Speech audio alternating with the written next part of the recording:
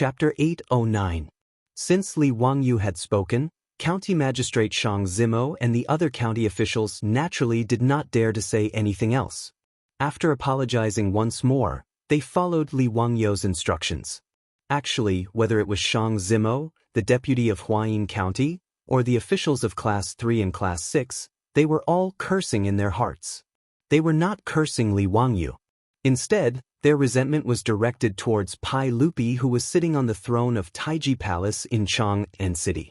How bored must he be to send a marquis of the founding county of the Tang Empire to their medium-sized county to be a deputy county magistrate?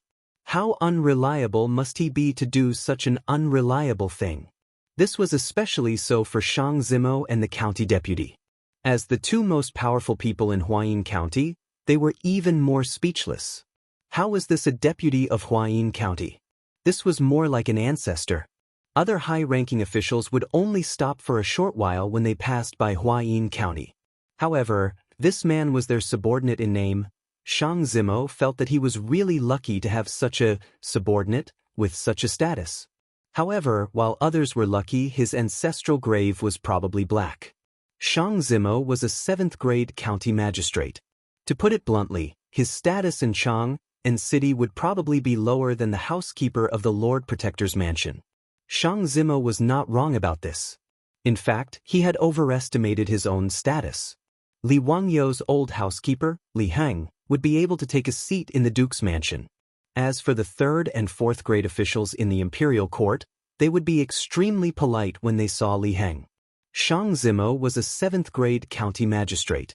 If he were to go to Chang'an City, he might not even be able to enter the mansions of the 3rd and 4th grade officials.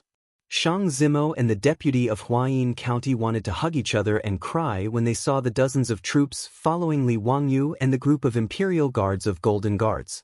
This was too much of a bully. However, both Shang Zimo and the deputy of Huayin County maintained their positions and attitudes. They would serve the man in front of them wholeheartedly. A group of people crowded around Li Wangyu's car and went straight into Huayin County. As for the 100 imperial guards, they also entered the city and headed straight for Huayin County's Jizong Manor. The decree they had received was to protect the Marquis of Wuxian while he was in Huayin County. Without a decree, they would have to stay in Huayin County until Li Wangyu returned to Chang'an. Huayin County was a middle-class county with a population of less than 2,000 households. Therefore, the scale of the county was not large. However, Huayin County was the birthplace of the Yang clan under the heavens. There was a saying, the Yang clan under the heavens originates from Huayin, and the Yang clan of Huayin belongs to the East Palace. The former Sui Emperor Wen, Yang Jian, was from Huayin.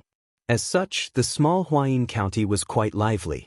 Li Wangyu dawdled on the road for a few days, but the steward of the Marquis's estate had already prepared a residence for his Langjun. After the steward of the Marquis's estate took a liking to a wealthy merchant's house, he immediately moved out and sold the house to the Marquis's estate of Wuxian. Of course, the steward of the Marquis's estate was not one to bully others. As Li Wangyu did not lack copper coins, he increased the price by 30% according to the market price and gave the wealthy merchant enough copper coins. In the next few days, the 4-wheeled carriages of Shun Feng Carriage Company traveled back and forth between Huayin County and Dingzhou Village. Like ants moving to a house, they transported all kinds of decorations and tools to the Marquis's estate in Huayin County. His beautiful superior even threw out a large amount of copper coins and recruited hundreds of craftsmen from Chang'an City. She directly sent them to Huayin County to renovate the house. After working day and night, Li Wangyu finally reached Huayin County after he was done dawdling on the official road. Within a few days, the Marquis's estate in the county had already been refurbished and everything was ready. While Li Wangyu was exchanging greetings with Shang Zimo and the rest, the accompanying maidservants and most of the troops had already entered the city to make preparations. By the time Li Wangyu and the rest arrived at his estate in Huayin County, everything was already prepared. Shang Zimo, the district deputy, and the rest looked at the refurbished estate in front of them and were secretly shocked. They had been invited by the wealthy merchant to a banquet and had been guests at this estate before. Who would have thought that Noda's estate would completely change in just a few days? The newly painted red door had a plaque above it with the words Marquis Estate of Wuxia written on it in gold. On both sides of the door, there were guards of the Marquis estate who were dressed in martial attire and holding weapons in their hands. They looked like they were keeping strangers away. However, Li Wangyu was not satisfied and instructed Niu Wu, "Get someone to change this plaque. I am now the county lieutenant of Huayin County. Why does it say Marquis Estate? Aren't you afraid of being laughed at?" Niu Wu held back his laughter and nodded his head in agreement. However, Shang Zimo and the rest had a weird look on their faces as they thought to themselves, "Who is so blind to dare to laugh at this master?" Li Wangyu invited everyone into the estate. However, they heard the sound of hurried horse hooves coming from the streets. Everyone stopped and looked over. It was a few people wearing dark red official robes riding on horses. They were panting as they rushed over. Li Wangyu did not recognize them, but Shang Zimo and the rest did. Their expressions turned even weirder. There was no other reason other than the fact that the group of officials that came were the provincial governor and officials of Huazhou. Huayin County was under the jurisdiction of Huazhou. Huazhou was the central province of the Tang dynasty, and the provincial governor was a fourth-grade official position. Needless to say, the arrival of the Marquis of Wuxia had even caught the news of the Huazhou provincial governor's arrival. He hurriedly brought all the officials of Huazhou over to greet Li Wangyu, the county lieutenant of Huayin County. Shang Zimo and the deputy beside him looked at each other. They could see the helplessness in each other's eyes. The provincial governor of Huazhou led all the officials of Huazhou to the front. He quickly got off his horse and respectfully greeted Li Wangyu. Everyone exchanged greetings and pleasantries. Li Wangyu naturally knew the purpose of these officials' visit and did not mind. He only smiled and invited everyone into the estate to take a seat in the main hall. With their superior around, Shang Zimo and the deputy district magistrate were squeezed to the back of the queue. As for the exiled officials from the 6th branch of the county yamen, they could only shrink to a corner and did not even dare to breathe loudly. In the main hall, the servants of the Marquis residence continuously brought in all sorts of delicacies and wine. The atmosphere gradually became lively. "Ming House, why did you move so far away? Come, sit over here." Li Wangyu saw Shang Zimo kneeling in a corner of the main hall and hurriedly called out to him. Shang Zimo squeezed out a smile that was uglier than crying. No need. You are too polite. This place is pretty good. He still had a discerning eye. The people sitting beside Li Wangyu were the provincial governor of Huazhou and the senior officials. Why should he, a mere county magistrate, go and join in the fun? Shang Zimo did not dare to sit beside Li Wangyu in consideration of his superiors, the provincial governor of Huazhou. However, Li Wangyu did not care so much. He stood up and walked to Shang Zimo's side and pulled him over. Ming House, you are my superior. How can you sit over there? If this were to spread, wouldn't others say that I do not know etiquette? Li Wangyu pulled Shang Zimo to his side. The moment he said this, Shang Zimo did not dare to say anything. He looked at the provincial governor of Huazhou and the senior officials who were sitting beside him. He was about to break out in cold sweat. "Marquis, can you not be like this?" Shang Zimo was still mourning for himself in his heart when he saw a servant of the Marquis residence rushing in to report.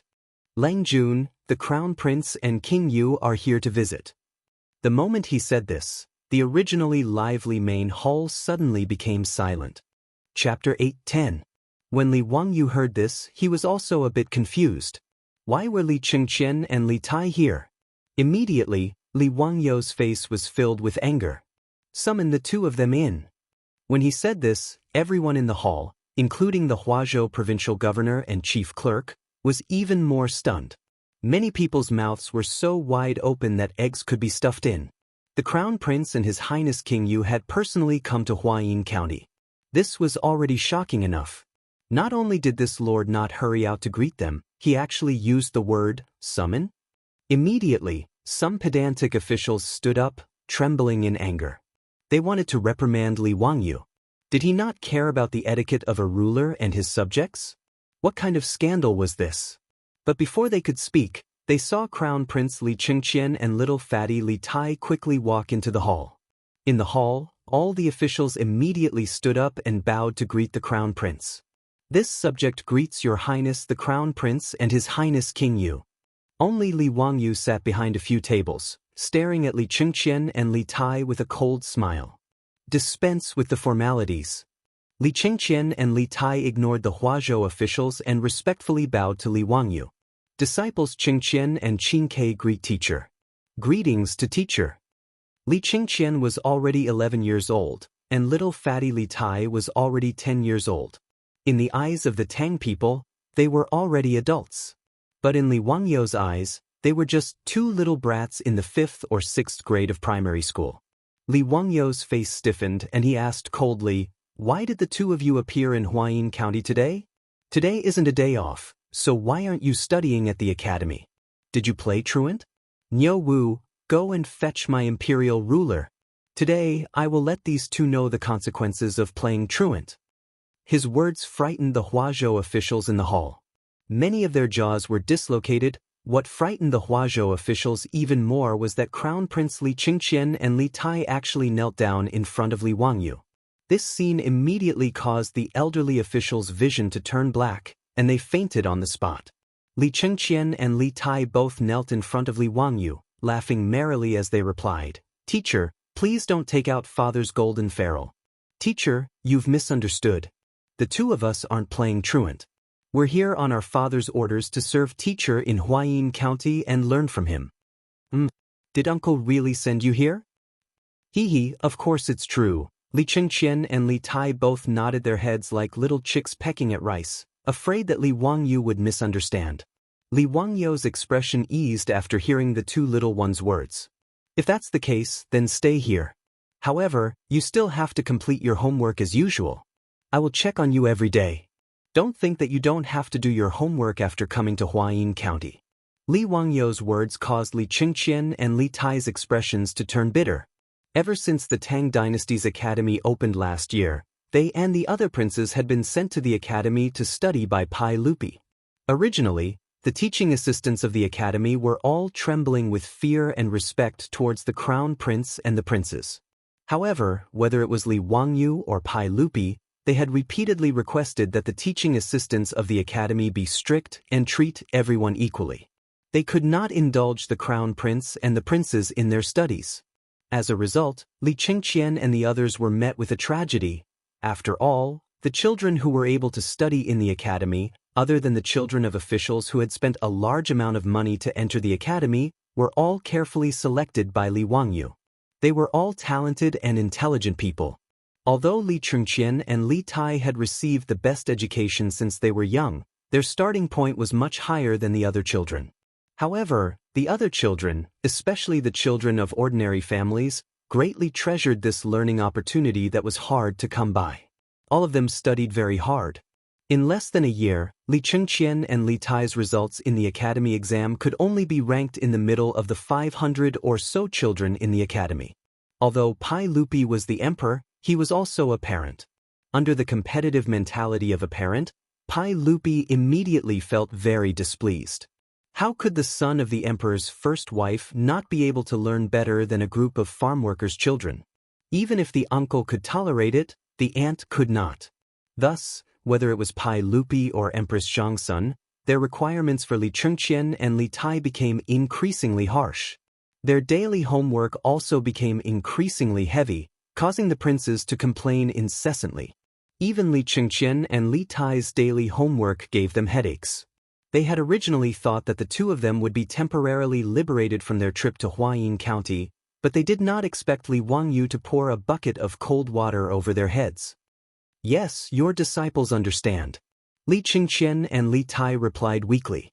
When they thought of so much homework, the two of them felt their teeth itch. Li Wangyu, however, did not care about their thoughts. In any case, he had been tortured by homework since he was young. Now that it was his turn to torture others, how could he easily let it go? Seeing Li Chengqian and Li Tai's displeasure, Li Wangyu felt very pleased. As expected, happiness was built on other people's pain. Actually, Li Chengqian and Li Tai had come to Huayin County with a mission. Li Wangyu had fallen out with Pai Lupi because of Chengle's matter. In a fit of anger, Pai Lupi sent him to a remote and desolate place to be a county magistrate. However, this caused Li Chengqian and Li Tai to be in a difficult position. On one side was their teacher, and on the other was their younger sister, the emperor, and their mother. No matter how they chose, they would be wrong. Of course, from the bottom of their hearts, they naturally hoped that their teacher would be obedient and marry their younger sister Changle. In this way, their teacher would become their brother-in-law. Just thinking about it made Li Chengqian and Li Tai excited. Therefore, on the way to Huayin County, Li Chengqian and Li Tai discussed that they had to find a way to persuade Li Wangyu to agree to this marriage. In fact, this was also the intention of Pai Lupi and Empress Zhangsun. Before the two of them left the palace, Empress Zhangsun had called them into Li main hall and instructed them for a long time. The meaning behind her words was naturally for them to think of a way to persuade Li Wangyu. However, in front of Li Wangyu, the two of them were smart and did not reveal their inner thoughts. They behaved rather obediently. Li Wangyu glanced at them and scolded jokingly, "All right, stop pretending to be naive. Come and pour wine for your teacher." Li Chengqian and Li Tai hurriedly answered with a smile. They got up from the ground and ran to Li Wangyu's side. One on the left and one on the right, they served him attentively. Those old officials who had fainted were pinched and splashed with cold water by the people around them. When they finally woke up, they looked up and saw the crown prince and the king of Yu serving Li Wangyu. They could not help but cough again. Their vision turned black and they fainted again. In the hall, all the officials of Huazhou did not dare to make a sound. They all did not know what to do. The county magistrate of Huayin County and the provincial governor of Huazhou, who were sitting on the left and right of Li Wangyu, felt as if they were sitting on pins and needles. They were in incomparable pain. Chapter 8:11. Shang Zimo only felt his heartbeat quicken. He felt as if he was about to faint. He was merely a 7th-ranked county magistrate. Being below the founding county marquis was already difficult for him. At this moment, the crown prince of the Tang dynasty and his imperial highness, the prince of Yu, were both standing by Li Wangyu's side, pouring wine for him. How could he sit still? In reality, it wasn't just Shang Zimo, a 7th-ranked county magistrate, who couldn't sit still. Even the governor of Huazhou, a 4th-ranked official, couldn't sit still. His forehead was covered in sweat. Li Wangyu didn't care so much. Seeing that the hall had quieted down, he raised his cup to greet everyone. "Gentlemen, why are you all not speaking? For all of you to welcome me today, I am endlessly grateful. Gentlemen, let's drink this cup. Don't waste the wine in this cup." Hearing Li Wangyu's words, the Huazhou officials in the hall hurriedly raised their cups, trembling with fear. However, they still didn't dare to be impudent. With regards to Li Wangyu, the Marquis of Huxian, only today did everyone truly understand the status of this marquis in the sage's heart.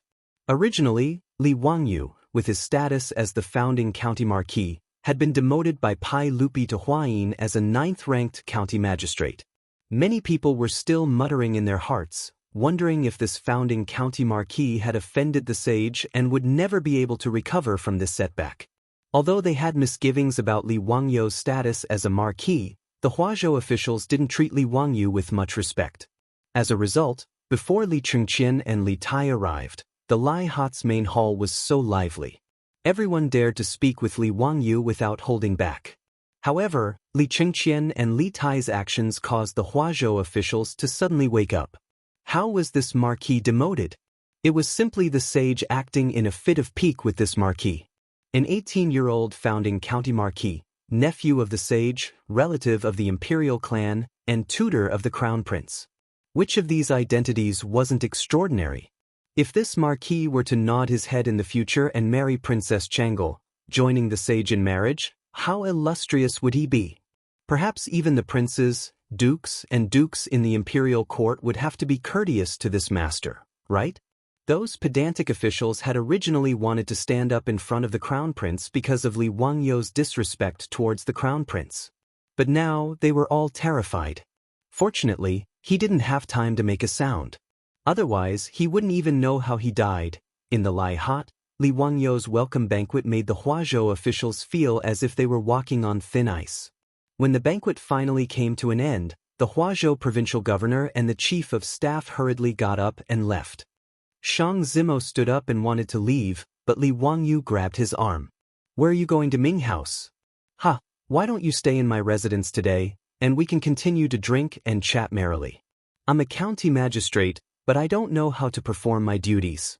Please teach me Ming House." "Oh no, you're exaggerating." Shang Zimo was about to cry. "Lord, can you stop fooling around? Who's so stupid to treat you as a county magistrate? Huayin County is only a middle county, and the law and order in this county has always been good. You don't have to worry. If there's anything, I and the county deputy will handle it." Shang Zimo carefully organized his words, afraid that he would anger the marquis. Li Wangyu waved his hand disapprovingly. "How can that be? Since I'm the county magistrate of Huayin County, I'm naturally in charge of arresting bandits and maintaining the law and order of the county. Ming House, don't worry, I'll take up the post tomorrow." Shang Zimo opened his mouth, but didn't know what to say. He prayed in his heart that if this marquis really became a county magistrate, nothing would happen. Otherwise, his heart disease would really act up. The night passed silently. The next morning, Li Wangyu changed into a light green rank 9 official robe and went to the county magistrate of Huayin County. To be honest, Li Wangyu was actually a little excited about being a county magistrate. To him, being the director of a county's public security bureau was quite interesting. Catching criminals, solving cases, and catching murderers. Such fun things could only be seen on television in his past life. Li Wangyu had seen Detective D. Renjie from start to end. In the future, he could also say, "Niu Wu, what do you think of this?" Wah. Just thinking about it made Li Wangyu feel very excited. He had completely treated being a county magistrate as a life experience. The county magistrate of Huayin County had a brand new look. Since ancient times, officials didn't build their own offices. Along the river during the Qingming festival painting, had drawn over 100 buildings. In the painting, there was a 3-room bungalow at the entrance of the city. It was the only government office along the river during the Qingming festival painting, the tax office. However, this tax office looked very simple and was similar to a normal residence. It was much inferior compared to the restaurants and shops along the streets. If a local official built an office without permission, he would be impeached and punished. However, the county magistrate of Huayin County today was different. Not only was the originally modeled door repainted, the dilapidated walls were also repainted with lime. The county magistrate was also cleaned clean. Not to mention rubbish, there wasn't even a speck of dust left. This was naturally the result after the banquet last night. Shang Zimo and the county magistrate had spent the night looking for craftsmen and urged all the officials in the county magistrate to clean the place overnight. Although officials didn't build their offices, it depended on the timing. The Crown Prince and King Yu had both arrived at Huayin County. If they were to accompany that lord and come to the county magistrate to take a look, what would happen if the county magistrate came to take a look? Shang Zimo also believed that no one would be so blind as to impeach him over such a matter. When Li Wangyu left for the county magistrate to work, it was a little scary. Li Qingqian and Li Tai insisted on following Li Wangyu. Not only was Li Wangyu curious about working in the county magistrate's office, Li Qingqian and Li Tai were also curious about it. Naturally, the two of them wouldn't let go of such a fun opportunity. When Li Wangyu took up his post in Huayin County, Pai Lupi sent out 100 Jin Wu guards to protect him. Needless to say, his 2 sons were even more so. The imperial guards and palace guards that followed Li Qingqian and Li Tai were no less than 1,000 people. The small Huayin County naturally couldn't accommodate so many imperial guards. Hence, most of the imperial guards were stationed outside the county. Even so, there were still 100 imperial guards that followed Li Qingqian and Li Tai.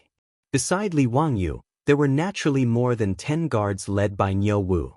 It wasn't that Li Wangyu was arrogant. It was just that as the county magistrate who founded the country, he should have his own guards. Therefore, when Li Wangyu and his entourage arrived at the gate of Huayin County under the protection of over 100 troops and imperial guards, the bailiffs of Huayin County were terrified. Was this lord really here to take up his post? Huayin County was only a middle county. There were only 30 to 40 guards in the county magistrate's office. Looking at the tall and sturdy troops and imperial guards behind Li Wangyu, the calves of many yamen runners began to tremble. Chapter 8:12. The county magistrate, Shang Zimo, led all the officials in the county office to welcome Li Wangyu and his entourage into the county hall. Everyone exchanged greetings for a while. Huayin County may not be big, but the county magistrate, deputy, and county lieutenant all had their own office. Li Wangyu was led into a spacious office by Shang Zimo. He looked around and nodded his head in satisfaction. I thank you for your hard work in the Ming house. What should I do next? Shang Zimo secretly wiped the sweat off his forehead. This office was the most spacious in the county office. It used to be his office, but it was cleared out last night. As the county magistrate, he had to work in the office of the county lieutenant. Shang Zimo did not feel wronged, but he was afraid that Li Wangyu would not be satisfied. Hearing Li Wangyu's question, he quickly explained in detail. In the county office, there were 3 classes and 6 offices. The military and disciplinary offices, as well as the strong and quick offices, were all under the jurisdiction of Li Wangyu, the county lieutenant. Although the county office was small, the 6 offices corresponded to the 6 departments of the imperial court. The military office was in charge of military affairs, while the disciplinary office was in charge of law enforcement and prison litigation. There were 3 classes of yamen runners.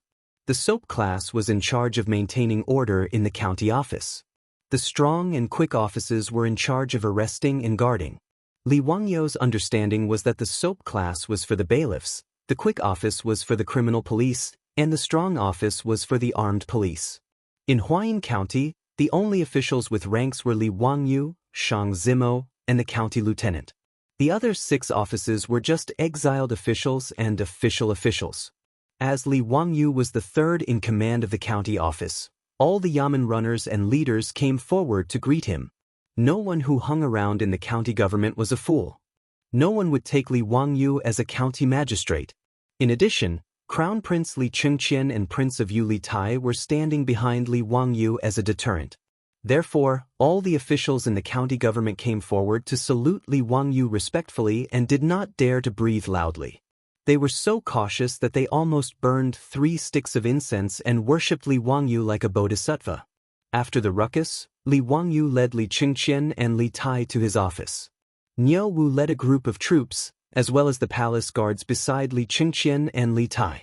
They surrounded the office so tightly that not even a drop of water could trickle through. Shang Zimo and the district deputy were like subordinates. They stood in Li Wangyu's office, waiting for Li Wangyu's orders. Ming House, go ahead if you have something to do. You don't have to wait for me here. You two are my superiors. Don't be like this. Li Wangyu laughed. This lowly official only wishes to see if there are any other requests from the Imperial Financial Affairs Bureau. Ming House, there is no need to be so courteous. We will be together for a long time. In the future, we will certainly trouble Ming House. Shang Zimo sighed in his heart. Thinking of how long Li Wangyu, this marquis, would remain as a county magistrate in this tiny Huayin County, he had the impulse to tie Li Wangyu up and send him directly to Chang and to marry Princess Changle. In reality, when news had first spread from Chang and that Pai Lupi wanted to betroth Princess Changle to Li Wangyu, there had been many voices of opposition from all levels of society. The reason was simple. Since ancient times, China had emphasized that those with the same surname should not marry. Moreover, Li Wangyu and Princess Changle were of the same surname and lineage. Since the Zhou dynasty, those with the same surname should not marry. Even in the Tang dynasty, the laws of the Tang dynasty stipulated that those with the same surname should be married as disciples for 2 years. Those with the same surname and lineage should be punished for adultery. Thus, Pai Lupi wanting to have Li Wangyu marry his daughter was in reality a complete mess. For the sake of this marriage, not only did Li Wangyu vehemently oppose it, Wei Zheng, that goat-nosed official, was about to spit all over Pai Lupi's face. However, Pai Lupi did not care at all. With a deadpan expression, he argued with Wei Zheng, resolutely refusing to back down. Using Pai Lupi's words, Li Wangyu had long been expelled from the Li clan of Huxian. As a result, he and Chang'e only had the same surname but different lineage. According to the laws of the Tang dynasty, after marriage, they would be imprisoned for 2 years. However, as Li Wangyu was the founding Marquis of Huxian, he could be punished with copper coins. Pai Lupi's argument angered Wei Zheng to the point that he was speechless. Indeed, as Pai Lupi had said, Li Wangyu had still not been returned to the Li clan by the imperial ancestral temple. Indeed, he and Chang'e only had the same surname but different lineage. If they were truly married, the punishment of being a disciple for 2 years would only be a few dozen caddies of copper coins. However, despite Pai Lupi's unyielding stance, the voices of opposition in the imperial court were still endless. If the imperial court was like this, then there was even more controversy among the common people. Even Shang Zimo, the county magistrate of Huayin, was originally opposed to Li Wangyu marrying Princess Chang'e. Naturally, his reason was that people with the same surname should not marry. As a result, Li Wangyu, the Marquis of Huxian, was resolutely opposed. In Shang Zimo's view, this was absolutely correct. However, Shang Zimo did not expect that because Li Wangyu had refused to agree to the sage's bestowment of marriage, he would be sent to his own county to be some bullshit county magistrate. An ancestor had suddenly appeared out of nowhere. Oh, that's not right. Looking at the crown prince and the prince of Yu behind Li Wangyu, those were 3 ancestors. 3 ancestors had suddenly appeared above Shang Zimo's head. No matter who it was, no one would be able to accept this. As a result, how could Shang Zimo care about such bullshit reasons as people with the same surname should not marry? He could only silently pray that the man before him would quickly return to Chang and marry Princess Chang'e. Shang Zimo's way of thinking was a classic example of how one's position determined one's head. Originally, whether Li Wangyu married Chang'e or not had nothing to do with him. Naturally, he could stand on the moral high ground and criticize as he pleased. However, when this matter affected him, Shang Zimo did not hesitate to change his stance and attitude. How could Li Wangyu know that the county magistrate by his side had so many inner thoughts? At this moment, Shang Zimo only felt a sense of novelty.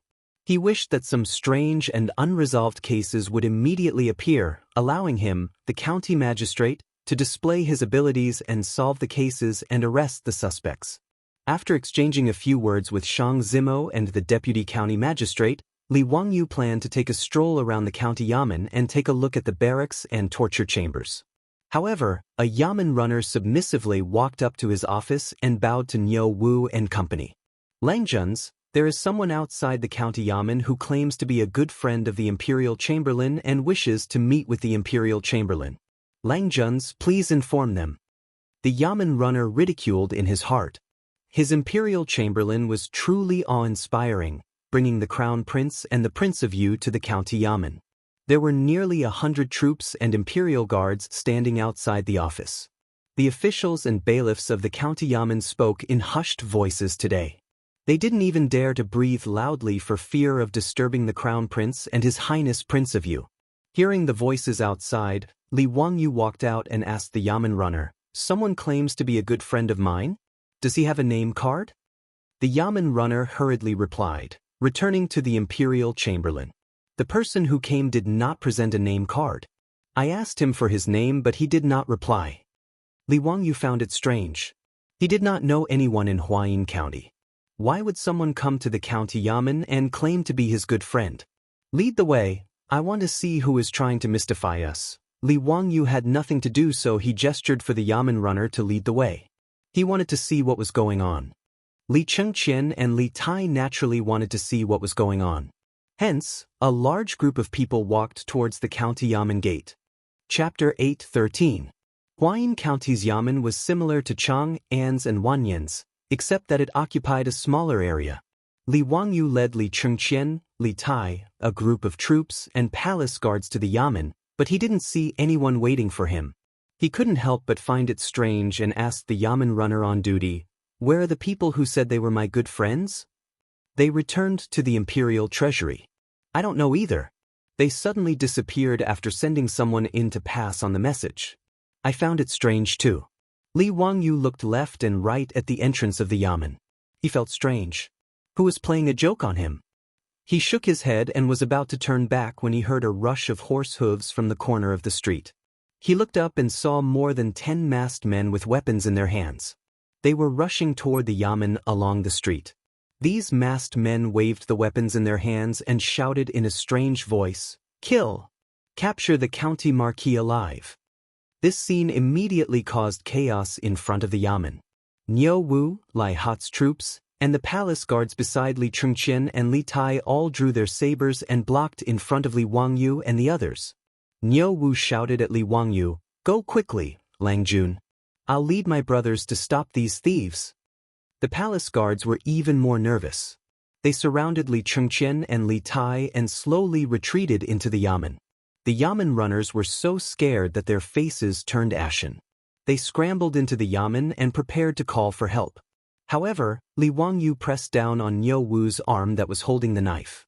He smiled calmly and said, "Niu Wu, don't panic. Get the people to put away the knives. Be careful not to hurt anyone." Lang Jun. Niu Wu was stunned. He didn't understand Li Wangyu's meaning. The surrounding troops also looked at each other. They didn't know what was going on. These thieves of unknown origin were about to kill them, but their Lang Jun was telling them to put away their sabers? Li Wangyu separated the troops in front of him and strode out. Niu Wu quickly went forward and wanted to pull him back. Niu Wu, don't panic. Watch how I deal with them." Li Wangyu laughed and waved at Niu Wu. He turned his head and shouted at the masked men, "Brother Chumo, have you played enough?" What? This group of masked men were Cheng Chumo and his group? Niu Wu and the group of extremely nervous troops were all dumbfounded. They looked stupidly at the slow horses that were trotting over. Following Li Wangyu's shout, the masked men on horseback were also stunned. They pulled on the reins and looked at each other. Then, one of the masked men tore off the black cloth covering his face, revealing a rough face that resembled Qing Yaojin. "Is Chumo's face. You bastard, how did you know it was us?" "Motherf asterisk her, I said this guy is as smart as a monkey. I can't scare him at all." Cheng Chumo dismounted and muttered loudly. The other masked men on the horses also pulled off the black cloth on their faces. They were Fang Yai, Chai Lingwu, Yuchi Baolin and the others. "That's right. How did you know it was us at a glance?" "It must be Brother Chumo's broken voice. I told you not to make a sound." "Bullshit, I just pinched my throat and shouted. I don't believe Zio can recognize it." Cheng Chumo was very dissatisfied with the pig teammate's behavior of shifting the blame. Obviously, this group of foppish men had nothing better to do. They wanted to pretend to be villains and attack the county government to scare Li Wangyu. Li Wangyu laughed and said, "You bastards, do you think I can't recognize you just because you cover your faces with a black cloth? Please, if you want to pretend to be villains, can't you be more professional?" He pointed at the foppish men's clothes and scolded jokingly, "How can there be villains wearing brocade clothes to assassinate people? Are they that flashy? And the few of you, can't you be more attentive and take off the jade sachets from your waists? Even if I'm blind, there's no way I can't recognize those jade pendants on you, right?" The foppish men looked at each other and couldn't help but laugh. Of course, more importantly, Li Wangyu looked at the foppish men and wondered if he would lower his IQ if he knew this group of idiots. More importantly, can you not wear sunglasses when you pretend to be villains? Damn it, you took them from me. Do you really think I'm blind? After Li Wangyu said this, the foppish men looked at each other. Everyone was wearing a pair of extremely flashy crystal sunglasses on the bridge of their noses.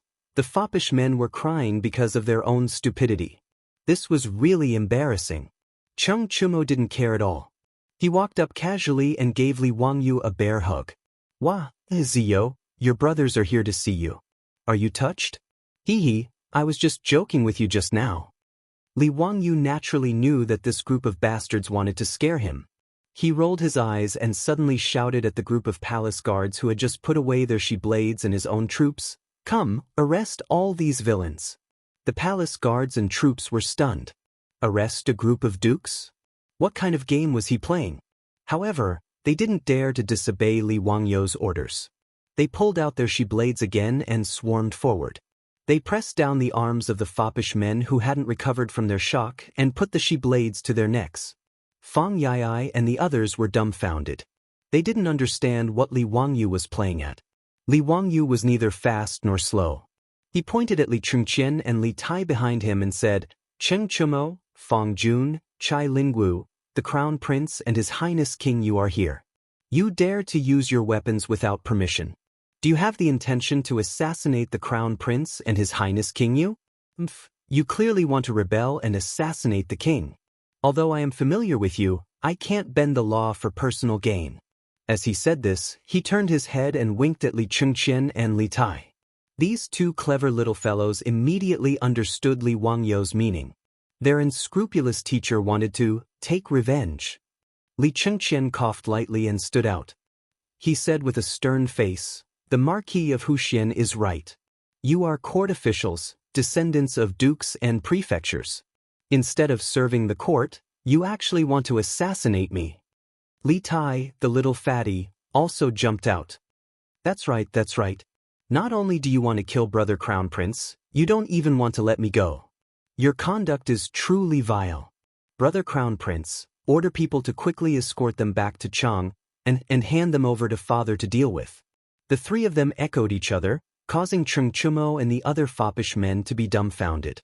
Although they just wanted to joke with Li Wangyu, how could they have expected that the Crown Prince and His Highness King Yu would also be here? If the Crown Prince and His Highness King Yu ordered people to arrest them and escort them back to Chang, and because of this matter, not to mention whether they would receive any punishment, they would definitely lose all face. "Ziyo, we were just joking with you." Fang Yai really wanted to cry this time. Why was this scene completely different from what they had expected? Chapter 8:14. Cheng Chumo was also very anxious. He hurriedly begged Li Chengqian and Li Tai for mercy. "Your Highness the Crown Prince, Your Highness the King of Yu, we were only joking with the Marquis of Wuxian. Please don't listen to his nonsense. How could we attempt to assassinate Your Highness the Crown Prince and Your Highness the King of Yu?" The wastrels also began to explain to Li Wangyu that they didn't know the Crown Prince and the King of Yu were here. Otherwise, they wouldn't have joked with Li Wangyu like this. They saw Li Wangyu, Li Chengqian, and Li Tai look at each other. Then, they couldn't help but laugh. Only then did the wastrels realize that they had been king played by this guy. "Chengqian, how do you think we should deal with these bad people?" Li Wangyu looked at Li Chengqian. Li Chengqian smiled. "Punishment, they must be punished. And punish them to stay by my side and be my guards for a while. What do you think, teacher?" "Excellent." Li Wangyu clapped his hands and applauded. He was very satisfied with Li Chengqian's attitude. He turned his head to look at the wastrels. "Ha, brothers, this little brother was only joking with you. Are you surprised? Are you surprised?" Li Wangyu waved his hand at the imperial guards, indicating for them to release the wastrels. Cheng Chumo and the others knew that they had been tricked by Li Wangyu, but there was nothing they could do. Who told the Crown Prince and the King of Yu to appear here? This was beyond the wastrels' expectations. They had come from Chang and to Huayin County. They really didn't know that Li Chengqian had also come. Otherwise, they wouldn't have dared to joke like this. Even if their fathers were all founding dukes and prefectural dukes, this kind of joke still couldn't be made casually. Today's matter wasn't big, but it wasn't small either. If someone with ulterior motives came to the imperial court to impeach them, it would be a big problem. Although they only wanted to joke with Li Wangyu, it was true. They had used their weapons in front of the Crown Prince and the King of Yu. If they were really accused of trying to assassinate the king, Pai Lupi wouldn't let them off easily. At the very least, they would be demoted and their salaries would be cut. Li Wangyu's joke just now was actually to help the Silk Pants out of their predicament. With Li Chengqian's declaration, it could be said that this group of Silk Pants had been punished. In the future, there would be no need to worry about people causing trouble in the imperial court. Naturally, there were also smart people like Wei Shuyu and Chai Lingwu among the Silk Pants. They understood Li Wangyu's intentions and cupped their hands towards him to express their gratitude. After receiving the report from the bailiff, the county magistrate, Shang Zimo, rushed out in a panic with dozens of bailiffs. When he saw the scene, he shook his head and smiled bitterly. Well, It was not enough that 3 ancestors had come. Now 10 ancestors had come? How could he, a 7th-grade county magistrate, provoke a group of young dukes? Xiang Zimo looked at the sky at a 45-degree angle and tried his best to hold back the tears in his eyes. It was truly a shame for a county magistrate to be reduced to such a state. After another round of commotion, they finally returned to Li Wangyou's office in the county yamen and sat down. Luckily, this office originally belonged to the county magistrate, Xiang Zimo. It was spacious enough for more than 10 people to sit down. "Brothers, why did you come all the way from Chang and to Huayin County?" Li Wangyou asked someone to serve tea and started chatting with the silk pants. Cheng Chumo laughed loudly and said, "Wah, we were afraid that you would be wronged in Huayin County, so we came to accompany you. How is it? Brothers are loyal, right?" Li Wangyou glanced at him from the corner of his eyes. When this fellow was lying, the corners of his mouth would twitch. "Did the saint send you here?" Li Wangyou suddenly asked. Cheng Chumo was stunned and subconsciously replied, "How did you know?" Before he could finish his sentence, Fang Yai, Wei Shuyu and the rest covered his mouth. How could that be? "We were afraid that Zio would be taken advantage of in Huayin County, so we came here to share your joys and sorrows." "There's no such thing as the saint." There's no such thing." Fang Yai flatly denied. However, even a fool would know the meaning behind his words. Li Wangyou was disinclined to investigate the silk pants' intentions. Being used as a lobbyist by Pai Lupi was not a big deal. He had guessed correctly.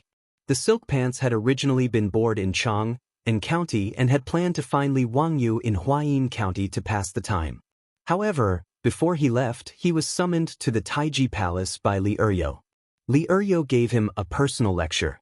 The meaning behind Li Eryou's words was that he wanted the debauches to think of a way to persuade Li Wangyou to stop being so stubborn and hurry back to Chang, and to marry Princess Changle. Naturally, the silk pants would not say these words to Li Wangyou. In reality, they were all in favor of Li Wangyou marrying a princess. After all, many of these silk pants had married princesses in the future. Naturally, they would not reject such a marriage. In reality, if Li Wangyou had transmigrated to the Tang dynasty by himself, marrying a princess would not have been a big deal. In any case, he did not have any ambitions to save the world. Marrying a lowly princess was not a big deal. At most, it would just be a game to raise her. However, his beautiful superior had transmigrated to the Tang dynasty with him. No matter what, Li Wangyou would not give up on Su Chongqing. Although marrying his beautiful superior was only a formality, the Tang dynasty would not give him a marriage certificate. However, in his heart, Li Wangyou could not accept the fact that he could not even give his beautiful superior a proper status. The so-called 3 wives and 4 concubines did not exist. Since ancient times, China had a system of 1 wife and many concubines. Apart from the legendary Shun who married 2 wives, a Huang and Nu Ying, the other dynasties all had only 1 wife. Zhuangzi recorded that Lord Ling has 3 wives, and they all bathe together. The so-called 3 wives, the little wife, the secondary wife, the young wife, and the concubine's wife, were just the titles of concubines. If Pai Lupi's daughter, the Grand Princess Changle, were to marry Li Wangyou, it would naturally be impossible for her to be a concubine. Li Wangyou would never agree to having his beautiful superior be his concubine. If Pai Lupi insisted on forcing him to drink, Li Wangyou could only take his beautiful superior and flee far away from the Central Plains. He could go to the western regions or go out to sea, no longer caring about the matters of the Tang dynasty. From then on, he and Su Chongqing would fly side by side, living their own immortal lives. Of course, this was only a choice that could be made as a last resort. At present, things had not reached that point. Li Wangyou cast a glance at the debauches, as well as Li Chengqian and Li Tai, inevitably feeling a headache. This entire room was filled with King Pai Lupi's lobbyists. He straightforwardly stated his thoughts. Actually, this little brother naturally understands the purpose of everyone's visit. It's not impossible for me to agree to Uncle's request to marry Changle, but what? Li Wangyou's words caused everyone in the room to perk up their ears. Li Chengqian and Li Tai excitedly stood up. Teacher, if you have any requests, please do not hesitate to state them. Li Wangyu unhurriedly extended 2 fingers, waving them in front of everyone's eyes, a Huang and Nuing. With these words, apart from the 3 Qing brothers, the Yuqi twins, and Niu Jingping, everyone else was dumbfounded. Chapter 8:15. Li Chengqian and Li Tai looked at each other, not knowing what to say about their teacher. In reality, the 2 of them were ridiculing their teacher in their hearts. His skin was too thick. He actually wanted to learn from Shun and marry 2 wives. Teacher, were you not afraid that these words would reach father's ears? In a fit of rage, father would carry a 40-meter-long saber and hunt you down in Huayin County, chopping you into mincemeat? The debauches were even more silent. Each and every one of them looked at Li Wangyu with eyes full of worship. You really dared to think and speak too much. Seeing that no one was speaking, Cheng Chumo and the others could not help but become anxious. Pushing Wei Shuyu, he asked, "What is the meaning of this? Why aren't you speaking?" Wei Shuyu glared at him unhappily. It's just that Zio wants the sage to agree. He wants to be like Shun, marrying 2 wives at the same time. Marrying 2 wives is good. Cheng Chumo had not yet reacted. Carelessly, he said, "The more wives one has, the more children one will have." Zio, after marrying Princess Changle? Cheng Chumo suddenly stopped talking. He finally realized why everyone else was silent. He silently gave Li Wangyu a big thumbs up. You are awesome. You actually want to marry another wife at the same time as marrying Princess Changle. You want the emperor to put his face where he is? Only Li Wangyu dared to say these words. If it were anyone else, they would have been beaten to death long ago without the need for Pai Lupi to make a move. After Li Wangyu put forward these conditions, the entire room of lobbyists fell silent. Even Li Chengqian and Li Tai were very smart. They did not intend to get involved in this matter, leaving it to the wise and mighty Pai Lupi to make the final decision. The debauches felt that they had completed the task given to them by Pai Lupi. They were disinclined to care too much, peacefully staying in Huayin County to eat, drink, and play. Li Wangyu's conditions finally reached Pai Lupi's ears in the Taiji Palace in Cheng. After being stunned for a while, Pai Lupi flew into a rage and smashed many bottles and jars in the legislative hall. He was even about to order the cavalry department to capture that bastard Li Wangyu and throw him into prison.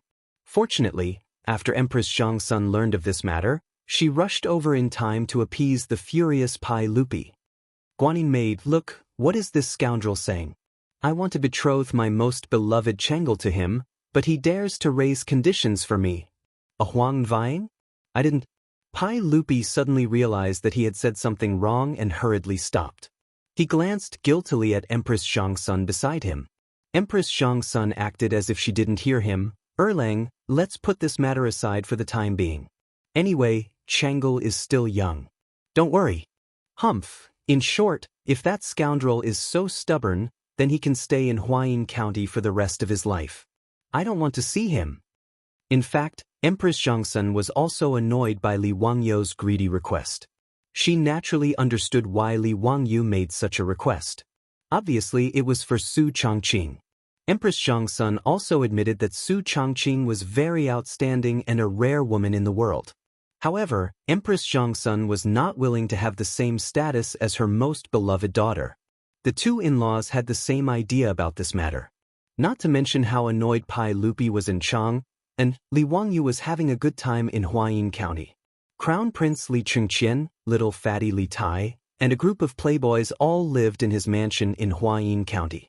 After Li Wangyu went to the county yamen and worked for a few days, he felt really bored. The law and order in Huayin County were really good. After a few days, there were only trivial matters. The strange and important cases that he was looking forward to did not appear at all. Even the trivial matters were all dealt with by the county magistrate Shang Zimo and the county deputy. They did not dare to bother him, the county marquis who founded the country. Li Wangyu was so bored that he did not even bother to go to the county office. Every day, he looked for entertainment with the playboys to pass the time. However, Huayin County was not as fun as Cheng. In a few days, they had visited all the big and small places in the county. Zio, this Huayin County is so small. It's really boring. Chen Chumo sat in the main hall of his mansion and complained as he called for the maidservants to bring iced wine. Li Wangyu also felt bored.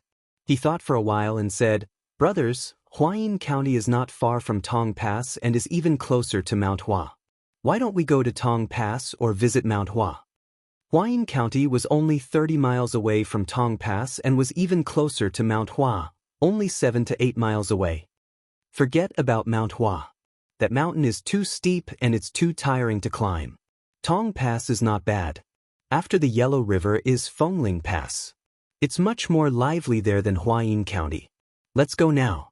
Staying in Huayin County every day is so depressing. When Chen Chumo heard Li Wangyu's words, he immediately became excited and asked everyone to go now. Li Wangyu naturally did not object. After all, he did not lack money. He would not treat himself badly if he went on a trip. Moreover, he had never seen the Yellow River during the Tang Dynasty. Naturally, he was interested. He was interested in going to Tong Pass and Fengling Pass on the other side of the Yellow River. That Fenglingwen was the Fenglingdu that Mr. Jin Yong had written down. That was where Yanghua and Guxiang met again. When they first met at Fengling Pass, they fell in love. If they had fun, Li Wangyu and the other wastrels could even sail east from the Yellow River. During the Tang Dynasty, not only could the Yellow River be sailed, but the Yellow River was also very important to the Tang Dynasty. An endless supply of food was transported through the Yellow River. The boats could also go upstream to Chang. The wastrels naturally did not object to this suggestion. They were already tired of staying in Huayin County. Li Wangyu and the others were about to leave when they were stopped by Li Chengqian and Li Tai. "Teacher, we want to go too." Li Wangyu could not help but turn his head. Bringing the crown prince and the king of Yu to play? If Pai Lupi found out, would he be unlucky? More importantly, these two little fellows were of noble status. They were surrounded by countless palace guards at all times. Now that the two of them were staying in his residence, the palace guards had already surrounded it. Even a fly would not be able to get in. If he really brought them out to play, there would be a large group of guards behind them. What fun would that be? Thinking of this, Li Wangyu immediately shook his head like a rattledrum. "No. You two stay in the residence and study. Or you can go back to Chang'an." Li Chengqian and Li Tai looked at each other and shook their heads. "We will not go back to Chang. We will stay with our teacher." They were not stupid. If they went back to Chang, and they would definitely go back to the academy to study. In comparison, it was more comfortable to stay in Huayin County. Li Wangyu had said that they had to study by his side. However, he was actually a lazy person. How could he teach Li Chengqian and Li Tai?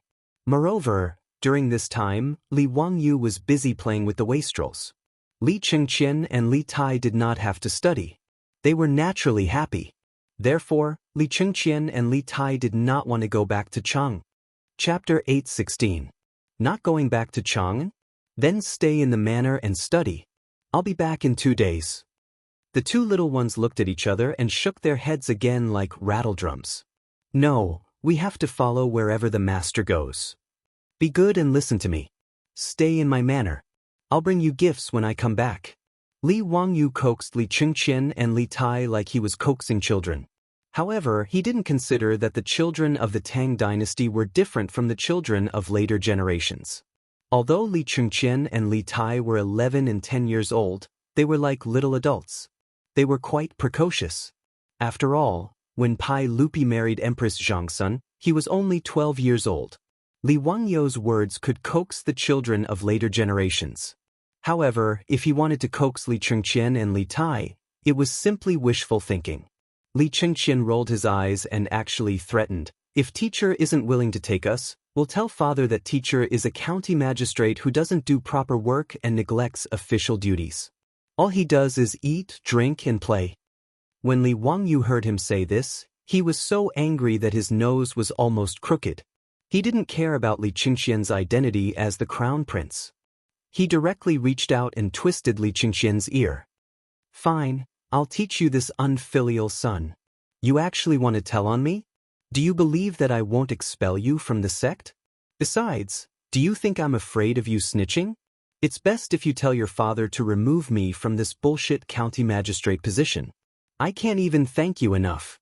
Li Wangyu was a man without desires. He didn't want to be an official at all, let alone a position as small as a county magistrate. Wasn't it good for him to stay in Dingzhou village eating, drinking, and playing?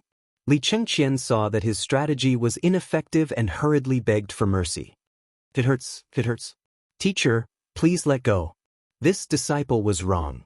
Li Wangyu naturally wasn't really angry. He was just teasing the two little ones. He let go and laughed. If you dare to deceive your teacher again, I'll teach you a lesson. Li Chengqian rubbed his ear and simply changed his strategy. He learned from his younger sister Changle and acted spoiled. Teacher, please take us. Li Wangyu felt goosebumps all over his body. Stop. Speak properly. Don't make fun of Changle. Teacher, don't even think about leaving me and Qin Ke behind to play with Chung Chumo and the others. Li Chengqian rolled his eyes and came up with an idea. If you don't take us, I won't allow Chung Chumo and the others to go. Hee, teacher, don't forget, Chung Chumo and the others are now my and Qin Ke's guards. When Li Wangyu heard this, he couldn't help but be dumbfounded. He had forgotten about this matter. Chung Chumo and his group of spoiled brats came to Huayin County to scare him. They actually pretended to be bandits and used weapons in front of Li Chengqian and Li Tai. In order to get rid of this group of bastards, he had purposely let Li Chengqian punish them that day, making this group of silk pants temporarily act as the two little ones' guards. He could ignore Li Chengqian and Li Tai, but Chung Chumo and the others could not. Li Chengqian's identity as the crown prince was right there, so how could these wastrels ignore it? Damn, how did these two little fellows suddenly become so smart just to go out and play? Li Wangyu rubbed his temples with a headache. Chengqian, Qin Ke, I'll tell you the truth. It's not that I don't want to take you out to play, it's just that the Imperial Guards by your side are too much of an eyesore. With such a large group of people, what's the point of going out to play? In his agitation, he even cursed. Li Wangyu's words made Li Chengqian and Li Tai a little dumbfounded. It seemed that their teacher was right. They had come to Huayin County with over 1,000 Imperial Guards and many palace maids by their side. If they took these people out, it seemed that there would be no fun to play. However, the little fatty, Li Tai, was quick-witted. He waved his hand to indicate for the palace maids to leave. Then he lowered his voice and said, Hee, teacher, elder brother, why don't we avoid these palace maids and guards and sneak out? It'll be like how father often goes out of the palace in plain clothes. It'll definitely be fun. Sneak out? A few black lines appeared on Li Wangyu's forehead. Damn, bring the crown prince of the Tang dynasty and His Highness King Yu for a private visit? TSK, it's quite exciting just thinking about it. If Pai Lupi found out, would this overprotective emperor order people to chop him into mincemeat? However, who cares? It'd be best if he pissed off Pai Lupi and drove him back home in his anger. That would fulfill Li Wangyu's wish. It would be best if Li Er was so angry that he would cancel the betrothal. That would be good.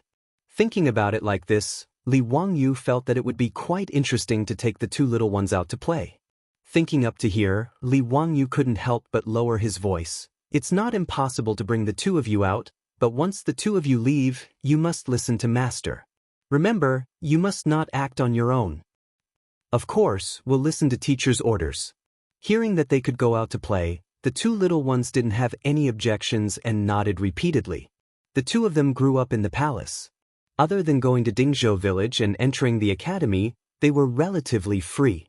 At other times, they were followed by a group of people at all times, and they had long been tired of it. Li Wangyu nodded and called the foppish young masters in. He told them about the matter, but it scared the foppish young masters of the Tang dynasty who were used to being lawless. They all say that I'm bold, but I see that you're much bolder than me. Zio, have you thought about the consequences of sneaking out with His Highness Crown Prince and His Highness King Yu? If something happens, you'll lose your head. What can happen? Niu Wu and the others are guarding them. Besides, don't we have you guys? Li Wangyu was telling the truth. The troops in his residence were all old soldiers of the Jinwu Guards. The martial arts of the Chung brothers and the Yuchi twins were incomparable to ordinary soldiers. Even Niu Jingping, who was crippled, couldn't be compared to 3 to 5 strong men. So even if they avoided the protection of the Imperial Guards, Li Wangyu didn't think that there would be any safety issues. Cheng Chumo, Fang Yai, and the others still wanted to persuade Li Wangyu, but when they saw the murderous eyes of Li Chengqian and Li Tai, they finally closed their mouths. Who cares? Even if the sky fell, there were tall people to hold it up. As long as nothing happened to His Highness Crown Prince and His Highness King Yu, it wouldn't be a big deal. Wei Shuyu waved his folding fan and said with a smile, Ziyo, your residence is tightly surrounded by the Imperial Guards. In addition, there are palace maids in your residence. If you want to hide from them and take His Highness Crown Prince and His Highness King Yu out, I'm afraid it won't be easy. That's right, His Highness Crown Prince and His Highness King Yu, it's not that we don't want to, but it's really hard to do. Chai Lingwu also quickly nodded in agreement. Li Chengqian and Li Tai naturally knew this and couldn't help but look at their teacher. In any case, they couldn't think of a way. It was up to Li Wangyu whether he had an idea. Hee, this isn't difficult. Li Wangyu said with a sly smile, everyone come closer. Chapter 8:17. In the marquee mansion of Nihu County, under the shocked gazes of all the maids and servants, as well as the palace guards and maids who came with Li Chengqian and Li Tai, Li Wangyu fiercely reprimanded Crown Prince Li Chengqian and Prince Li Tai. Take a look for yourselves. How are you doing with your studies? Is this how I taught you? I think you two are too pleased with yourselves. Chengqian, you are the Crown Prince of the Tang dynasty. How will the saint entrust the world to you if you are so mischievous? Li Wangyu waved the golden ferrule in his hand as spittle flew everywhere. Li Chengqian and Li Tai lowered their heads and didn't dare to speak after being reprimanded. The servants in the residence naturally didn't dare to say anything. Even Li Chengqian and Li Tai's personal attendants didn't dare to say anything despite their dissatisfaction. After all, the Marquis of Huxin wasn't just anyone. As the Crown Prince's teacher, even if he beat Li Chengqian and Li Tai with the golden ferrule, they wouldn't dare to fart, let alone reprimand them. 2 years ago, the most favored eunuchs by Li Chengqian's side had offended the Marquis of Huxin. In a fit of anger, the saint had thrown them to the Yeding Palace Laundry Bureau. They were still doing hard labor even now. Thus, even though these attendants were cursing in their hearts, they all lowered their heads and didn't dare to speak up for the Crown Prince and King Yu. Li Wangyu reprimanded them for a long time, but he still wasn't willing to let them go. He directly chased Li Chengqian and Li Tai back to their rooms. The two of you are not allowed to take a single step out of this room for the next few days. Reflect on your actions and copy the poems and essays I wrote a few times. After he finished speaking, he turned his head to look at the palace maids. Before this marquis gives the order, none of you are allowed to enter this room. Every day, the palace maids will bring them food and drink. They won't starve to death. Do you understand? If anyone dares to enter this room and disturb Chengqian and Xianxia's studies, be careful of this golden ferrule in my hands. I dare not disobey. The palace maids beside Li Chengqian and Li Tai quickly knelt down, not daring to hesitate in the slightest. In front of everyone, Li Wangyu chased the two little ones into the room. Then, he called for the manners guards and told them to guard the door. Without his permission, no one was allowed to enter or leave. After punishing Li Chengqian and Li Tai, Li Wangyu then instructed everyone in the residence, I'm going out to play for 2 days. Before I return, have the Crown Prince and King Yu reflect on their actions in their rooms. They are not to be disturbed. Do you understand? After arranging the matters in the mansion, Li Wangyu led Niu Wu and a dozen or so troops, as well as Cheng Chumo and the other debauches out of the mansion on horseback, heading straight for Tong Pass. Li Wangyu and his group of more than 20 riders rode out of Huayin County and galloped along the official road. 2 slightly thin and small troops rode their horses to Li Wangyu's side and said with a smile, Hee teacher, you really did have a good plan. You slipped away so easily. The one who spoke was the little fatty King Yu, Li Tai, and the other person was the Crown Prince, Li Chengqian. The 2 little ones were wearing the uniforms of the Lai Hot troops. Their 2 little faces were made up like the bottom of a black pot, and a few strands of beard were also stuck on. Bystanders who saw them would naturally not think that they were 2 young men. Li Chengqian was slightly worried. Teacher, your excuse to lock me and Qingke up is a good idea. But I'm afraid that the palace maids will ask. If no one speaks in the room, won't it be very easy to be exposed? Li Wangyu laughed and said, "You don't need to worry about this. Your teacher has a brilliant plan. There won't be any flaws." Li Chengqian and Li Tai looked at each other, not understanding what their teacher was going to do. However, due to their trust in Li Wangyu, they were too lazy to think about this matter. The two little ones had finally gotten rid of the palace guards and palace maids with great difficulty. At this moment, they were like birds that had been released from their cages, very happy. They constantly urged their horses to run faster, causing Chengchumo and the group of wastrels to be extremely worried. However, they could only urge their horses to keep up and carefully guard Li Chengqian and Li Tai. After all, if something happened, they would not be able to bear the consequences. Li Wangyu also suddenly remembered that there was a rumor in the later generations that Li Chengqian had accidentally fallen while riding a horse and broke one of his legs. This caused his temperament to change greatly. Thinking of this, Li Wangyu could not help but break out in a cold sweat. He hurriedly called out to the two little ones, who were galloping happily on their horses, to stop. He also had the palace guards slow down their horses. Only then did he feel slightly relieved. At this time, in the Lai Hot, after Li Wangyu and the others left, Li Chengqian and Li Tai's personal attendants looked at each other and carefully moved to the front of the room. With Lai Hot's troops guarding the door, they naturally did not dare to push the door open and could only call out softly from the other side of the door.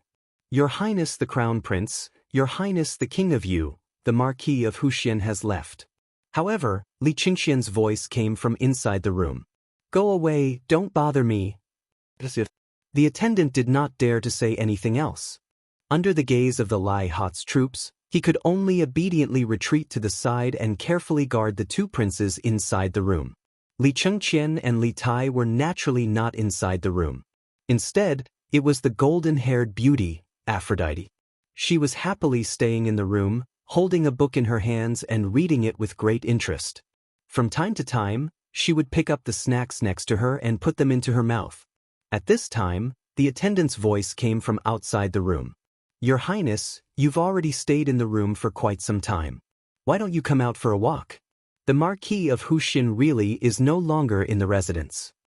Aphrodite smiled slyly and picked up the phone next to her. Her slender fingers tapped twice, and Li Chengqian's voice came from the phone. "Go away, don't bother me." "Yes, this servant understands." The attendant outside the room did not dare to say anything else and retreated again. Needless to say, this was Li Wangyu's idea. He had secretly used his phone to record Li Chengqian's voice and then deliberately reprimanded Li Chengqian and Li Tai, placing them in confinement. In reality, after the two children entered the room, they immediately left through the window at the back with Niu Wu and the others waiting for them. After the Lai Hot maidservants helped the two children change their clothes, they openly mingled with Li Wangyu's troops and left the Marquis of Wuxia's estate.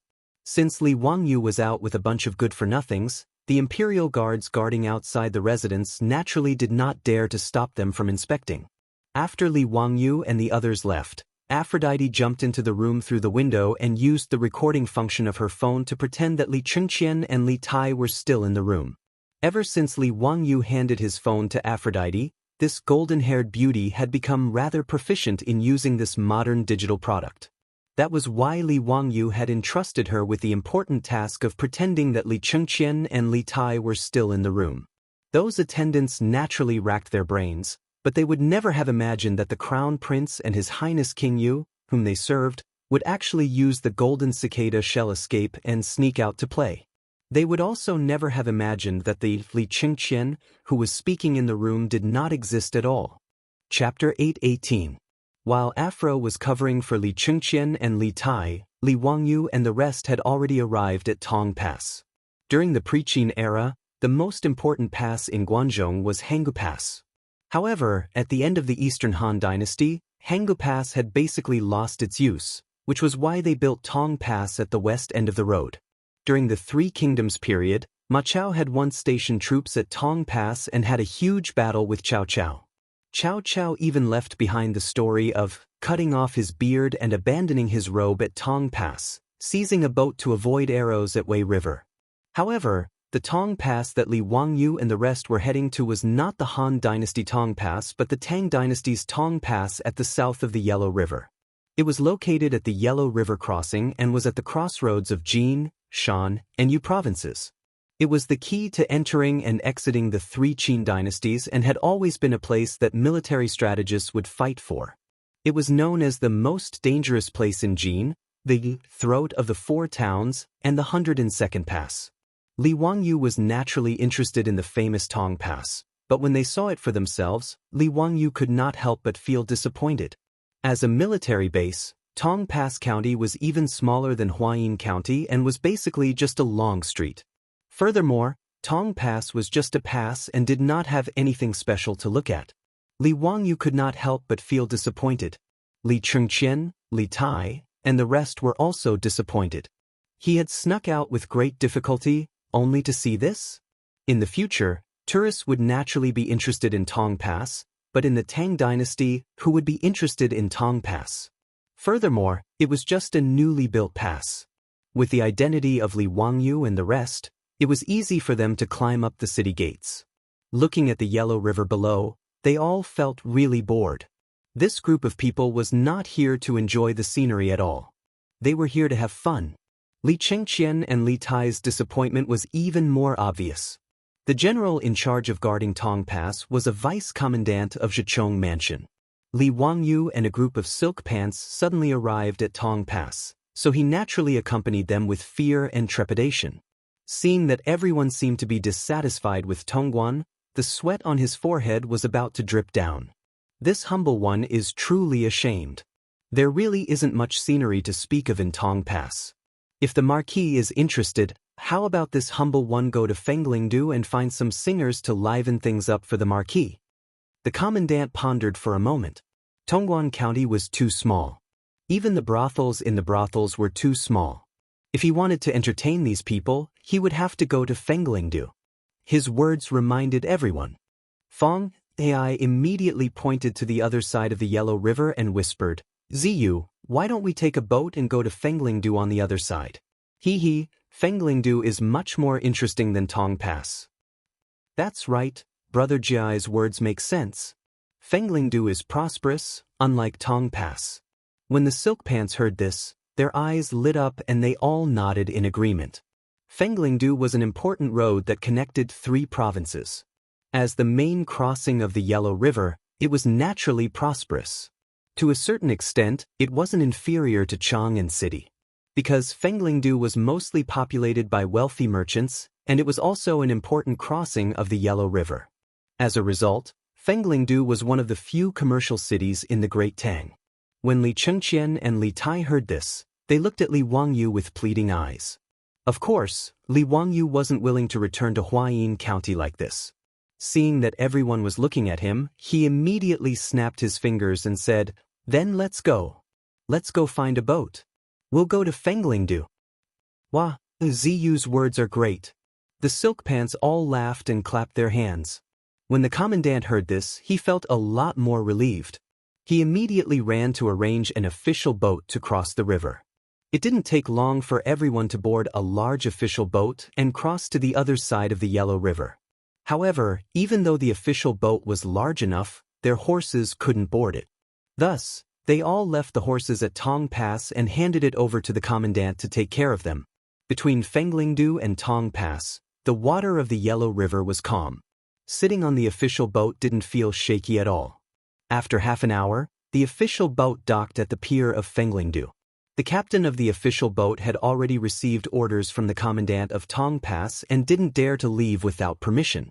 He respectfully said that his boat would be waiting for the nobles at the pier. After Li Wangyu and his group of more than 20 people got off the boat, they merged into the bustling crowd of Fenglingdu and didn't stand out in the slightest. This was in line with Li Chengqian and Li Tai's wishes. The two little ones felt as if they had been let out of the wind and found everything on the streets interesting. Fenglingdu was worthy of being an important crossing of the Yellow River. The bustle didn't disappoint. Not only were there many shops, but there were also many acrobats, plays, singing, fortune-telling, and divination. It was very lively. Although Li Wangyu and his group were wearing casual clothes, Niu Wu led a dozen strong guards to protect them. Thus, no one dared to provoke them. Everyone strolled along the way. When they saw good food and drink, they bought it. When the acrobats saw good performances, they threw out a lot of copper coins as tips. They were very happy. When they arrived in front of a building, Cheng Chumo laughed. Wah, Zio, how come your Tang Dynasty Theater also opened a branch in Fenglingdu? Li Wangyu raised his head and looked. He was so angry that his nose almost crooked. The building had the words, Fenglingdu Theater, on it. The sign in front of the door also had the words, The Cowherd and the Weaver Girl, written on it. F***CK, this is a blatant pirated copy. Did they pay the copyright fee? However, Li Wangyu didn't have the nerve to accuse others of pirating. After all, these things that he made were pirated copies of later generations. The Tang Dynasty Theater was popular in Chang'an City. The method of the stage play and the content of the performance were naturally copied by others. This was not surprising. After strolling for half a day, everyone was a little tired. Li Wangyu simply waved his hand. Brothers, let's go in and have a look. If the performance is not good, then today we will smash his shop. Wah, Zio's words are reasonable. If the performance is not good, then its reputation will be ruined. Cheng Chumo laughed. Let's go, let's go. Hee, I want to see what the Cowherd and the Weaver Girl of Fenglingdu looks like. The playboys naturally laughed and surrounded Li Wangyu, Li Chengqian, and Li Tai to the theater. This pirated copy theater of Fenglingdu was much gentler than Li Wangyu's black-hearted marquee. There were more than 20 of them, and each of them only received 100 copper coins for the tickets. Zio, look, don't you feel ashamed? The Tang Dynasty Theater costs copper coins, but this Fenglingdu only costs 100 copper coins. You're really a profiteer. Wei Shuyu joked with Li Wangyu about the tickets. Li Wangyu silently rolled his eyes. If Brother Shuyu thinks it's expensive, then you can come to Fenglingdu to watch the show in the future. You can also save money. When I go back, I'll tell Avro that Brother Shuyu will not be welcome at the Tang Dynasty Theater in the future. As soon as he said this, Wei Shuyu immediately gave in. Zio, what are you talking about? Do I look like someone who lacks money? It's just the usual. It's not expensive, not expensive. The words of the two naturally caused the crowd to burst into laughter again. The group of people laughed and joked as they entered the theater. When they looked up, they were all dumbfounded. Chapter 8:19. What kind of theater is this? Aside from Li Chengqian and Li Tai, the rest of the group of more than 20 people looked at the Fengling Theater as if it was a brothel frequented by the rich. The brothels of the Tang Dynasty were similar in structure, but the decorations were different. The hollow hall was decorated with gaudy decorations. The main corridor was about 100 steps long, and there were small pavilions on both sides of the north and south patios. With the rich experience of these rich playboys, they naturally recognized that those small pavilions were the rooms of the brothel. In the past, this group of rich playboys did not stay in these small pavilions in Chang'an City's Ping Kong Square. The scene in front of them naturally made them dumbfounded. Did they go to a brothel or a theater? Damn, this theater of Fenglingdu is really strange. Cheng Chumo murmured. Li Wangyu and the others were also puzzled. Why was this scene different from what they had imagined? Just as everyone was puzzled, they saw a middle-aged woman dressed as a brothel keeper sashaying over to them. She gave them a curtsy and said with a smile, "Greetings, noble guests. This servant is the matchmaker. You all look unfamiliar. May I ask if this is your first time coming to our Fengling Theater?" "Yes, this is our first time coming to Fenglingdu Matchmaker. What kind of theater is this? What kind of prison is it? Why do I feel that it is not a theater, but a brothel?" Hearing this, the matchmaker covered her mouth and chuckled. "You have good eyesight. Is it really a brothel?" Li Wangyu and the others could not help but be stunned and quickly asked, "Doesn't the sign outside say that today's performance is the Cowherd and the Weaver Girl? What's going on?" Naturally there is a performance. I dare to let you know that the performance of the Cowherd and the Weaver Girl was learned from the Chang'an City's Tang Dynasty Theater. But the difference is that the performance is performed by the young ladies of the brothel.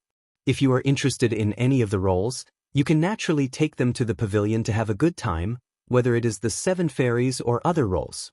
Noble guests, isn't this wonderful? The explanation of the brothel keeper made Li Wangyu completely speechless. What a F***king talent. I wonder which genius came up with this idea. Thinking about it carefully, Li Wangyu had to admit that this move was really smart. It completely captured the psychology of men. After the audience finished watching a play, it was very easy for them to put themselves in the shoes of the characters. For a long or short period of time, they would be immersed in the emotions of falling in love with the characters. Under such emotions, one would naturally feel that the 7 fairies were incomparably beautiful. In this way, if they could go one step further and spend some copper coins, they could get close to the characters on stage. Naturally, there were many people who were willing to fork out a lot of copper coins. Brilliant, truly brilliant. After listening to Sister Bao's explanation, the playboys suddenly became interested. How could they let go of such a trick that they had never seen before? However, Wei Shiyu tugged at Cheng Chumo and the others' robes and gestured towards Li Chengqian and Li Tai. Only then did the rich kids realize that there were still 2 minors here. Li Wangyu looked at the reaction of the rich kids and then looked at Li Chengqian and Li Tai. He also felt that something was wrong. The practice of this brothel was interesting, but bringing 2 little brats to a brothel didn't seem right. If Pai Lupi found out about this, even if he didn't die, he would lose a layer of skin. In any case, if he had children in the future and they were brought to a brothel, he would definitely have the heart to kill them. Cough cough, that, Nyowu, this brothel is filled with smoke. Have someone bring Dalong and Erlang out to get some fresh air. The titles of Dalong and Erlang were naturally to deceive others. They had already discussed it before. However, Li Chengqian and Li Tai shook their heads in unison. We won't go. Hee hee, this brothel is interesting. We brothers also want to see it. Hee hee, it's more interesting than the palace. Oh no, it's more interesting than the young ladies in the mansion. Li Wangyu silently rolled his eyes. All right, sure enough, the Tang dynasty was open-minded.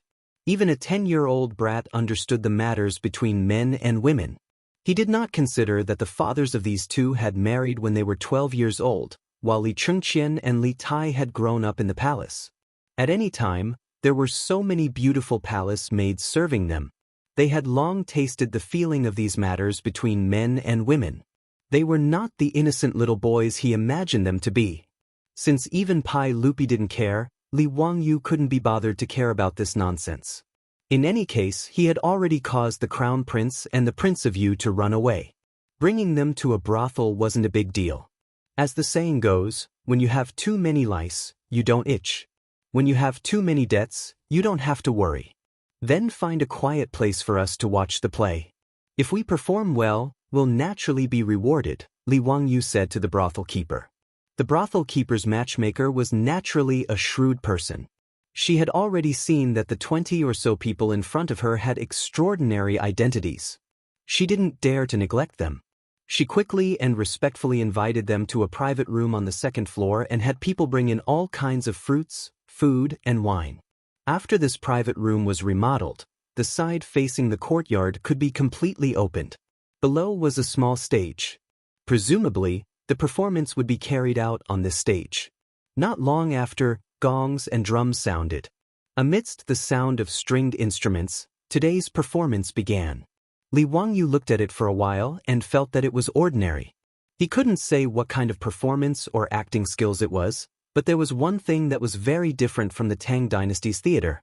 The young ladies performing on the stage were all wearing revealing clothes and were dressed seductively. They had a different flavor.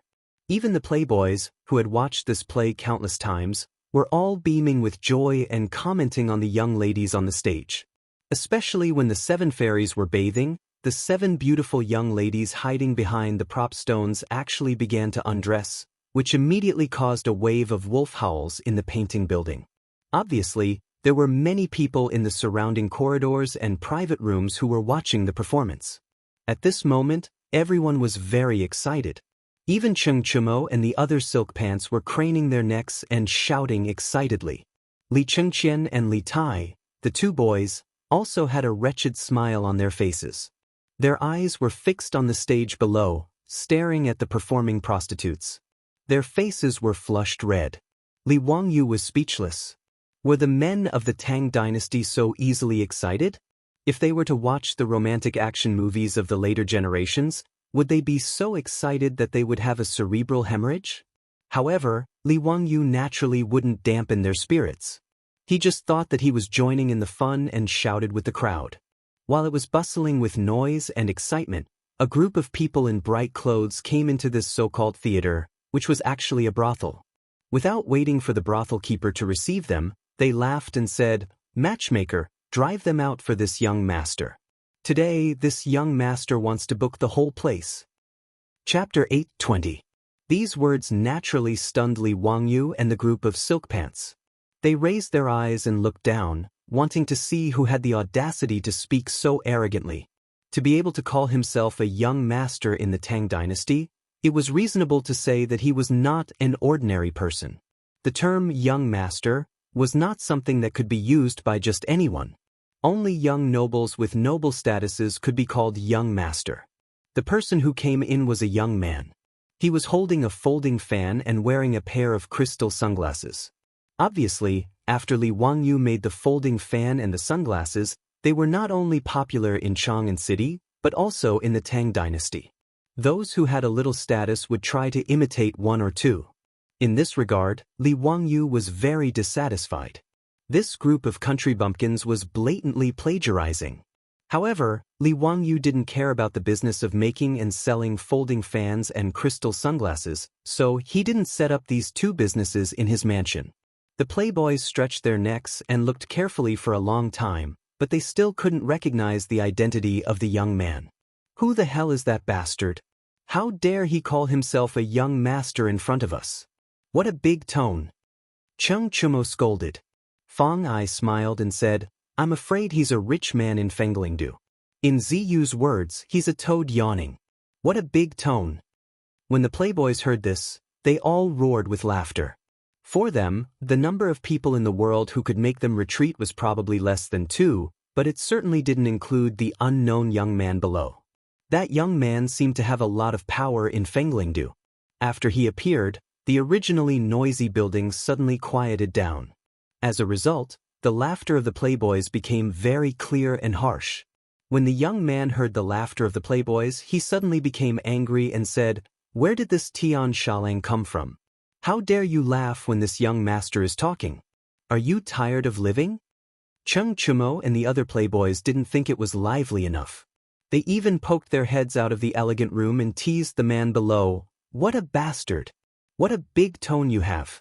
We grandfathers are here, what do you want? Young master? Do you think you're worthy? Hurry up and scram as far as you can. Don't disturb our mood to watch the show." The debauch's words made the Fengling Theater quiet down again. The brothel keeper and the matchmaker were so scared that their faces turned ashen and their bodies trembled. However, the young man did not get angry. Instead, he laughed. Good. In Pu Prefecture, this is the first time this young master has seen such an arrogant and blind person." He turned his head and looked at the group of followers behind him, who were obviously his troops. His face was ferocious. "What are you waiting for? Go and capture those farmhouse slaves for this young master. This young master is going to break their dog legs today." "Yes, sir." The troops accepted the order and quickly ran to the second floor. The brothel keeper's matchmaker was so scared that she didn't know what to say. She directly knelt down in front of the young man. "Please forgive me, young master, please forgive me. I really didn't know the origins of those guests and allowed them to disturb young master. It's all my fault. I deserve to die 10,000 deaths. Please forgive me." The young man smiled obscenely and reached out to pull up Sister Bao's matchmaker. In front of everyone, he directly put his hand into her chest and rubbed it wantonly. Forgive? That depends on your sincerity, matchmaker." The brothel keeper's matchmaker did not dare to resist at all. She obediently allowed the man to molest her. She just forced a smile and said, "Young master, you must be joking. I'm old and withered. How can I be qualified to serve young master? I'll go and call the people in the brothel." Before she could finish her sentence, she heard a loud slap. The man had slapped her across the face. "You bitch, listen to what I say. If you dare to talk more, I'll order people to put you in a sack and throw you into the Yellow River. Sister Bao's face was immediately swollen after being slapped. However, she did not dare to argue and immediately crawled to the young man's feet. This scene naturally fell into the eyes of Li Wangyu and the group of playboys, as well as Li Chengqian and Li Tai. They could not help but look at each other. They did not expect this person to be so tyrannical. They had also stayed in Shang, and for a long time. How could they know that these people in other prefectures were so unscrupulous and unscrupulous? Qingyuan City was, after all, the foot of the Son of Heaven. Even a 1,000-year-old family like the Zheng family of Xingyang, the first son of the first wife, Zheng Konghua, had to take some things into consideration and did not dare to go too far. However, the young man below did not have any scruples in his actions. This caused everyone to frown. Teacher, where did this person come from? He's actually so insolent. He's infuriating me. Li Qingxian's small face was full of anger. Li Wangyu shrugged his shoulders. How could he know the origin of that person? But thinking about it, he should be from the Hedong circuit where Feng Lingdu belonged, or perhaps the son of some official in Pu Prefecture. As they spoke, there was a clamor outside the room. It was mixed with the sound of punches and feet and the sound of miserable howls. Obviously, it was the young man's troops downstairs. After rushing upstairs, they had a conflict with Niu Wu and the others. Li Wangyu and the playboys were not worried about Niu Wu and the others at all. After all, the troops in Li Wangyu's residence were all old ruffians who had retired from the Golden Guard. How could ordinary people be a match for them? As for Niu Wu, he came from the border army of the Sui dynasty and was a soldier king of the elite trampling White Army. Back in the Valley of the Jade Star Palace, although he had used the auspicious robes, he and his brother Niu Yong had been able to silently kill 10 of Ho Junji's troops while coming out unscathed. From this, one could see just how capable they were. Even military bigwigs like Qing Yaojin and Yuqi Jingde were full of praise for the Niu brothers' skills. Thus, when the young man downstairs had ordered his troops upstairs, not only had they not panicked, they had all been waiting to see a good show. A few moments later, there was silence outside the room. Only then did Li Wangyu open the door. In the corridor of the second floor, people were lying on the ground, groaning and wailing. Quite a few of their limbs were grotesquely twisted. It was clear that their bones had been broken. Although Niu Wu and the rest did not use weapons, they still dealt a heavy blow just now, beating up this group of guys not lightly. After all, these people had been beaten for nothing, and the Crown Prince and King Yu were also in the room. Niu Wu and the others didn't dare to hold back. If these idiots disturbed Li Chengqian and Li Tai, they wouldn't be able to bear the consequences. Li Wangyu leisurely clapped his hands and said to the wastrels, "Brothers, let's go and see that idiot downstairs." Cheng Chumo and the others naturally laughed and followed. How could they miss out on a show like this? They clustered around Li Wangyu, the Crown Prince, and the King of Yu. Behind them were Niu Wu and 10 some other troops. They marched down to the second floor and stood in front of the young man. His own troops had charged upstairs, but not a single one of them had returned. And now, this man was standing in front of him, completely unharmed. No matter how stupid the young man was, he could tell that something was wrong. Suppressing the panic in his heart, he pointed at Li Wangyu and rebuked, "Just who are you? You dared to injure the troops of my Shui clan in Puzhou. Are you tired of living?" Chapter 821. In addition to the troops, there were also a few young men in luxurious clothes who were traveling with this awesome young man. At this time, they were also a little panicked. However, they were still tough on the surface and jumped out to scold Li Wangyu and the other wastrels. "How dare you?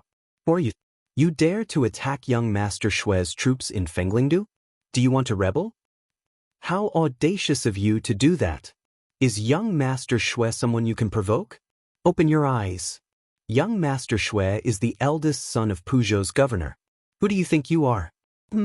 They are indeed a bunch of ignorant farm workers." The words of these people made Li Wangyu and the other wastrels look at each other and laugh. Speaking of which, the governor of Puzhou was a top official in the Tang dynasty. He was a rank 3 official in the imperial court. In the beginning of the Tang dynasty, the governor of the Tang dynasty was the governor of the army. In the 7th year of Wuda, the governor's mansion was changed to the governor's mansion. During the Zhenguan period, there were 41 governor's mansions in the country. Under each governor's mansion were several prefectures. The governor's mansion of Puzhou had Jin, Jiang, Ci, Yi, and Qin under it. The governor's mansion was a high position in the beginning of the Tang dynasty. However, in the middle of the Tang dynasty, the governor was given the title of Jidushi. The Jidushi had more power, and this led to the Enlushan rebellion. Of course, this was all in the future. When Li Wangyu and the others found out that the young man surnamed Shui was the son of the governor of Puzhou, they all burst out laughing. The current governor of Puzhou, Shui Gui, came from the Hedong Shui clan. Although the Hedong Shui clan was not as powerful as the 5 clans and 7 nobles, they were one of the 6 clans of Guanxi. The reason why they were laughing so happily was not because they looked down on Shui Gui, but because of another reason. Li Wangyu and the group of Silk Pants laughed heartily while winking at the Yuqi twins with mischievous expressions. Li Chengqian and Li Tai were stunned at first, but after they reacted, they also burst out laughing. Only the Yuqi brothers, Yuqi Baolin and Yuqi Baoqi, didn't smile. Instead, their faces were as black as the bottom of a pot as they glared viciously at the young man. The attitude of Li Wangyu and the others had stunned the young man surnamed Shui and the others. They looked at them in astonishment. Yuqi Baolin stared at the young man surnamed Shui and asked, "Are you Shui Lu? You know me?" Yuqi Baoqi and Yuqi Baolin roared at the same time, "I'll beat you to death, you disgraceful thing." After saying that, the two of them grabbed Shui Lu's lapels and raised their arms bowl-sized fists, ready to attack. Li Wangyu and the other hedonistic sons hurriedly stepped forward with a smile and pulled the twin brothers back. "Brother Baoqi, Brother Baolin, let's talk nicely. The child is still young. He doesn't know any better." Li Wangyu boasted shamelessly. However, he couldn't help but laugh out loud. Shui Lu had almost been beaten and was scared silly.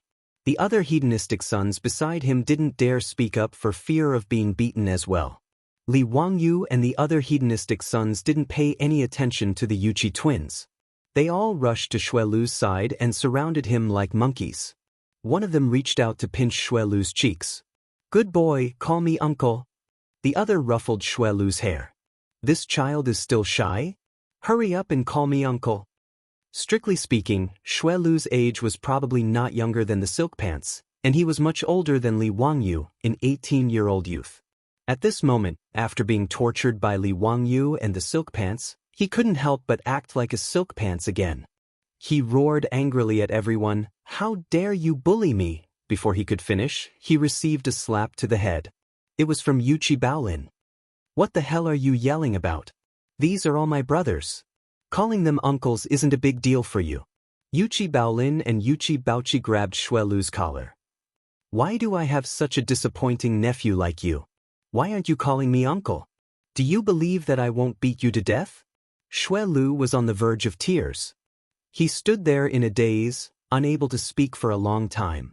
Li Wangyu held back his laughter and went forward to pull the Yuqi twins away. "Brother Baoqi, Brother Baolin, don't scare the child." His words caused the hedonistic sons to roar with laughter again. It was no wonder that Li Wangyu and the hedonistic sons had such a reaction. They really felt that it was too funny. The current Puzhou governor Shui Gui married Yuqi Jingda's eldest daughter, Yuqi Shi. Yuqi Jingda's eldest daughter married early and gave birth to Shui Lu. Although Shui Lu was only 2 or 3 years younger than the Yuqi twins, they were truly uncle and nephew. It was just that the Yuqi twins had never seen this nephew of theirs before. They didn't expect that the first time they met would be in this brothel in Fenglingdu. Originally, if it weren't for this relationship, even if Shui Lu's father was Puzhou's governor, he would have been skinned alive even if he didn't die today. He would have been taught a good lesson by Li Wangyu and the hedonistic sons. Of course, although Shui Lu wouldn't suffer any physical pain now, he still wouldn't have it easy. With great difficulty, Shui Lu finally understood that the 2 dark-skinned men who looked exactly the same were the uncles he had never met before. They were the twin sons of the Duke of Yuqi Jingda. At this time, Shui Lu only felt that he hadn't checked the almanac before leaving today, which was why he was so unlucky. With a sullen face, he properly bowed to the Yuqi twins. This nephew was young and impetuous and offended the two uncles today. I ask for your forgiveness. Yuchi Baochi slapped his head again. And your uncles, come and greet them. This is the Marquis of Hu County, Li Wangyu, Li Zio. This is the little Duke of Duke Lu's residence. As the Yuchi twins introduced Xue Lu, they pressed down on his head and bowed. Actually, even without the twins pressing down on Xue Lu's head, he was already on the verge of crying. F***K, what kind of dog's hit luck did he walk into today? Didn't he just want to come to the brothel to have some fun? How come there was such a large group of ancestors that he couldn't afford to offend? The most popular person in Chang, and was the Marquis of Hu County, plus a group of young masters from dukedoms. Just now, he actually wanted his own troops to teach them a lesson? Xue Lu couldn't help but shudder, wishing he could slap himself. Wasn't this **king courting death? After the Yuchi twins introduced everyone, Xue Lu greeted them one by one like a grandson. As for Li Wangyu and the hedonistic sons, they all had the appearance of loving elders, properly trampling on this cheap nephew. Only the crown prince, Li Chengqian, and Prince of Yu, Li Tai, were introduced. The Yuchi twins didn't dare to introduce their identities, only vaguely saying that they were nobles. Then, they forcefully pressed down on Xue Lu's head and made him bow to the two of them. Xue Lu wasn't stupid. Thinking about Li Wangyu's identity as the crown prince's imperial tutor, and then looking at the two youths in front of him, he suddenly realized something. He was so scared that his body began to tremble. Heavens, what did he just do? Let his own troops teach His Highness the Crown Prince a lesson? Xue Lu's eyes didn't even know how to turn. His throat made gurgling sounds like a chicken being slaughtered, and his clothes looked like he would suffocate at any moment. Chapter 8:22. Fortunately, no matter if it was Li Chengqian or Li Tai, they did not care about Xue Lu. These two brats were still waiting to see the Seven Fairies bathing play. The Yuchi twins felt that because of their disappointing nephew, they had lost face in front of everyone. They were very rude to Xue Lu and used their fists to let this guy know what was called uncle's love, and it was double the love. As for the supporting actors, besides Xue Lu, they were chased away by the playboys. This group of supporting actors were actually the children of Peugeot's officials. They were also playboys. However, there was a difference between a playboy and a playboy. In front of Chung Chumo and the others, this group of people did not even have the qualifications to call themselves playboys and boast shamelessly that, "My father is Li Gang." After sending away the supporting actors, Li Wangyu and the others did not continue to stay in the building to watch the play. After all, although this building was called a theater, it was actually a brothel. If it was only them, then it would be fine, but now there was the Crown Prince Li Chengqian and King Yu Li Tai. Now that their identities had been exposed, if they continued to stay in this building and this matter was spread out, it would not be good. On the other hand, Li Chengqian and Li Tai had a regretful expression. They were deeply regretful that they could not watch the Seven Fairies bathing play. Li Wangyu did not care about the dirty thoughts of these two. The group left the theater and continued to stroll around Fenglingdu. Although there was no play to watch, the appearance of Xue Lu, this cheap nephew, made everyone find some entertainment. Along the way, if there were any errands that needed money, everyone would send Xue Lu to do it, saying that they were giving him a chance to show filial piety to his elders. Xue Lu wanted to cry but had no tears. He was angry but did not dare to say anything. He could only obediently lower his head and be a grandson. Eldest nephew, what other fun places are there in Fenglingdu? Uncles, when it comes to eating, drinking, and playing, although Fenglingdu is not as good as Chong and City, it is the best in Peugeot. As long as uncle and uncle are interested, you can see most of them in Fenglingdu. Speaking of eating, drinking, and playing, Xue Lu's eyes lit up. In fact, Li Wangyu had no interest in the so-called entertainment projects of the Tang dynasty. It was nothing more than drinking and making merry. Compared to the various kinds of entertainment in the future, it was as lacking as a desert. If he hadn't been so bored in Huayin County, he wouldn't have dragged Li Chengqian, Li Tai, and the other rich kids out to play. Li Wangyu was even less interested in the entertainment projects proposed by Xue Lu. However, Li Wangyu naturally wouldn't dampen everyone's spirits. He still followed the group of silk pants around Fenglingdu. While strolling on the street, Fang Yai's body suddenly stiffened. He stopped abruptly and turned his head to look at the crowd behind him. His actions naturally attracted the attention of Li Wangyu and the other silk pants. "Brother Eai, what's wrong with you in broad daylight? Or have you taken a fancy to a young lady?" Everyone joked. Fang Yai turned his head and said, "Just now, a person came from the opposite side. I thought he looked very familiar, but when I wanted to confirm, he disappeared." "Ha, what kind of person can make Brother Eai so concerned?" "Hee, it's most likely one of Brother Eai's lovers." The silk pants joked with Fang Yai, but when they heard Fang Yai spit out 2 words, they were all stunned. "Luo Hui? Luo Hui? The Luo Hui who disappeared? Brother Eai, are you sure you didn't see wrong?" Ching Chumo asked. Fang Yai was also not very sure. "It's hard to say. I just glanced at him. When I wanted to take a closer look, that person was already gone. Maybe I saw wrong." When Li Wangyu heard this, he couldn't help but frown. It's hard to say. That Luo Hui's whereabouts were unknown. It's not impossible for him to hide his identity and come to Fenglingdu. Don't forget that his net worth isn't small. He might be a crafty rabbit with 3 burrows and set up a business in Fenglingdu.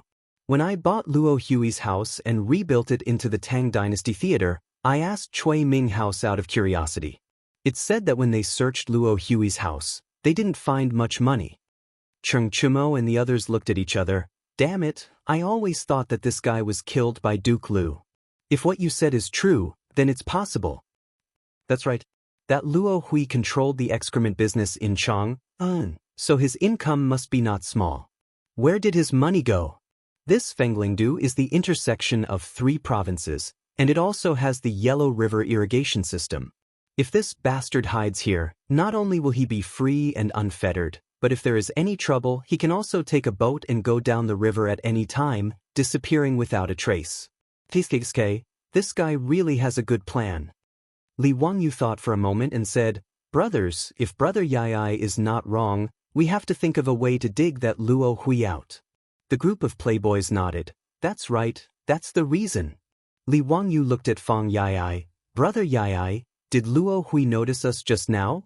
Fang Ye thought for a moment and said, "I don't think so. I'm not sure. I just met him face to face, but he didn't seem to show anything strange on his face." Li Wangyu stretched out his hand and snapped his fingers. "Brothers, stop playing around. Today we will think of a way to capture that Luo Hui. I still have some resentment in my heart. Of course. When I catch that birdman, I'll definitely crush his balls." Cheng Chumo laughed loudly. Li Wangyu looked at him with disdain. "Brother Chumo, you have this kind of interest in men? TSK, I really can't see it.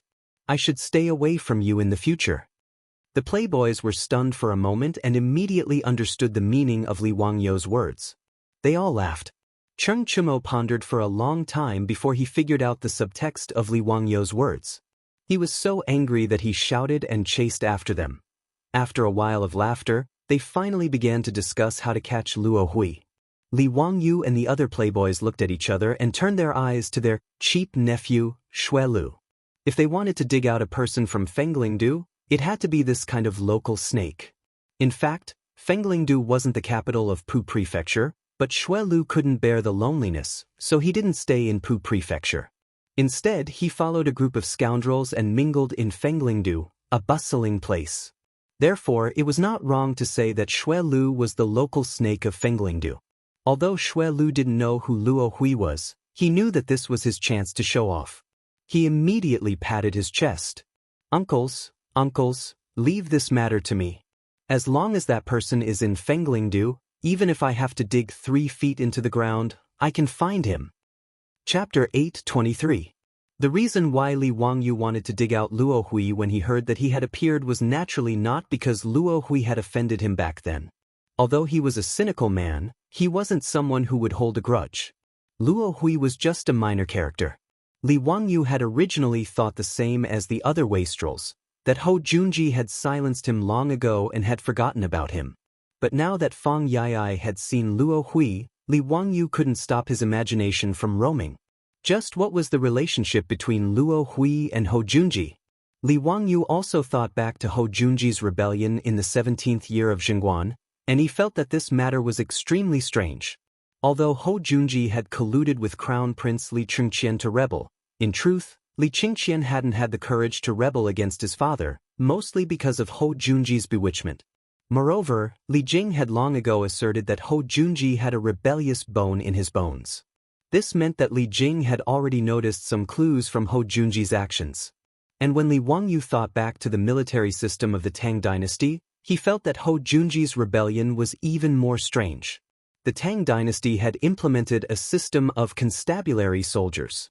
Other than the imperial army and the crown prince's 6 commanders, the other constabulary soldiers were not under the command of any general. Only in wartime could Hou Junji and the other generals be allowed to lead the constabulary soldiers gathered from their various constabularies. The constabulary soldiers were under the command of the imperial court.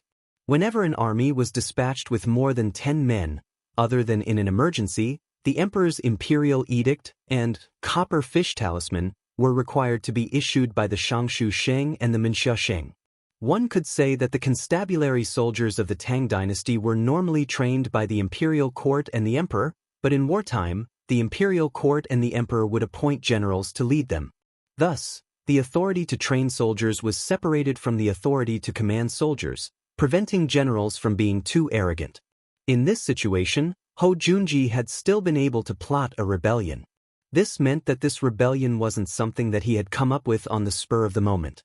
Thus, if Hou Junji wanted to rebel, the first thing he needed to do was to have sufficient funds. Combined with Luo Hui's existence, Li Wangyu felt that this matter was rather interesting. Perhaps Luo Hui was the person responsible for helping Hou Junji raise funds. Rebellion wasn't something that could be carried out on a whim. If you don't have enough money to bribe the generals, who will work for you? Without funds to collect intelligence, how could they march and fight? Without funds to prepare logistics, where would the army's rations come from? So, in the end, it was still a matter of money. Moreover, the amount of money and grain required was no small sum, not something that Hou Junji could scrounge up through his own greed. Li Wangyu even began to think that Luo Hui might be someone who was gathering intelligence for Hou Junji. Luo Hui was originally in charge of the excrement removal business in Chang and City and did not attract any attention. However, those excrement removers could freely enter and leave the mansions of officials and nobles. Who would care about these lowly excrement pickers? These dung pickers were used to collect information from various places, and they seemed to be good intelligence personnel. Li Wangyu almost broke out in cold sweat at this thought. If it was really as he had guessed, Hou Junji had truly hidden himself well. If he hadn't known that this fellow was planning a rebellion, he really wouldn't have been able to find any clues. Even Pai Lupi had been fooled by him. Li Wangyu was even more determined to dig out Luo Hui. Patting Xue Lu on the shoulder, he said, "Big nephew, you must pay attention to this matter. This person is extremely important, so don't be careless. If you can capture this person, this marquis will ask for a reward for you." After saying this, he shot a glance at Li Chengqian. Li Chengqian naturally understood what he meant and hastily coughed. "That's right. I will ask for a reward for you." Although no one had introduced Crown Prince Li Chengqian or King of Yu Li Tai, Li Wangyu knew that Xue Lu should be able to guess. The Crown Prince's words were naturally even more effective, and Xue Lu immediately became excited. "Yes, I'll immediately go and find someone. Among the people who were with me before, one of them is the son of County Magistrate Feng Lingdu. I'll immediately go find him and mobilize the bailiffs of Feng Lingdu to search for that thief." Xue Lu asked Li Wangyu and the rest to wait for a moment, while he ran off to find someone to arrange this matter. Li Wangyu and the rest found a restaurant and asked for a quiet room. After ordering some food and wine, they waited for Xue Lu to bring them over. However, in this era, it wasn't easy to find a single person in a sea of people, especially in a place like Fenglingdu where crooks mixed in with the honest folk. Furthermore, when Li Wangyu thought about it, Luo Hui didn't seem to have any obvious physical characteristics. So it would be difficult to dig him out from Fenglingdu. After pondering for a moment, Li Wangyu asked for paper and charcoal from the restaurant's doctor. Then, he began to sketch Luo Hui according to his memory. Since ancient times, the wanted portraits in China were too horrible to look at. Even if the person stood in front of the portrait, they might not be able to recognize him. According to the records of the Grand Historian, after the Qin dynasty destroyed the 6 states, Qin Shi Huang issued a warrant for Zhang Er and Qin Yu. In the end, the warrant for Zhang Er and Qin Yu was posted all over the Qin dynasty, but it was useless. Zhang Er and Qin Yu concealed their identities and weren't caught by Qin Shi Huang. Until the end of the Qin dynasty, the two of them were still alive and kicking. They even ruled over a region. So Li Wangyu didn't expect that the wanted portraits would be able to help the bailiffs of Fonglingdu to catch Luo Hui. In fact, since ancient times, most criminals were caught through the Baojia system. Since there weren't many people moving around, they were able to catch criminals who had escaped. But this wasn't applicable in Fonglingdu. Fonglingdu was an important trading port on the Yellow River. Countless ships and merchants came and went every day. So Li Wangyu planned to draw a few portraits of Luo Hui and give it to the bailiffs of Fonglingdu to search for him. Li Wangyu didn't have a deep impression of Luo Hui's appearance. But fortunately, all the silk pants had seen this person before. So they all gathered around Li Wangyu and gave him suggestions. Finally, Li Wangyu was able to draw a portrait of Luo Hui. That's right, this is the Birdman. Cheng Chumo nodded his head as he looked at Li Wangyu's portrait. The silk pants also agreed that there was no mistake with the portrait. Just as they were talking, Niu Wu led a few people into the room. The one leading the group was Xue Lu. Behind him was a supporting actor and 2 other bailiffs. The supporting actor and the 2 bailiffs entered the room. They didn't dare to breathe out loud as they respectfully greeted everyone. Uncles, this is the son of the Ming House of Fonglingdu. Those 2 are the bailiffs' leaders. If you want to find someone, just tell them. As long as that person is in Fonglingdu, they will definitely be able to find him. Even if we have to dig 3 feet into the ground, we will definitely find the person you are looking for. Li Wangyu stretched out his hand and handed the portrait over. I'm looking for this person. Look carefully. Chapter 8:24. Fonglingdu, the county magistrate's son, and the head of the fast and strong class of the county government respectfully took the sketch from Li Wangyu's hand, but they couldn't help but be shocked. When had they ever seen such a lifelike portrait of a person? Cheng Chumo and the other rich kids, as well as Li Chengqian and Li Tai, were all envious. Bastard, I haven't asked Zio to draw a portrait for me yet. This bastard is really lucky. Cheng Chumo looked at Luo Hui's portrait with envy. The other rich kids, including Li Chengqian, all nodded in agreement. Ever since Li Wangyu had presented Yu Shernan's portrait as a congratulatory gift at Yu Shernan's birthday banquet, this portrait had become the most coveted item in Chang and city by the nobles and aristocrats. However, Li Wangyu was so lazy that he didn't have the patience to draw portraits for people every day. Adding on his identity, there were very few people who dared to ask him for a portrait. In the past year, Li Wangyu had only drawn 2 or 3 portraits. On the other hand, Yan Liben was annoyed by the people who came to ask for a portrait, so he hid in the valley where Tsuewei Palace was located. Cheng Chumo's face was full of resentment. Ziyo, when will you draw a portrait for me? Li Wangyu was too lazy to pay attention to him and looked at the 2 team leaders.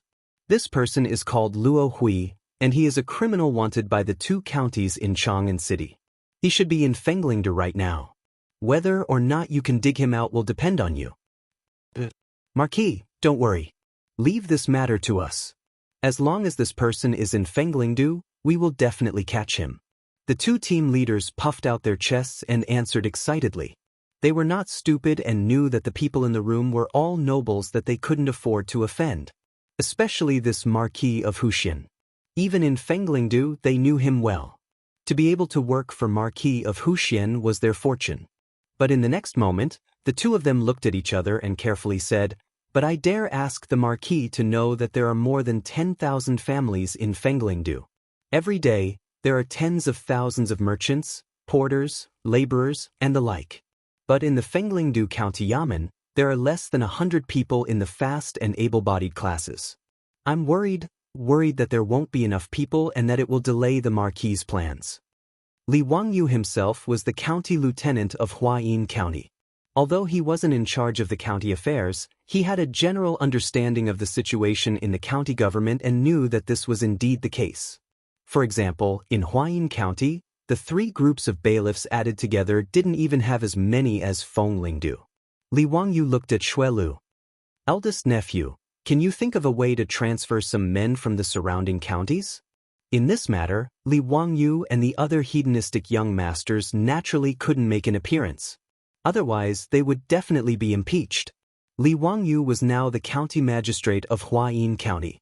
It was a mistake for him to go to Fenglingdu without permission, let alone meddling in local affairs. But for a hedonistic young master like Xuelu, there was no problem at all. As the son of the Puzhou governor, if he asked the other counties to help him, no one would be able to find fault with him. Xuelu immediately nodded his head without hesitation. He immediately had the innkeeper bring over a brush and paper. He wrote a few notes and had the bailiff immediately send people to the surrounding counties to send letters, asking them to send people to Fenglingdu to provide support. After arranging these matters, Li Wangyu thought about how Luo Hui was in Chang, in city as a dung picker. If he came to Fenglingdu incognito, would he also hide his identity? After all, the dung picker job was indispensable, but no one was willing to pay attention to it, so it was best to hide one's identity. Thinking of this, Li Wangyu quickly stopped the 2 bailiffs and ordered them to investigate the dung pickers in Fenglingdu to see if Luo Hui was hiding among them. Remember, investigate carefully and don't alert the snake in the grass. Don't let Luo Hui notice anything, Li Wangyu warned. Fenglingdu was accessible in all directions, and if Luo Hui ran away, there would be no way to find him. Today they had been lucky. Fang Yai had just happened to run into this person. Otherwise, who would have thought that Luo Hui was hiding in a place 200 to 300 li from Chang and city? After everything was taken care of, everyone waited in the restaurant for news. The hedonistic young masters all believed that Li Wangyu was just unhappy that he had been tricked by Luo Hui that day and wanted to vent his anger. Naturally, no one had expected that this matter would involve Marquis Lu Junji. The hedonistic young masters ate and drank in the restaurant, and when they were bored, they had their professors bring over mahjong and poker to kill time. It had to be said that mahjong and poker had spread so quickly that not even Li Wangyu had expected it. It was said that mahjong and poker had not only appeared in the various provinces of the Tang dynasty, but also in Goguryeo, Biqi, Xinlua, and even the various countries of the western regions. Everyone waited until it was time to light the lanterns, but there was still no report from the county yamen. They couldn't help but feel a little anxious. However, Li Wangyu wasn't worried at all. How could it be so easy for Noda's Fenglingdu to find someone? He had even decided to stay in Fenglingdu for a few more days. He didn't believe that he wouldn't be able to catch Luo Hui. However, Li Wangyu hadn't expected that the capture operation, which he had thought would take a long time, would end so quickly. The head yamen runner of Fenglingdu happily knocked on the door and came in to report, "Lord Marquis, young dukes, we've found the person." Hearing him say this, Chung Chumo and the others stopped playing mahjong and stood up. "Bastard, you really found him? Where is he?" "He, just as Lord Marquis expected, that Luo Hui has changed his name to Lu Sanlang and has become a dung picker in Fenglingdu." Li Wangyu and the other wastrels looked at each other and couldn't help but laugh. This birdman really doesn't forget his roots. "Did you catch him?" "Not yet. I've already sent someone to keep an eye on him. We can catch him at any time," the head yamen runner replied. Fang Yai excitedly rubbed his hands and laughed. "Then what are we waiting for? Let's go and catch that birdman." Li Wangyu stopped everyone. "Brothers, wait a moment. I think it's best not to alarm him." "HM? Why is that?" The wastrels were confused. The reason Li Wangyu stopped them was because he suddenly thought that if this Luo Hui was really working for Ho Junji, he definitely wouldn't be alone and would have a group of people. Since Luo Hui was hiding in Fenglingdu, he had to be remotely controlling some people. If they recklessly captured him, and this fellow turned out to be a tough guy, they wouldn't be able to get anything out of him. In that case, Li Wangyu wouldn't be able to achieve his goal of toppling Ho Junji. Thus, Li Wangyu was thinking of using a long line to catch a big fish, keeping an eye on Luo Hui and digging out all the threads that connected him to him. But this matter wasn't easy to explain to the wastrels. After all, in their eyes, Luo Hui was just a petty and insignificant person.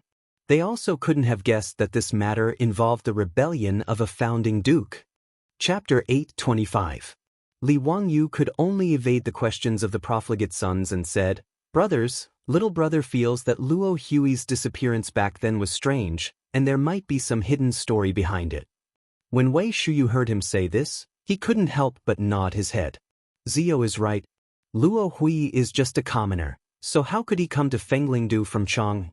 Back then, Chang and Wanyan sent out arrest warrants, but they couldn't find any trace of this birdman. If no one covered for him, how could he have escaped? The other silk pants nodded in agreement. When Luo Hui disappeared without a trace, everyone thought that he had been killed by Ho Junji. Now, it seemed like Duke Lu was the one who arranged for him to come to Fenglingdu. As for why Ho Junji would go through so much trouble to protect Luo Hui, it was worth thinking about. The silk pants weren't fools, and they quickly realized the crux of the matter and fell silent. This matter involved Duke Lu, Ho Junji, and it wasn't appropriate for the Puzhou bailiffs to know about it. Li Wangyu instructed Niu Wu, pick a few soldiers and follow the bailiffs of Fenglingdu to find Luo Hui. After finding him, keep a close eye on him. He then instructed the bailiffs of Fenglingdu, I'll have to trouble you to lead the way. There's no need for you to interfere in the rest. Li Wangyu had Niu Wu take out 50 taels of gold. Take this money and distribute it among your brothers. Consider it a reward for your hard work. The bailiff didn't dare to take it. This is what we should do. We don't deserve such a reward from Lord Marquis. Just take it. Don't talk so much nonsense. This money isn't for you alone, so what's the point of talking so much? Li Wangyu glared at him, scaring the bailiff into kneeling down. He took the gold with both hands and thanked Li Wangyu profusely. Li Wangyu's reward was naturally generous. 50 taels of gold was equivalent to 300 strings of copper coins. There were less than 100 bailiffs in Fenglingdu, and including the bailiffs from the other provinces, there were less than 200 people. This meant that each person could receive a large amount of copper coins as a reward, which was equivalent to their monthly salary. After sending away the bailiff, Li Wangyu and the others temporarily put the matter to the back of their minds and ignored it. Li Wangyu was not the slightest bit worried that his mansion's top brass would not be able to keep Luo Hui under control. After all, those veteran ruffians were all old foxes within the Jinwu guards. Not only were they highly skilled in martial arts, but they were also very slippery. With them keeping an eye on Luo Hui, Li Wangyu refused to believe that he wouldn't be able to find a weakness between Luo Hui and Ho Junji. However, this matter was not urgent. Li Wangyu reckoned that he would need to keep an eye on Luo Hui for a long time before he could gain anything. Feng Lingdu, the legitimate son of the county magistrate, eagerly invited everyone to stay at his residence but was rejected by Li Wangyu and the others. Everyone had snuck out to play. If they went to the Fenglingdu County Yamen with great fanfare, it would be too inappropriate. In any case, he didn't lack money, so Li Wangyu had someone find an exquisitely decorated hostel. He spent some money to reserve the entire hostel and brought Li Chengqian and the others to stay. On this day, Li Chengqian and Li Tai were extremely excited. The two of them had never had such an experience before. They played with Li Wangyu and the others for an entire day, but they didn't feel tired at all. After staying in the hostel, they even chatted with Li Wangyu, causing Li Wangyu to yawn incessantly. Only when he was truly exhausted did he chase them off to sleep. Li Wangyu collapsed onto the bed in the inn and quickly went on a date with the Duke of Zhou's daughter. However, when he had just fallen asleep in the middle of the night, a series of thunderclaps suddenly rang out in the sky, waking him up from his sleep. In a few moments, a torrential downpour came pouring down as if a hole had been opened in the sky. The thunderstorm was mixed with the crackling of lightning and thunder, creating a truly frightening scene. Li Wangyu was worried that Li Chengqian and Li Tai would be scared, so he hurriedly put on his clothes and went to the two boys' room. Sure enough, the two boys had long been frightened awake by the thunderclaps. At this moment, they were also curled up on the bed, feeling uneasy. Seeing Li Wangyu come in with an oil lamp, the little fatty Li Tai hurriedly said, "Teacher, why is the rain so heavy?" Nothing bad will happen, right? Li Wangyu smiled and said, "What can happen? Hurry up and go to sleep. We'll return to Huayin County tomorrow." Although he said that, Li Wangyu faintly felt that something was wrong when he heard the thunderclaps. The rain outside was really too heavy. Li Wangyu had never seen such heavy rain in the 2 years since he transmigrated to the Tang dynasty. However, he was only worried that the rain was too heavy and he didn't know if it would stop after dawn. Moreover, because of the heavy rain, the water level of the Yellow River would definitely rise and become turbulent. He didn't know if it was safe to take a ferry to cross the river. Li Wangyu pondered these things while staying in Li Qingqian and Li Tai's room to accompany them. Not long after, the rich kids were all woken up and gathered around. "Damn it, is the sky leaking? Why is it raining so heavily? It was still fine during the day." Cheng Chumo grumbled unhappily. "Zio, tonight's rain is very evil. Nothing bad will happen, right?" Fang Yai yawned. Hearing the sound of the heavy rain outside, he was also somewhat worried. At this moment, because the rain was too heavy, the courtyard of the hostel had already started to accumulate water.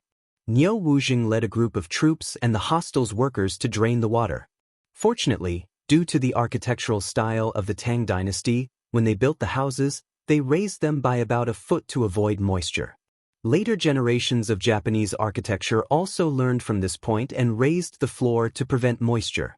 Therefore, although there was a lot of water in the courtyard, there was no need to worry about the rain seeping into the house. It should be fine, right? Li Wangyu was also somewhat uncertain. However, this rain made him feel that he seemed to have overlooked something.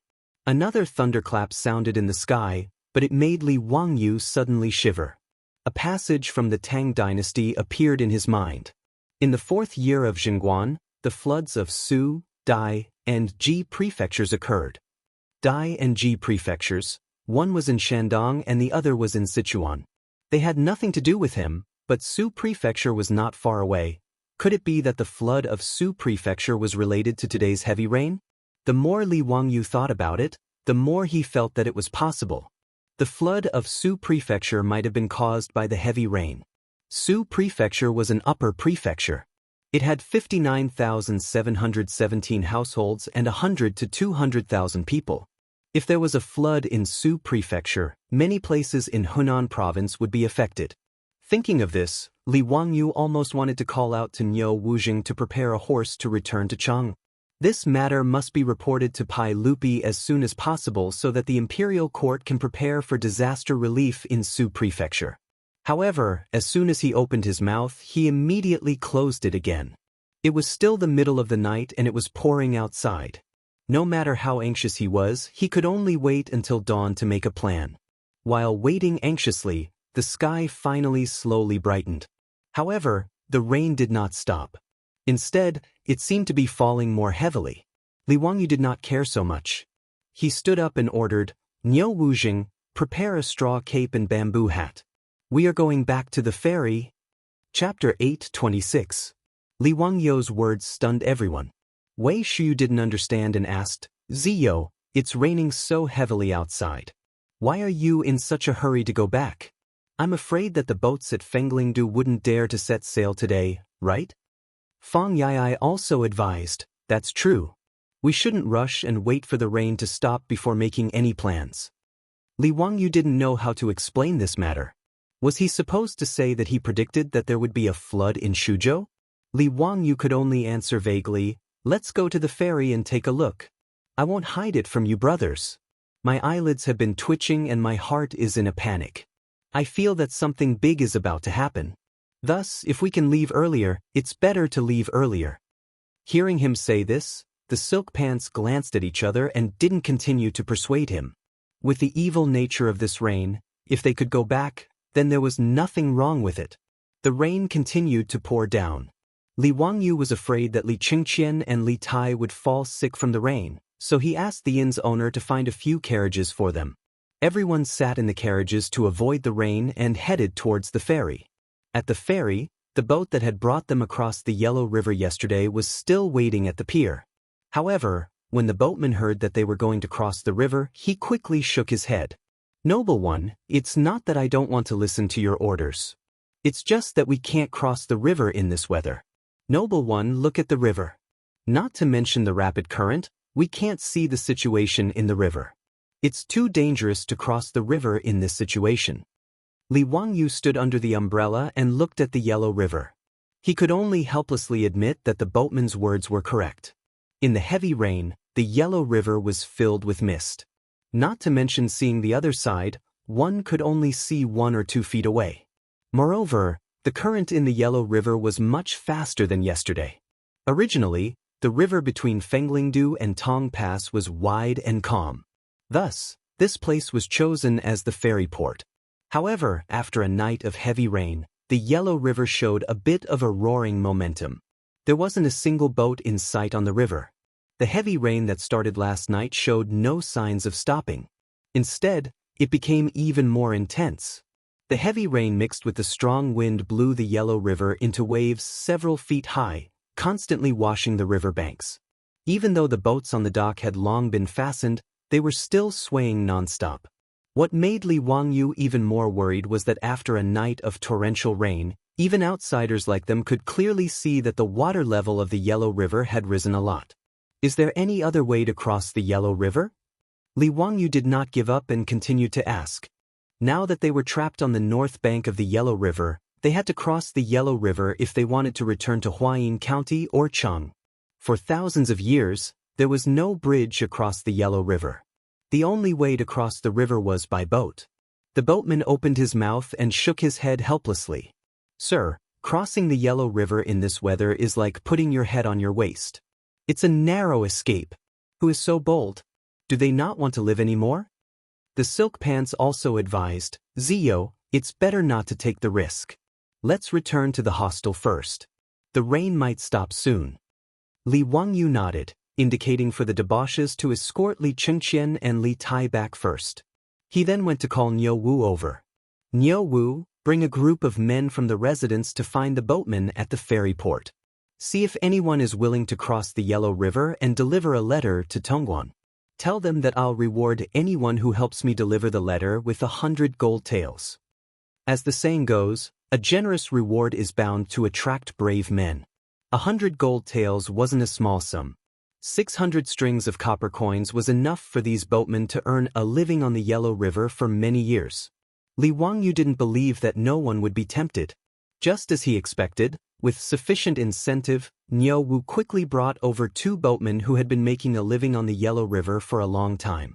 Li Wangyu didn't hesitate. He immediately had Niu Wu bring over 200 gold taels and gave it to them on the spot. He wasn't afraid that the 2 of them would take the money and run away. As long as they weren't like Luo Hui, who had the backing of a powerful figure like Ho Junji, where could they run to even if they took his money? Li Wangyu found a nearby shop and borrowed a brush and paper from the shopkeeper. He immediately wrote several letters, stamped them with his seal, placed them in bamboo tubes, and sealed them with wax. After doing all this, he called over the 2 boatmen and handed them the bamboo tubes. Give these 2 bamboo tubes to the commandant stationed at Tongguan. Once he's seen them, he'll deal with the rest of the letters. As long as you can deliver the bamboo tubes to the commandant, you'll have done a great service. Afterward, this marquis will heavily reward you. Do you understand? We dare not serve Lord Marquis to our deaths. Now that the 2 boatmen knew that the noble who had offered them a reward of 100 gold taels was a marquis, they naturally worked even harder. Riches and honor were sought in the midst of danger. It was no wonder that the 2 of them dared to put their boats into the water and attempt to cross the Yellow River in this weather. Li Wangyu stood on the shore, wearing a straw raincoat and a bamboo hat. He watched as the 2 boatmen untied the ropes of the 2 wooden boats and rowed the oars to the other side of the Yellow River. Not long after, the 2 wooden boats disappeared into the dense curtain of water, without a trace. Li Wangyu could only silently pray that the 2 of them would be able to safely deliver the letters to the other side. He couldn't be blamed for being so ruthless as to use such a large sum of money to lure people into risking their lives for him. This matter truly could not be delayed. If Pai Lupi and the imperial court had ordered disaster relief a day earlier, a few more of the more than 100,000 people in Shuzhou would have been able to survive. Otherwise, under the torrential rain, Shuzhou would be flooded. With the current conditions, Li Wangyu could completely imagine what kind of hell Shuzhou would be like. Last night, Li Wangyu had already ordered someone to find a map of Shuzhou and roughly looked over it. Fortunately, Shuzhou was not near the Yellow River, which meant that this year's flood in Shuzhou was not the Yellow River bursting its banks. Of course, if the Yellow River were to burst its banks, the disaster would not be limited to Shuzhou alone. However, Shuzhou had the Ying River, the Shuangni River, and the Qinglu River. Among them, the Ying River and the Shuangni River were tributaries of the Huai River. In history, the Huai River had flooded many times and caused many large-scale floods. The phrase, heavy rain disaster, light rain disaster, and no rain drought, referred to the Huai River basin. Li Wangyu could almost conclude that the area affected by the unending torrential rain would be quite large. Even the Yellow River's water level had risen a lot, not to mention the Huai River basin. The flood in Shuzhou in the 4th year of Zhenguan was definitely caused by this torrential rain. After sending off the messenger, Li Wangyu helplessly sighed and returned to the inn with Niu Wu and the others, patiently waiting for the torrential rain to stop. No one had expected that this torrential rain would continue for 3 days and 3 nights without any signs of stopping. As for the 2 boatmen who had risked their lives to cross the Yellow River to deliver the letter, there was no news of them at all. Li Wangyu also did not know whether or not Pai Lupi and the imperial court had received his letter. On the 4th day, the torrential rain finally stopped, but it still did not clear up. Instead, it began to drizzle. Chapter 8:27. Li Wangyu looked at the sky and ordered Niu Wu to arrange for people to check the situation at the ferry to see if they could cross the river today. They had been trapped in Fenglingdu for 3 days, so Huayin County probably wouldn't be able to hide it any longer. He didn't expect that he would be trapped in the north bank of the Yellow River when he brought Li Chengqian and Li Tai out to play. It was really unlucky. Li Wangyu was more concerned about whether the letter he sent across the river had reached Chang'an City. The wastrels were already bored in Fenglingdu. They were trapped in the hostel every day and couldn't go anywhere, which made them very depressed. If they had known earlier, they would have stayed in Huayin County. However, what Li Wangyu and the wastrels didn't expect was that the troops who went to check the situation at the ferry hadn't returned yet. On the street outside the hostel, there was the sound of horse hoofs. Cheng Chumo listened and his face changed. Ziyo, why does it sound like the Imperial Army? Only the Imperial Army would be able to produce such an orderly gallop. The wastrels looked at each other and then at Li Chengqian and Li Tai. Why would the Imperial Army appear in Fenglingdu? Were they here to look for the Crown Prince and King Yu? Before Li Wangyu could send someone out to check on the situation, the innkeeper of the hostel stumbled in and reported while panting, Esteemed guests, there is a large group of Imperial guards outside. They have surrounded the hostel below. Are they here to look for esteemed guests? Li Wangyu thought to himself. It seemed that his letter had been delivered. But why didn't Pai Lupi send people to Shuzhou to provide relief? Why did he send the Imperial Army to Fenglingdu? Was he afraid that something would happen to Li Chengqian and Li Tai? Li Wangyu and the others hurried out of the hostel. The scene in front of them gave them a fright. The street outside the hostel was already blocked by the fully armed Imperial Army, chasing away all the onlookers. In front of the Imperial Army, there was a full set of honor for the founding Marquis, the Crown Prince, and King Yu. The person in front was actually Mi Tuo, an old acquaintance. Li Wangyu couldn't help but rub his nose. What did Pai Lupi mean by this? What were they trying to do by showing off their honor with such great fanfare? Li Wangyu saw Aphrodite in the crowd. She stuck her tongue out at him embarrassedly and secretly pointed at Mito, implying that they had been exposed. When Mi Tuo saw Li Wangyu, Li Chengqian, and Li Tai, he bowed and then took out a yellow scroll. Li Wangyu, Marquis of Hu County, received the imperial edict.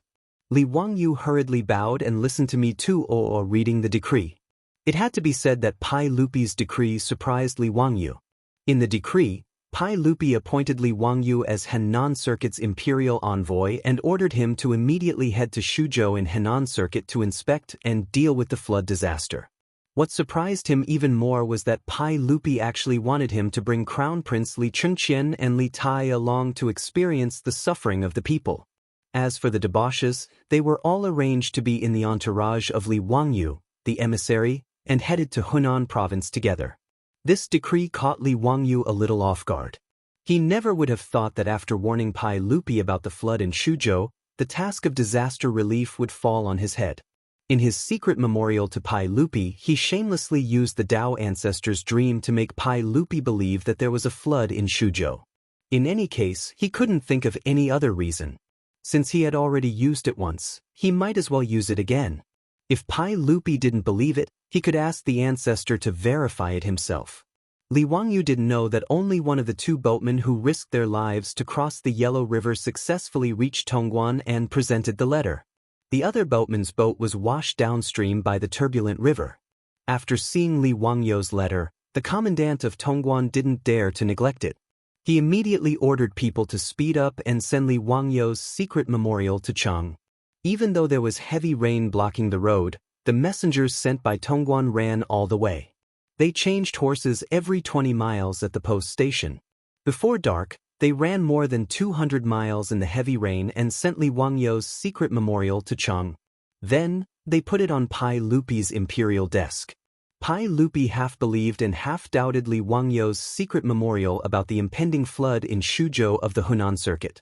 As for Li Wangyu's words about the Daoist ancestor's dream, Pai Lupi didn't believe it at all. Last time, when the aristocratic families attacked and wanted Pai Lupi to condemn himself, he suspected that Li Wangyu was behind it. It was just that he didn't have any evidence. However, Pai Lupi couldn't completely disbelieve Li Wangyu's words. After all, although his nephew was mysterious, he had never joked about such an important matter. Pai Lupi thought for a moment, then ordered people to invite Fang Xianling, Du Ruhui, and Zhang Sun Wuji over. He passed Li Wangyu's secret memorial to them and asked for their opinions. After Fang Xianling and the others read the secret memorial, they were still half doubtful. Your Majesty, from what I see, we have to be wary of what Marquis Huxian said. If Shuzhou really floods, within 4 to 5 days, there will be news from the Shuzhou provincial governor. However, no matter what, it is best to be prepared. Fang Xianling was a very reliable person, and his words were also very stable. Du Ruhui nodded his head in agreement. Zhang Sun Wuji thought about it, then said, "Why don't you appoint Marquis Huxian as the Henan envoy and order him to head there immediately? If there really is a flood in Shuzhou, Marquis Huxian can also make a prompt decision to save the people from the disaster." Zhao Guigong's idea is good, I agree. When Pai Lupi saw that his 3 trusted officials all had the same opinion, he immediately made up his mind to appoint Li Wangyu as the Henan envoy. Henan envoy was not an official position but an envoy. In the Tang dynasty, the bureaucratic system was split into titles, officials, and envoys. Simply put, titles and officials represented the rank of an official. Officials were the specific duties of an official. Officials were used to reward people with military achievements. Envoys were similar to special agents. They did not have a rank and did not have any benefits. However, they could directly deal with specific matters, which meant that they had power. Li Wangyu's title was the Marquis of the founding of the country. Officials were Yinqin Guanglu Daifu, secondary grade 3. These were his benefits and status. As for his position, he was an official, which was Huayin County's county magistrate. The official rank determined Li Wangyu's position and official robes. Hence, when he was in Huayin County, he wore a purple official robe. How could this not make Shang Zimo and the rest, who were wearing green official robes, feel extremely frustrated? The Henan envoy that Zhang Sun Wuji suggested was the envoy position. Henan envoy was equivalent to the Tang dynasty's version of the imperial envoy, and its power was even greater. Henan meant to demote and abolish, while envoy meant to promote. Hence, Henan envoys had the name of patrolling, pacifying, and supervising. They were the representatives of the heavens and had the power to promote, reward, and punish the officials in the area they were patrolling. They could even act at their own discretion, acting first and reporting later. The reason why Pai Lupi accepted Zhang Sun Wuji's suggestion was also because he loved Li Wangyu. If Li Wangyu was right, then it would be great.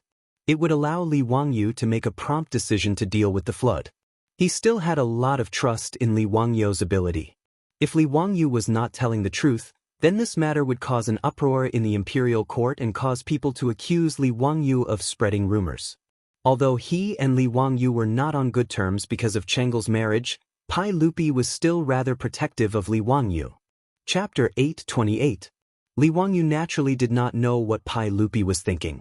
He did not expect that his secret memorial to Pai Lupi, hoping that Pai Lupi would make preparations in advance and arrange for people to go to Shuzhou for disaster relief, would fall on his head in the end.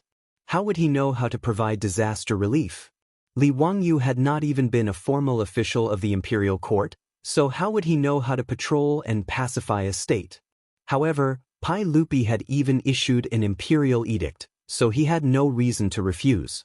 He also did not expect that Pai Lupi would arrange for Li Qingqian and Li Tai to go to Shuzhou with him. In fact, this was very normal. In Pai Lupi's view, Crown Prince Li Qingqian and Li Tai still did not understand the suffering of the common people. Although these two had been returning to Dingzhou village and Chang, and for a long time, how could they have seen the suffering of the common people in Dingzhou village and the academy? The original Dingzhou village was really poor. It was a mud-like village, a poor place where it was difficult to even marry a wife. But after Li Wangyu moved back to Dingzhou village, this remote and desolate village had, in just 2 short years, become the wealthiest village in the Great Tang. There was no other village that could compare. It was not an exaggeration to say that even in Chang and the wealthy merchants in the west of the city, the quality of life was much worse than Dingzhou village in terms of quality of life. As the saying goes, one knows etiquette when one has enough grain, and one knows honor and disgrace when one has enough food and clothing.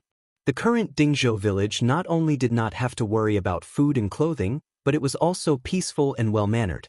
The naughty children in the village were all sent by Li Wangyu to study in the academy, making the people in the surrounding counties extremely envious. If a family's daughter could marry into Dingzhou village, then her family would definitely hold a big banquet and celebrate for 3 days and 3 nights, letting the neighbors and friends know that their daughter had married into Dingzhou village. Therefore, Li Qingqian and Li Tai were more comfortable in Dingzhou village and the academy than in Taiji Palace. Naturally, they didn't understand the suffering of the people. Pai Lupi gladly accepted Zhangsun Wuji's suggestion to appoint Li Wangyu as the appointed envoy. He immediately thought of having Li Qingqian and Li Tai, who were also in Huayin County, follow Li Wangyu on this trip. If there really was a flood in Shuzhou, he could let his 2 sons truly understand the living conditions of the common people. With over 1,000 guards by his side, he naturally didn't have to worry about his sons' safety. Pai Lupi naturally didn't know that his 2 sons had been secretly taken away by Li Wangyu. They had already shaken off the imperial guards and sneaked out to play. In Li Wangyu's secret memorial to Pai Lupi, he did not dare to mention this. Otherwise, Pai Lupi, who loved his sons dearly, might personally run to Fenglingdu and hang Li Wangyu up to teach him a lesson. Mi Tuo accepted the task of announcing the imperial edict at Fenglingdu and led the officials of the Ministry of Civil Affairs out of Chang, in city in the morning of the next day in the heavy rain, heading for Huayin County. Mi Tuo had originally planned to pick up Crown Prince Li Wangyu and Prince Li Tai at Huayin County and meet up with the 1,000 imperial guards. Then, they would cross the Yellow River and head to Huayin County to announce the imperial edict to Li Wangyu. Who would have thought that the group would be stopped by Lai Hot's troops when they rushed to Huayin County? They said that the Crown Prince and Prince Li Wangyu had been grounded by Li Wangyu. They were punished to repent in the house and were not allowed to take half a step out. No outsiders were allowed to enter. Mi Tuo didn't care about this and directly barged in. However, the Crown Prince and Prince Li Wangyu were nowhere to be seen. The beautiful blonde Avro looked at Mi Tuo in horror. She was still holding a snack in one hand and stuffing it into her mouth, while her other hand was frantically hiding her phone behind her back. Avro didn't dare to let outsiders see such an immortal treasure. Mi Tuo was also dumbfounded. He looked around the room and didn't see any trace of the Crown Prince or Prince Li Wangyu. He hurriedly asked, "Avro, where are the Crown Prince and Prince Li Wangyu?" Avro hid her phone. Seeing that she couldn't hide it any longer, she stuck her tongue out at Mi Tuo and made a funny face. "Hee hee, the Crown Prince and Prince Li Wangyu went to Tongguan with you 2 days ago." She still didn't know that Li Wangyu and the others had already crossed the Yellow River and ran to Fenglingdu.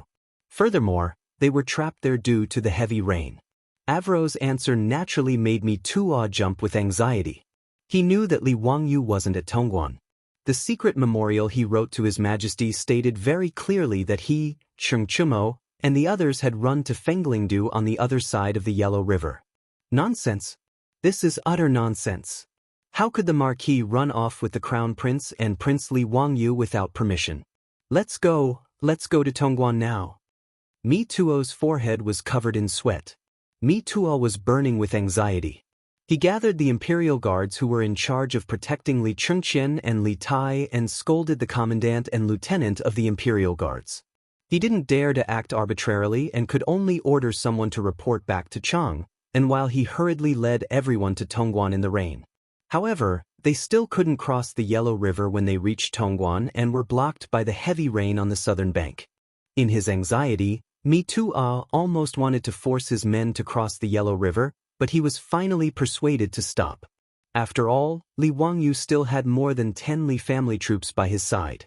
Coupled with Cheng Chumo and the other foppish sons, the Crown Prince and Prince Li Wangyu's safety shouldn't be a problem. Mi Tuo was so anxious that his mouth was covered in blisters. However, he couldn't change God's mind and could only lead his men to wait at Tongguan for a day and a night. On the morning of the second day, the torrential rain that had been raging for 3 days finally stopped and turned into a drizzle. Mi Tuo couldn't wait any longer and urged the commandant to find a ferry. Thousands of people began to cross the Yellow River. Mi Tuo boarded the ferry first and led dozens of imperial guards to cross the Yellow River. He happened to meet the Lai hot troops that Li Wangyu had sent to check the situation at the ferry. He hurriedly summoned the Lai hot troops and asked about the situation. After learning that the Crown Prince and Prince Li Chengqian were safe and sound, he was relieved. He asked the Lai hot troops to lead the way and everyone rushed to the hostel to read the imperial edict. After Li Wangyu asked about the reason, he could only pretend that he didn't see Mi Tuo's sad expression. After all, he was in the wrong in this matter.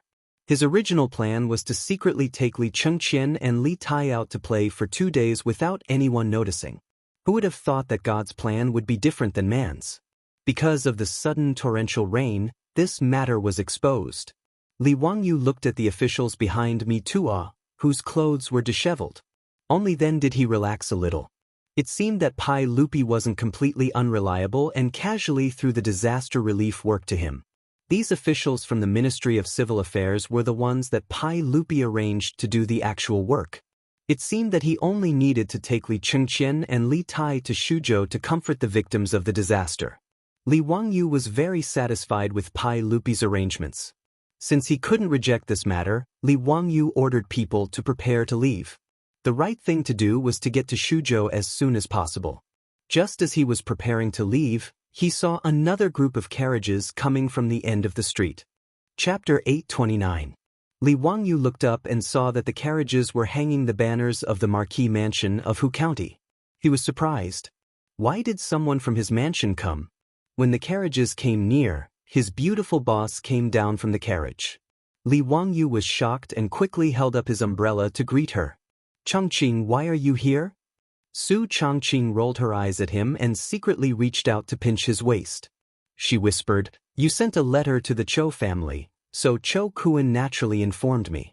I also heard that you were appointed as the Hunan Daoist envoy by Li Shimin. I guessed that you were going to Shuzhou for disaster relief, so I quickly followed to see if I could help. Li Wangyu suddenly understood, but secretly cursed Chou Kuan in his heart. He was unreliable. The letters he sent out, in addition to the secret memorial to Pai Lupi, were sent to the Chou family in Chang. In the letter, he told Chou Yuanliang that there might be a flood in Shuzhou, so he ordered Chou Yuanliang, a big grain merchant in Chang, to collect more food and prepare to send it to Shuzhou for sale. Li Wangyu was not a saint, so he had his own calculations. If there was a flood in Shuzhou, the food transported by the Chou family would be purchased by the imperial court and used for disaster relief. The Chou family could also make a small profit, and the people of Shuzhou would not starve. After all, compared to the government transporting food to Shuzhou for disaster relief, It was obvious that the speed of a big grain merchant like the Cho family would be much faster. This kind of thing was beneficial to everyone. At most, the imperial court would have to spend a little more money. Li Wangyu did not expect that the fat Cho Kun would inform his beautiful boss about this. Hee, Changqing, it's great that you can come. It's good to have you to advise me. Li Shimin suddenly made me the Hunan Taoist envoy. I'm still confused.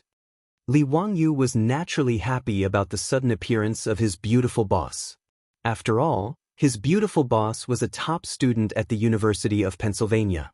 In terms of management ability, she was several streets ahead of him. There was no reason for him not to be happy when there was a beautiful woman giving him advice behind his back. It had been raining for 3 days and 3 nights, and Li Wangyu didn't know what was going on in Suzhou. He could only make the best use of his time and arrange for everyone to set off for Suzhou. It was rather convenient to travel from Fenglingdu to Suzhou. Nowadays, the waterways of the Tang dynasty were much more convenient. From Fenglingdu, one could take a boat and go down the Yellow River to Zhengzhou. From there, one could reach Suzhou through the Tongji Canal.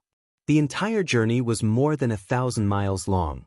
Following the river, it would take about 2 days to reach the Su province.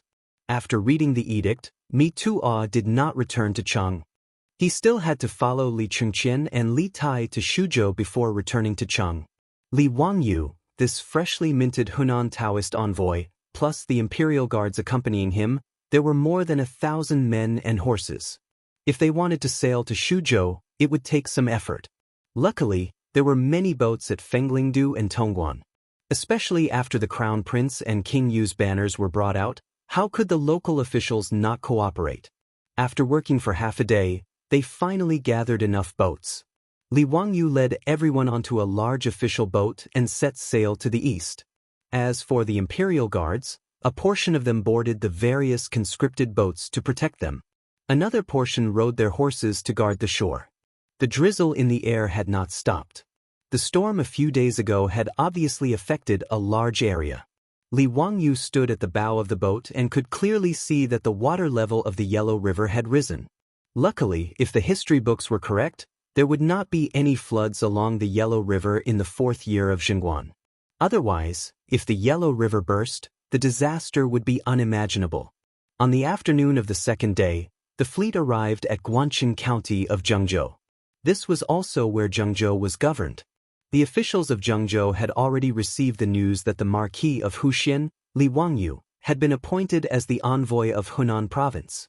He led the Crown Prince and King Yu to patrol Hunan Province.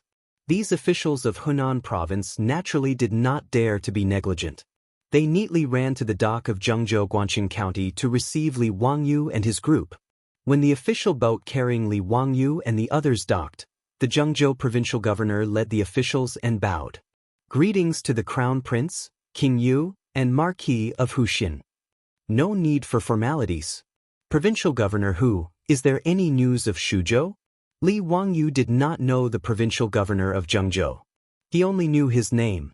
He did not have the time to be courteous with these Zhengzhou officials and directly asked about the situation of Suzhou. Zhengzhou and Suzhou were neighbors. If there was news, the officials of Zhengzhou would naturally know.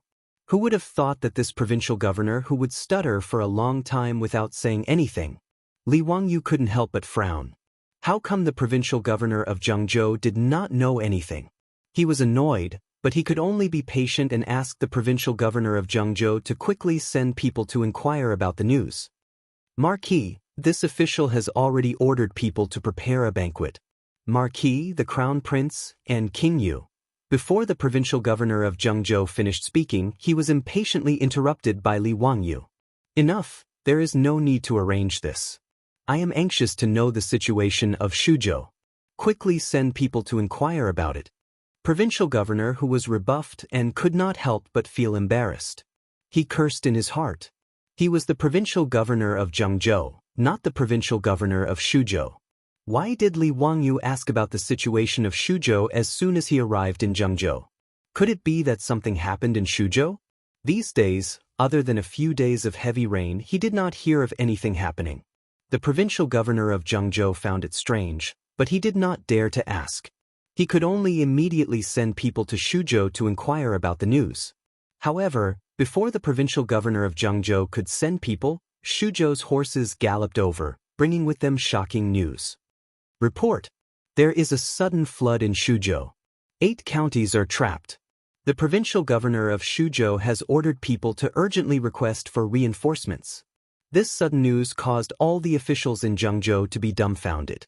The provincial governor of Zhengzhou was even more shocked. He looked at Li Wangyu with an expression of bewilderment. Li Wangyu was worried that he would not be able to see anything. He did not care about the shock of the officials in Zhengzhou and hurriedly sent people to report in detail. The Ying River and Shuangwei River in Shuzhou have already burst because of the continuous heavy rain last night. Currently, most of Shuzhou has been swallowed by the flood. Including Changxi County, 8 of the 9 counties in Shuzhou have been surrounded by the flood and are in imminent danger. When Li Wangyu heard this news, he was instantly stunned.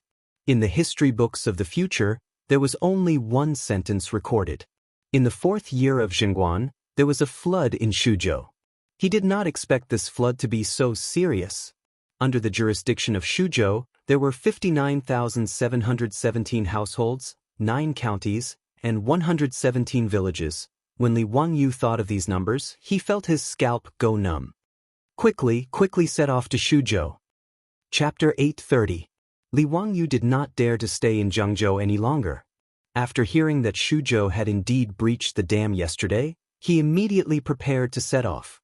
However, just as he was about to board the ship, he stopped and turned to the Zhengzhou provincial governor.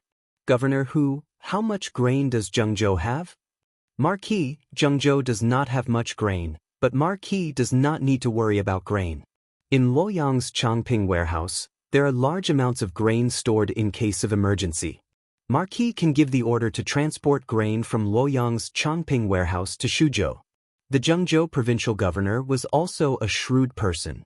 He immediately understood the meaning behind Li Wangyu's words and quickly replied. He was not lying. The Tang dynasty had Changping warehouses in Luo, Xiang, Yu, Su, Qi, Ping, Qin, and Puzhou to store large amounts of grain. These grain stores were first to stabilize the price of grain and prevent the grain from being cheap and harming the farmers. Secondly, it was to prevent bad harvests. For example, during the locust plague in the 2nd year of Xingguan, the local government relied on the grain in Changping warehouse to save the victims. Secondly, it was to deal with national matters such as military expeditions or major construction projects. Luoyang was not far from Zhengzhou, only 200 miles away. Using 4-wheeled carriages to transport grain, one could reach in a day. Li Wangyu ordered people to summon the civil officials on the ship. After asking them and confirming this point, he was slightly relieved. With the grain in Luoyang's Changping warehouse and his orders to transport grain to Zhengzhou, grain should not be a big problem. In his mind, for such a disaster, as long as there was enough grain to ensure the survival of the victims, there would not be any problems. Li Wangyu ordered the civil officials to leave a few people behind and immediately set off for Luoyang's Changping warehouse to transport grain to Zhengzhou and then to Shuzhou through the Tongji Canal. He hurriedly boarded the ship and led the fleet toward Shuzhou. Zhengzhou was 200 miles away from Shuzhou. If they went with the flow, they could reach it in 6 to 8 hours. When the fleet entered Shuzhou, the scene in front of them shocked everyone. Their fleet was originally going along the Tongji Canal. The Tongji Canal was a man-made canal that Emperor Yang Guang dug for the millions of men and women in Hunan. Due to the need for the dragon boat of Emperor Yang of Sui, the canal was dug very deep. It was 40 steps wide, which was about 60 meters. It could be considered very wide. However, when the fleet entered the territory of the Su province, everyone could hardly tell where the river was and where the land was. As far as the eye could see, there was only a vast ocean. Although the Tongji Canal did not burst, the outside of the canal was completely flooded. The water even overflowed the embankment of the Tongji Canal and poured into the canal. On both sides of the river, one could vaguely see villages in the distance. At this time, only a few dilapidated walls were left. Corpses of cows, sheep, and pigs were floating in the filthy water. From time to time, one could even see the corpses of people who had drowned in the flood. In the distance, there were still quite a few commoners taking refuge in the trees and roofs. When they saw the fleet, they all cried out for help. It was a miserable scene. Li Wangyu did not dare to be negligent. He quickly ordered the fleet to lower the boats so that the imperial army could save the people. Fortunately, Li Wangyu and the others had more than 1,000 imperial army guards protecting them. Thus, when they set off from Fenglingdu, they also gathered a lot of ships. After the Zhengzhou provincial governor learned of the flood in Shuzhou, he also arranged for ships to follow them. There was a place to settle these people who were saved. Li Wangyu ordered for the rescued people to be sent back to Zhengzhou. He continued to lead the fleet toward Xianxia County. Along the way, Li Wangyu's fleet had been saving the people on both sides of the Tongji Canal.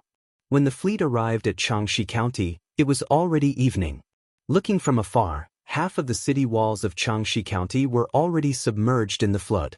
It was obvious that the Shuzhou provincial governor was also surrounded by the flood. The tens of thousands of commoners within the city were also in danger. Li Wangyu originally wanted to immediately change to a small boat and head toward Xianxia County.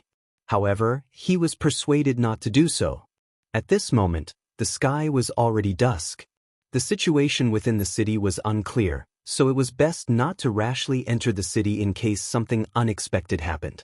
Li Wangyu pondered for a moment.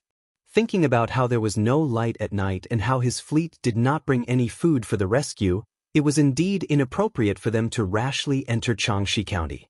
As such, he did not insist. However, he still ordered the imperial guards to send people to take a small boat to Xianxia County to gather information. If possible, he wanted to find the Shuzhou provincial governor and the officials of Xianxia County to ask about the situation. Standing at the head of the boat, looking at the dozens of imperial guards slowly rowing the small boat toward the county not far away, Li Wangyu could not help but let out a long sigh. In this era, human lives were simply too fragile in the face of disasters. Furthermore, he felt that he had overlooked something, but he could not figure out what it was. At this moment, Su Changqing walked to his side and stood shoulder to shoulder with him. Looking at the city walls in the flood, she suddenly said, "Wangyu, there's something that I think you should make plans for." What? Li Wangyu did not understand her words. Su Changqing brushed aside the hair on her forehead that had been messed up by the wind and said, "Did you forget that after a disaster, there will be a plague?" Her words were like a clap of thunder that exploded in Li Wangyu's ears, causing his body to sway. As expected, he felt that he had forgotten something. The plague. Since ancient times, due to the poor sanitation in Wuxia, it had become a law that after a disaster, there would be a plague. Especially after a flood, when the corpses of the livestock and people were soaked in the flood, the water would definitely be filled with the virus. If it was not treated, it would be strange if the livestock and people did not get sick after drinking the contaminated water. Furthermore, due to the poor medical conditions and the lack of experience in preventing epidemics, once an epidemic broke out, even the officials and doctors could easily get sick and die. Li Wangyu thought that if an epidemic broke out in Shuzhou after the flood, the scene would be too terrifying. Thinking about the scene of an epidemic, his back was covered in a layer of white sweat. At this moment he saw a boatman at the head of the boat. He used a rope to tie a bucket of water and put it into the river. He lifted the bucket of water and was about to put it into his mouth. Li Wangyu immediately rushed over and kicked the boatman who was about to drink the water. The boatman staggered and the water in his hands spilled everywhere. That boatman was kicked into a daze, but he did not understand what mistake he had made to make the noble so angry. He also did not dare to argue and quickly knelt down, begging for forgiveness. Li Wangyu ignored that boatman and directly called Niu Wu. Niu Wu, pass down the order that no one in the fleet is allowed to drink the water. It must be boiled first before drinking. Every day, everyone must wash their hands at least 3 times. If there is anyone who disobeys, this marquis will severely punish them. Chapter 8:31. Li Wangyu's orders were basic knowledge that all future generations knew about, but in the eyes of the Tang, they were making things difficult for them. Although the boatman who had been kicked by him admitted his crime, he was inwardly cursing the marquis for meddling too much. Wasn't this how boatmen always lived their lives? Who had the time to boil water when they were sailing? In his view, it was purely because a noble like Li Wangyu had nothing better to do that he even cared about how they ate and drank. Of course, The boatman didn't dare to say this out loud. He wasn't the only one with such thoughts. After Li Wangyu's order was passed down, the entire fleet was filled with complaints. After Li Wangyu discussed it with his beautiful boss, he issued even stricter orders. They forbade drinking unclean water, eating unclean food, defecating, spitting. A series of detailed rules made everyone complain incessantly. Let alone the boatmen and imperial army soldiers, even the hedonistic scions, Li Chengqian and Li Tai didn't understand why Li Wangyu had issued such an order. But Li Wangyu had no intention of explaining. After all, in this era, only Sun Simiao and Lu Shunwei understood the concept of bacteria because of the existence of microscopes. No one else understood these things. He also couldn't slowly explain to everyone what bacteria, pathogens, and viruses were. He could only use high-pressure measures to force everyone to accept. Anyone who disobeyed would be locked up or whipped. Fortunately, Li Wangyu was the founding marquis of the county and the Henan Circuit's envoy, so no one dared to disobey his orders. No matter how much the boatmen and imperial army soldiers complained about Li Wangyu, they could only obediently follow his orders.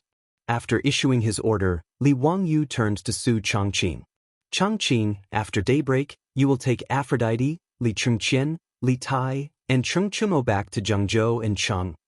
Since Shuzhou could become an epidemic area, Li Wangyu couldn't bear to let his beautiful boss take this risk with him. Even he couldn't help but tremble at the mention of an epidemic area. The virus didn't care who he was.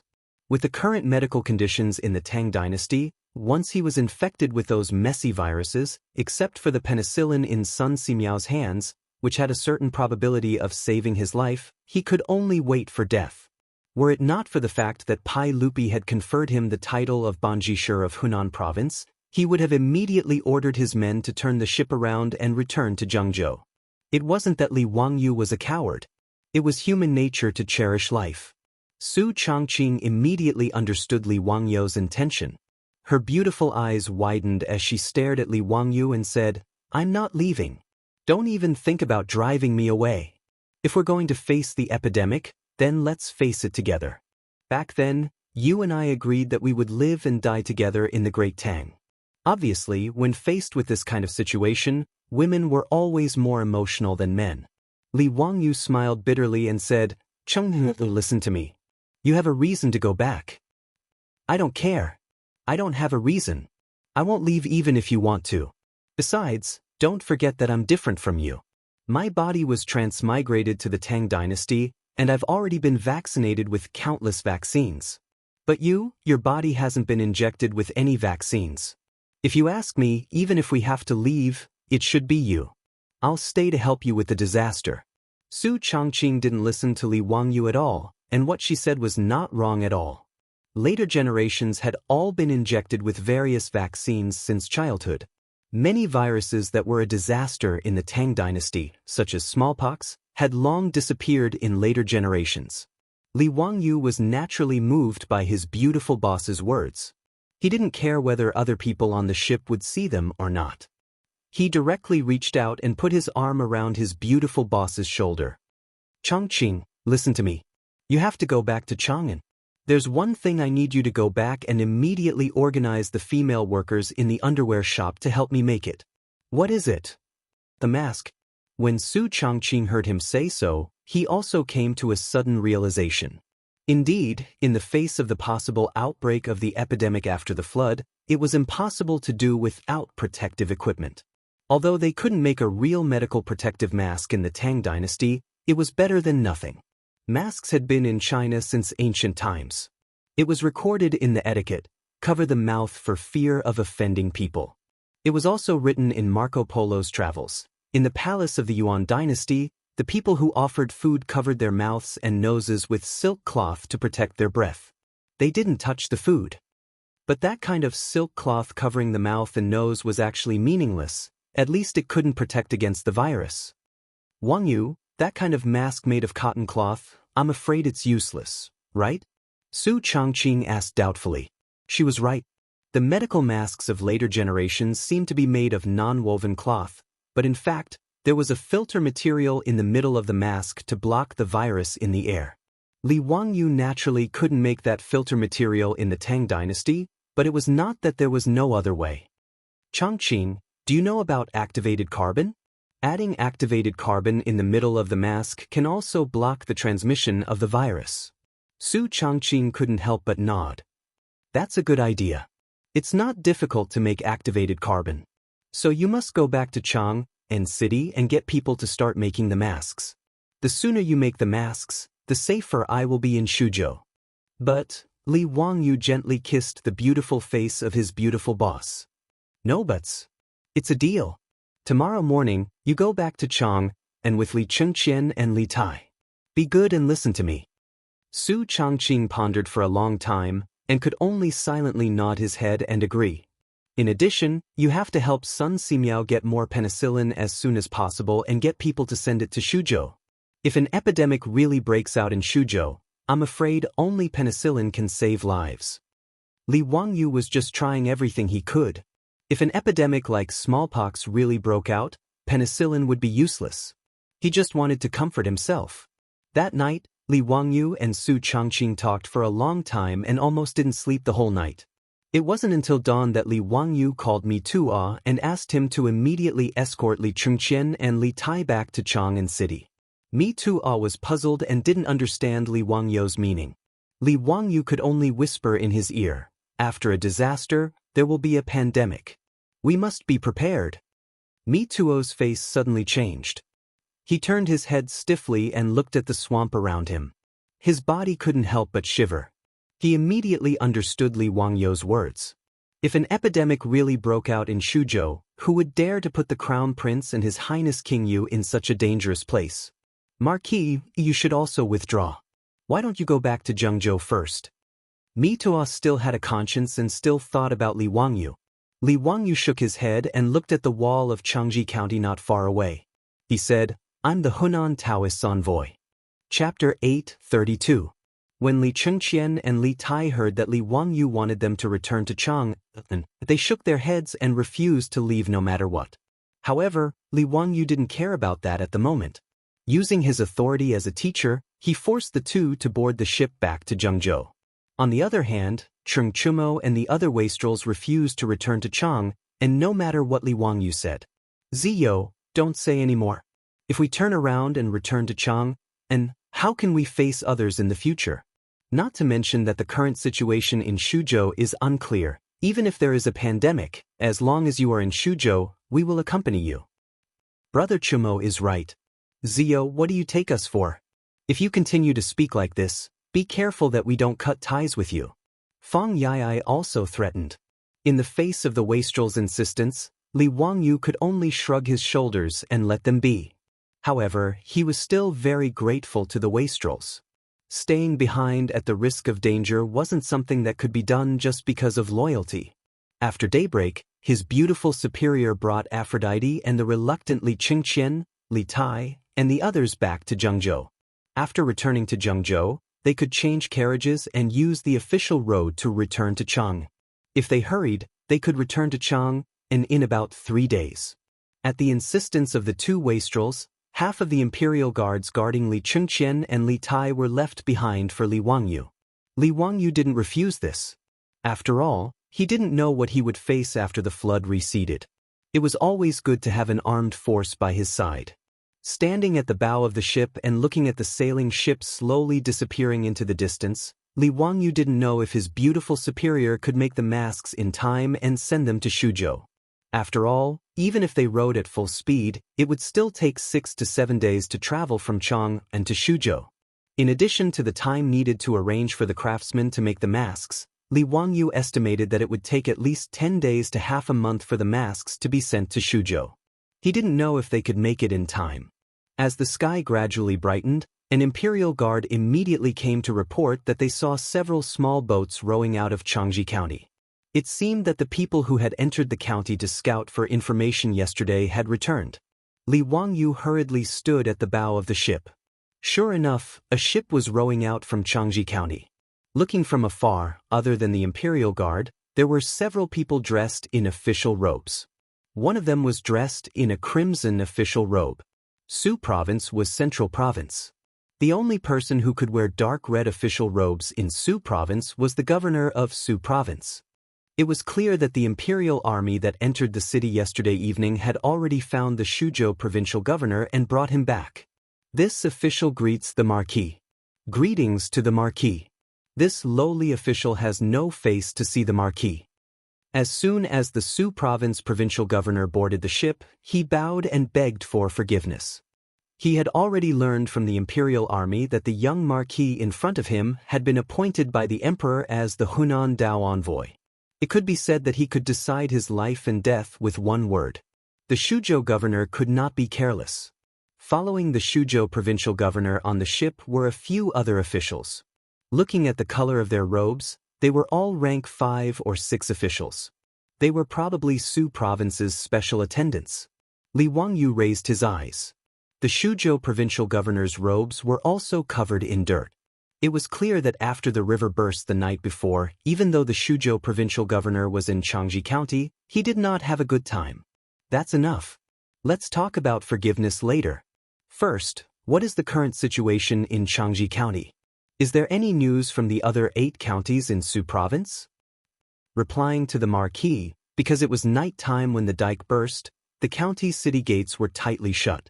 This is also a blessing in disguise. After receiving the warning, I immediately gathered the people of Xianxia County and used sandbags to block the 4 city gates. Although the county is surrounded by water, there is only knee-deep water within the city. There have not been any casualties. As for the other counties, there was news yesterday. The situation is similar to Xianxia County. The Shuzhou provincial governor's words made Li Wangyu feel slightly more at ease. Of the 59,717 households in Su province, most of them were gathered in the 8 counties. Due to the protection of the city walls, the disaster was not too serious. However, based on the scenes he saw along the way, the situation of the 117 villages scattered around was not optimistic. However, in this short period of time, Li Wangyu really could not gather people to help the victims. The only good news was that the heavy rain had stopped. According to the Shuzhou provincial governor's report, he had sent people to the Ing River and Shuang Ni River to check. The amount of water gushing out was slowly decreasing. If the heavy rain did not continue, the raging water would recede in a few days. How is the grain storage in Xianxia County? How long can it last?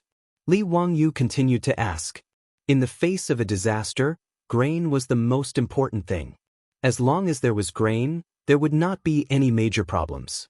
However, the Shuzhou provincial governor gave a bitter smile and gave him a piece of bad news. Marquis, although I did my best to order people to save the grain in the granaries, I only managed to save a portion. It should be enough to last the people of Xianxia County for 4 to 5 days. Li Wangyu was not surprised by his reply. The granaries of the Sui and Tang dynasties were mostly dug underground to store grain. When these granaries were being built, they would use fire to dry the surrounding soil. Then, they would place the ash and wooden planks one by one. In addition, the grain would be placed layer by layer, with straw mats separating each layer. If it was under normal circumstances, there would naturally be no problem with storing grain like this. However, when the flood outside the city reached the knees, these granaries would easily be flooded with dirty water.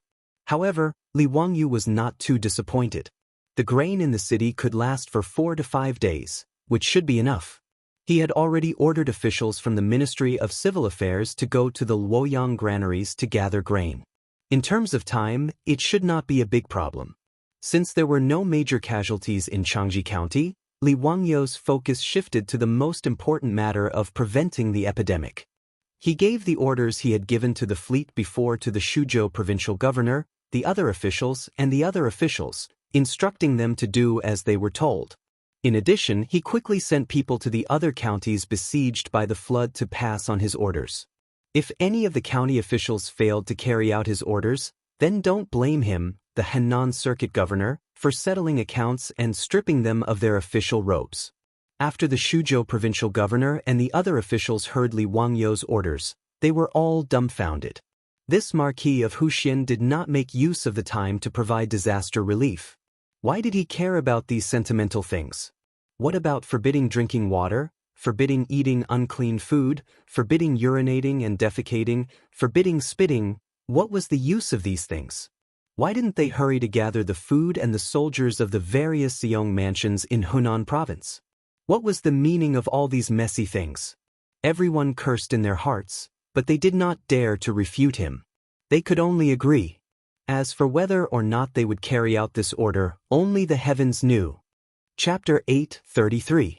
After Li Wangyu finished giving instructions on how to fight the epidemic, he suddenly slapped his forehead. Only then did he remember that he had forgotten two very important things. Alcohol. After the flood, mosquitoes and viruses would inevitably breed, and a large amount of disinfectant materials would be needed. Lime and alcohol were the best disinfectants. However, these two materials were far away in Chang'an City. The lime mine that he and Qing Yaojin worked together with the other dukes had already started to produce limitless lime, making the dukes' houses very rich. The alcohol needed to be refined in the wine workshop in the Qinling Mountains with high alcohol content.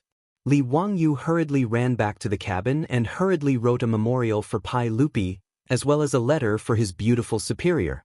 He gave it to Niu Wu and asked him to immediately arrange a fast boat to chase after Su Changqing's boat. If everything went smoothly, these materials would be transported from Chang and to Su province in 10 days. After arranging these matters, Li Wangyu also asked the Su province provincial governor to immediately arrange boats to search and rescue the people who were trapped by the flood. Most of the 500 imperial guards were also sent out by Li Wangyu to search for survivors. "Let's go, we will also go to Changji County to see the situation," Li Wangyu said as he ordered people to prepare boats. The Su province provincial governor and a group of Su province officials hurriedly dissuaded him. "Marquis, at this time the flood has not receded, and the situation in Changji County is not very optimistic. Marquis, why don't you wait on the big boat? It won't be too late to enter the city after the flood recedes." "Enough, don't say any more. I am now the Hunan province governor. How can I sit by and do nothing to the people in Changji County? If I don't personally see the situation in Changji County, when His Majesty asks, how can I answer? Should I tell His Majesty that I was afraid of an accident and did not enter Changji County?" Li Wangyu's words made it difficult for the Su province officials to continue persuading him. They could only obediently board the small boat again.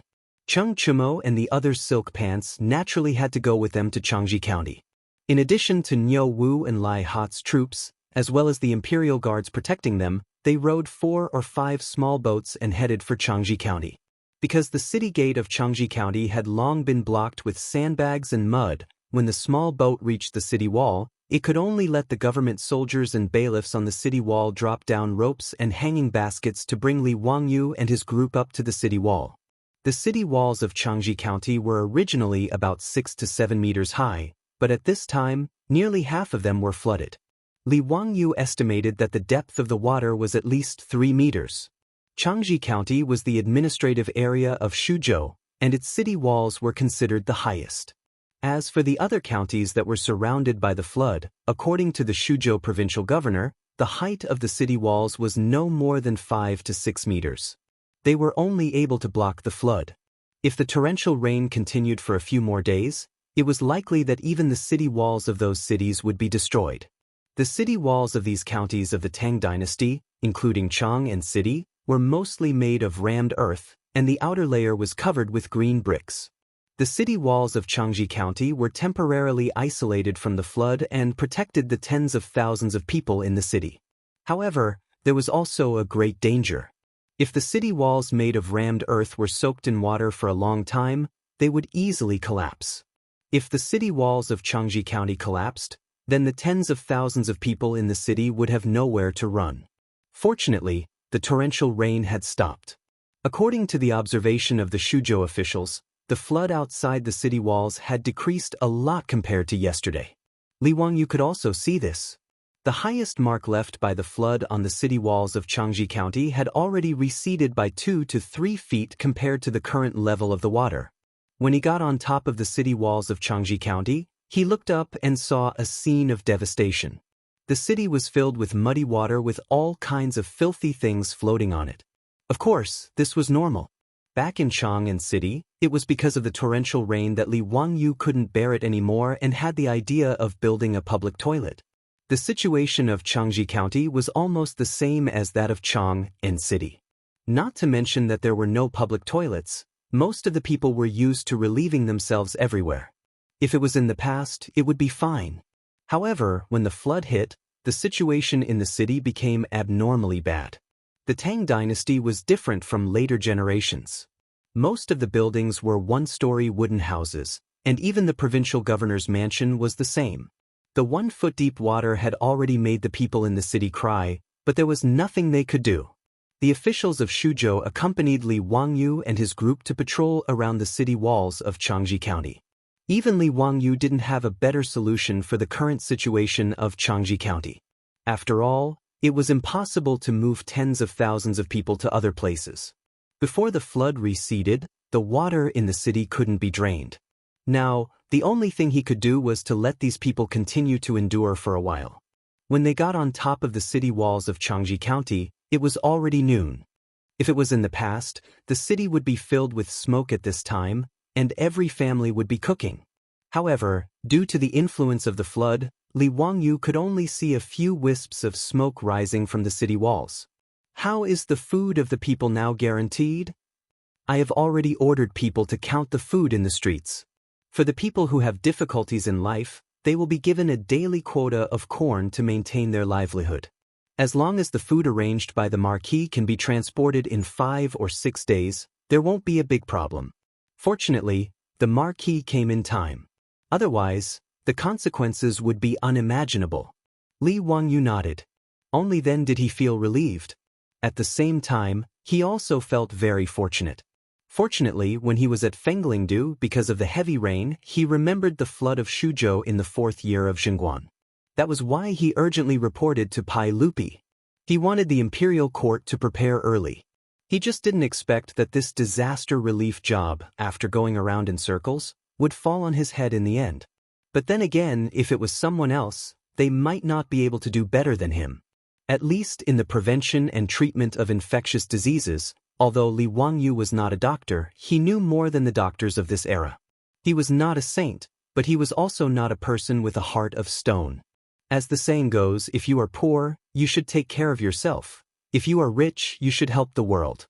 Now that he was the marquis of the founding county of the Tang dynasty, he naturally had to do something for this era, for the Tang dynasty, and for the people of the Tang dynasty.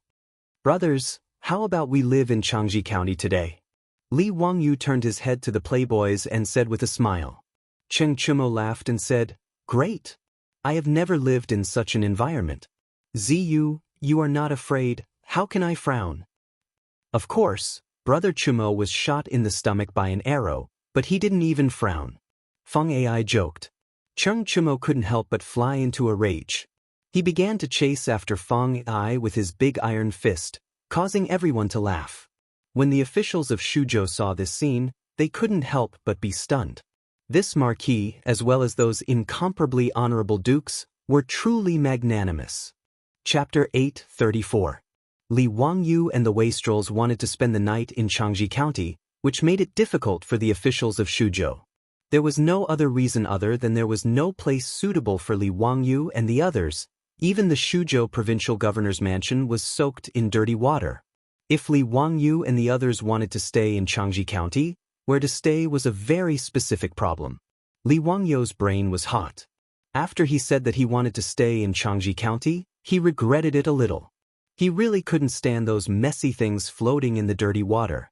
But since he had already said it, how could he immediately change his mind in front of everyone? Li Wangyu looked around and smiled. The city wall of Changji County was a good place for camping. Thus, he immediately ordered the imperial guards to bring over the tents and set up camp on the city wall. During this period of time, he and the wastrels were prepared to be stationed here and supervise the disaster relief in Shuzhou. Although this action was suspected of putting on a show, Li Wangyu didn't care so much. Although he wanted to help the people, he really didn't have the courage to throw himself into the dirty water and soak himself in it. Li Wangyu led a group of wastrels and moved to the city wall of Changji County. How could the others be negligent? Thus, including the officials of the Ministry of Civil Affairs, they all ran to the city wall of Xianxia County to set up camp. They made the city wall of Xianxia County look like a refugee cave in the future. Li Wangyu didn't care about this. Every day, he arranged for people to search and rescue the victims. He asked the officials of the Ministry of Civil Affairs to come up with practical disaster relief measures and urged them to transport food. He was also very busy. 5 or 6 days after he arrived in Xianxia County, the flood finally slowly receded. The water in Xianxia County also gradually disappeared. However, after the flood, Xianxia County was in a state of devastation. The streets and alleys were littered with all kinds of filth and garbage. At this time, the weather was clear after the rain. The sun that hadn't been seen for many days also showed its face. However, it made the entire Xianxia County emit an extremely unpleasant smell that made people want to vomit. However, including the officials of Su Province, no one seemed to feel that there was anything wrong with this situation. The commoners turned a blind eye to it and didn't find anything wrong with it. Instead, the citizens of the city took the opportunity of the sun rising and began to take out all the things that had been soaked in water from their homes to bask in the moisture. The originally dirty and messy environment became even more congested. In Li Wangyu's view, the filth piled up in Xianxia County was simply a hotbed for viruses that could erupt at any time. He immediately gave the order for the Suzhou provincial governor and the Xianxia County magistrate to immediately arrange for the bailiffs, soldiers, and civilians to work together with the citizens of the city to begin a thorough cleanup of the city. Everyone found it hard to understand and accept Li Wangyu's order. The flood had just receded and there were many things waiting to be done. Yet, the first thing they wanted to do was to ask the government to lead the people to clean up. In the eyes of the crowd, this was simply a bullsh*t decision made by the nobleman from Chang, and who did not know the hardships of the people. Marquis, this city is truly filthy. This official feels the same way. However, there are many people affected by the disaster in the city. There are also many houses that have collapsed due to the flood. In addition, the disaster victims outside the city are constantly pouring into Xianxia County. This official thinks that it would be better to postpone the cleanup for the time being. Before the Suzhou provincial governor finished his words, he was directly interrupted by Li Wangyu. No, we must first clean up the city and get all the filth out of the city. We must dig holes and bury them. I have already ordered people to transport lime. When the lime arrives, we must sprinkle lime on the soaked roads and corners. In addition, we must pay attention to killing mosquitoes and flies. This matter is very important and cannot be sloppy. But the Suzhou provincial governor still wanted to persuade him. Li Wangyu waved his hand. No buts. This matter is urgent and must be carried out meticulously. This marquis will let the imperial army patrol around the city. If any house is not cleaned up, then the owner will be punished. If the streets in the city are not cleaned up, then the Xianxia County magistrate will take off his official robes and get lost. This matter is not negotiable. Also, what I said before, forbidding drinking unclean water, forbidding eating unclean food, forbidding urinating and defecating, and forbidding spitting, must be carried out. If you can't do it, then don't blame this marquis for holding you accountable. Li Wangyu's words had already reached this point. No matter how much the Suzhou provincial governor grumbled in his heart and criticized Li Wangyu in his heart, he could only obediently nod his head and arrange for people to carry out the orders. Following the Suzhou provincial governor's mansion's order, Xianxia County immediately became restless. The county government's bailiffs, scribes, and strong people all went to the streets, beating gongs and drums to call the people out to clean the streets and carry the garbage. For a time, the people of Xianxia County were full of complaints. In the eyes of the people, Li Wangyu's order was purely a matter of eating and having nothing to do. Even in Xianxia County, the people on the streets secretly called Li Wangyu, the Marquis of Hu County, Dirty Marquis, to express their dissatisfaction. These words naturally reached Li Wangyu's ears, but he only smiled and ignored them. In truth, the wastrels did not understand Li Wangyu's decision. Ziyo, why are you making the people clean the streets now? You're provoking all these unreasonable curses. Cheng Chumo directly asked. Li Wangyu bitterly smiled and explained, Brothers, you don't know. The so-called, after a great disaster, there will be a great epidemic, is actually caused by these filthy things. How is that possible? The wastrels looked at each other in dismay. None of them could understand Li Wangyu's words. Li Wangyu also felt a headache from the wastrels' questions. It was difficult to explain.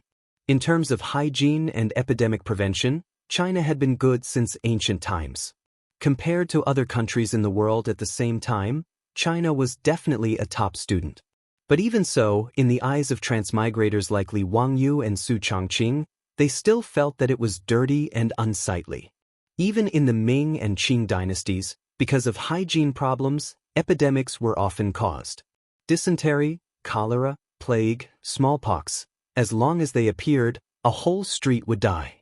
During the reign of Chongzhen, a plague first broke out in the Shaanxi Gansu region. It traveled all the way to the capital.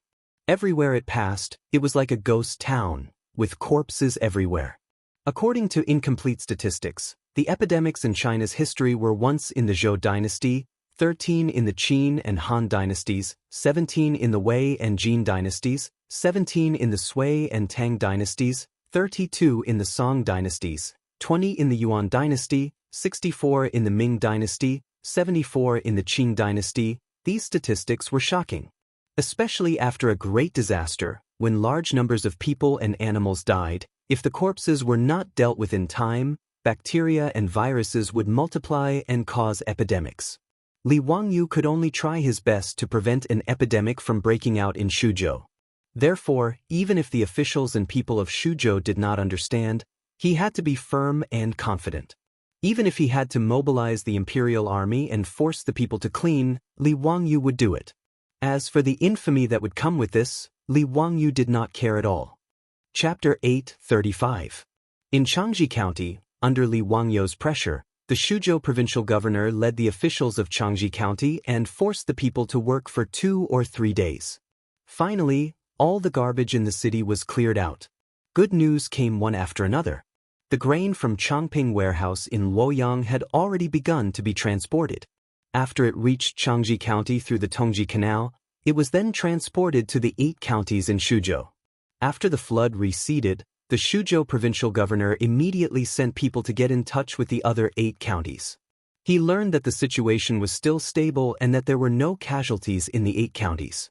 After receiving Li Wangyu's request for help, Cheng Yaojin and the others immediately arranged for people to start transporting the lime. On the 3rd day after the flood receded, the ship carrying a large amount of lime had already moored at the Tongji Canal dock outside Changji County. Li Wangyu immediately ordered people to transport the lime and began to disinfect and clean the entire city. At the same time, he had the Shuzhou provincial governor send the lime to the other 8 counties and have them thoroughly disinfected like Changji County. The only problem now was that after the flood receded, the disaster victims whose villages were destroyed by the flood began to flood into the county. Li Wangyu was busy urging the Shuzhou officials to settle the disaster victims and give them food. However, Li Wangyu did not allow the disaster victims in ragged clothes to enter the county. Instead, he directly set aside an area in the north of the county to settle the disaster victims. Naturally, the victims who were blocked outside the city were full of complaints. What made the disaster victims in Shuzhou even more difficult to accept was that Li Wangyu ordered them to strictly enforce the hygiene ban in the camp area where the disaster victims were settled. The ban on urinating and defecating everywhere, the mandatory bathing before entering the camp area, and so on made the villagers of Shuzhou, who had escaped death, naturally find it difficult to accept. They believed that Li Wangyu, a noble from Chong'an, was deliberately making things difficult for them to pass the time. However, Li Wangyu did not care about this. Every day, he urged the Changji County government to strengthen the management. From time to time, he would send the imperial army to patrol the camp area of the disaster victims. Once they found someone violating the rules, they would be arrested and whipped in public. Under such strong pressure, coupled with the fact that there was a sufficient supply of porridge every day, there was no trouble at all. After a few days of good weather, Suzhou's situation slowly improved. Li Wangyu's heart, which had been hanging in the air, gradually relaxed. On this day, on the Tongji Canal, another large fleet went down the river and docked at the pier. Li Wangyu saw it from afar on the city wall, but he didn't think much of it. After all, in recent days, there were ships coming down the river from Zhengzhou, carrying corn, lime, and other supplies. But when he saw the people disembarking from the ship, he hurriedly ran down the city walls and called Chengchumo and the others, as well as the governor of Shuzhou. A large group of people hurriedly rushed to the docks. He never expected that the person who came down from the boat would be Pai Lupi, followed by Fang Xianling, Du Ruhui, Zhang Sun Wuji, Qing Yaojin, Yuqi Jingde, and other big shots. Pai Lupi had actually set off. Li Wangyu couldn't help but wonder what was going on. The flood in Shuzhou was not particularly serious. He had already sent a memorial to Chang, and explaining the situation in Shuzhou. The flood came quickly and left quickly. In the past few days, the officials in Shuzhou had roughly calculated the disaster situation. This year, Shuzhou's grain harvest was definitely poor. 80 to 90% of the farmland had been destroyed by the flood. Of the 117 villages in Shuzhou, 70 to 80 had been destroyed by the flood. The number of casualties was still being calculated. Roughly several thousand people had died, which could be considered a blessing in disguise. For Shuzhou, which had a population of several hundred thousand, although the loss was great, it had already begun to recover. As long as the imperial court could reduce the rent in Shuzhou this year and provide relief corn for the disaster victims to get through the famine, Shuzhou might be able to recover next year. As for the epidemic that Li Wangyu was most worried about, at least for now, there was no bad news. Judging from the situation in Changji County, as long as the other counties strictly followed his orders, the epidemic would not break out. After all, in ancient times, epidemics broke out after major disasters mainly because they did not pay attention to hygiene and epidemic prevention. Therefore, even if the people did not understand, and even if Li Wangyu had to bear a lot of infamy, he still persisted and forcefully ordered Changji County to be disinfected. After the flood, Changji County was safe and sound. This was all thanks to him. Unfortunately, no one knew about this contribution, and instead, many people complained about it. Regarding this, Li Wangyu could only let the people do as they wished. In short, he had a clear conscience. Under these circumstances, Pai Lupi suddenly led a group of officials to Shuzhou without any news. What was the meaning of this? Li Wangyu could not understand, but he could only lead everyone to welcome the emperor. Li Wangyu greets your majesty. Why did your majesty suddenly come to Shuzhou? Did something happen? No need for formalities, Zio. This time, I came to Shuzhou to take a look. It's not a big matter. Pai Lupi smiled and waved his hand. I heard that Zio handled the Shuzhou flood well. Let's go, bring me to Changji County to take a look. Seeing Pai Lupi being so evasive, Li Wangyu could only rub his nose helplessly and invite Pai Lupi into the city. However, it was not so simple for Pai Lupi to enter the city. He had to wait for the imperial army to take control of the various checkpoints in Shuzhou before Pai Lupi's carriage could enter the city.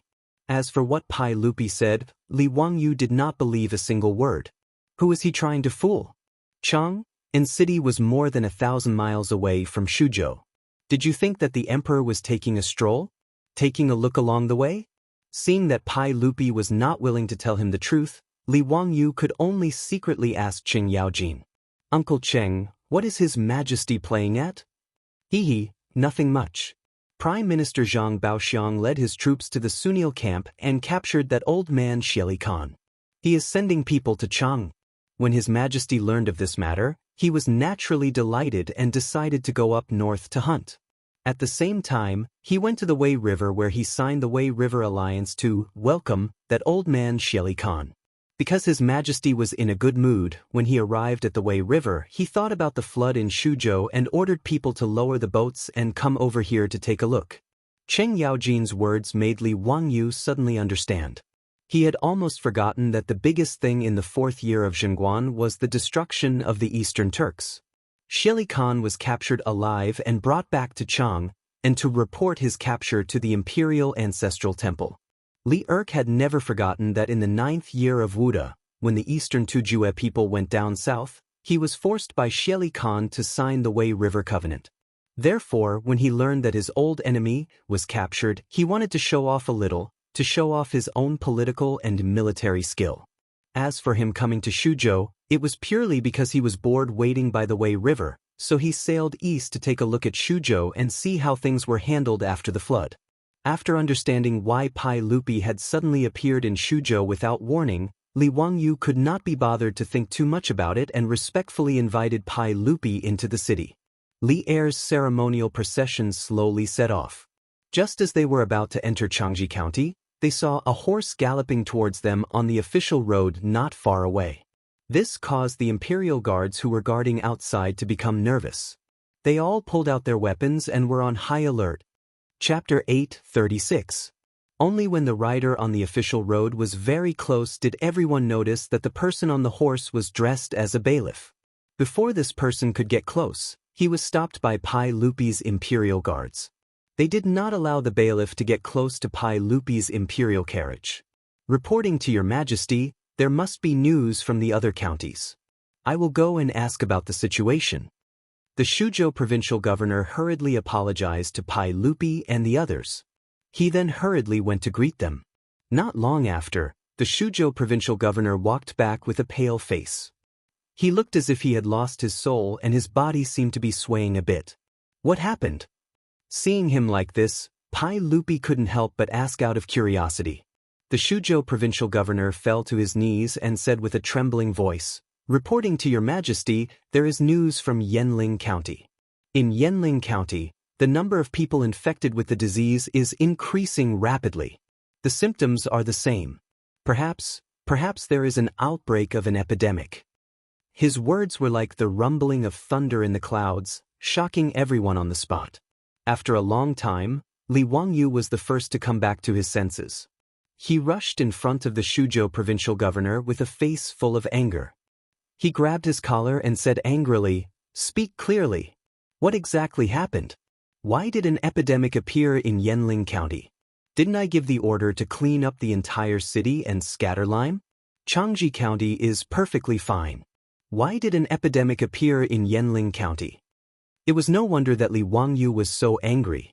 Of the 9 counties in Shuzhou, Changji County was where the provincial government was located. It had the most people and was the most prosperous. Therefore, after the flood, the people of Shuzhou chose to escape. Their first choice was Changji County. Of the 9 counties in Shuzhou, Changji County took in the most victims. It was almost as many as the other 8 counties combined. As a result, Li Wangyu had always been stationed in Changji County. He focused on regulating and preventing the outbreak of an epidemic. As for the other 8 counties in Shuzhou, Li Wangyu could not reach them. They could only be managed by the Shuzhou provincial governor's manor. However, Li Wangyu also repeatedly ordered that the other 8 counties must follow Changji County's example and must not disobey. Judging from the current situation in Changji County, it was obvious that he had done the right thing. Changji County, where most of the victims had gathered, not only was there no outbreak, but the number of people who fell ill had also decreased significantly. Illness enters through the mouth. This was a very simple principle. With Li Wangyu's strict requirements, it could be said that whether it was the people of Changji County or the Shuzhou disaster victims gathered in the camp outside Changji County, their personal hygiene was definitely the best they had ever been in their lives. It was precisely because of these strict requirements that Li Wangyu felt that the Shuzhou flood this time should be dealt with smoothly. Who would have thought that in front of Pai Lupi, Yanling County in Shuzhou would have such shocking news? Yanling County wasn't too far away from Changji County, about 100 miles away. In this flood, Yanling County wasn't seriously affected. As such, Li Wangyu didn't personally go to Yanling County. He only urged the Shuzhou provincial governor's manor to pass on his orders. At the same time, he ordered people to send large amounts of lime to disinfect and sterilize. Li Wangyu's angry roar made the Shuzhou provincial governor not know how to reply. His voice was almost filled with tears. I don't know either. If a large-scale epidemic really broke out in Shuzhou, his career as the Shuzhou provincial governor could be considered to have come to an end. If he was only reprimanded by the imperial court, removed from his position, and sent back to his original place, he could be considered lucky. If things went wrong, he might even be directly imprisoned by the censorate. It could be said that the Shuzhou provincial governor was the one who was most afraid of the outbreak of an epidemic. After all, Li Wangyu was only the Hunan provincial governor and wasn't in charge of the specific matters of the region. When Pai Lupi heard that an epidemic had broken out in Yanling County, his face couldn't help but become unsightly. Previously, when Li Wangyu ordered Mi Tuo to send Li Chengqian and Li Tai back to Chang, he said that there was a possibility of an epidemic breaking out in Shuzhou. Mi Tuo naturally reported this matter to Pai Lupi. However, after the flood receded for a few days, the news that came back from Zhengzhou on fast horses every day was developing in a good direction. Shuzhou didn't break out like Li Wangyu was worried about. Therefore, Pai Lupi didn't take this matter to heart and only thought that his nephew was worrying for nothing. Therefore, when he was hunting by the Wei River, he had a sudden impulse to take a 2-day boat ride to Shuzhou to see the situation.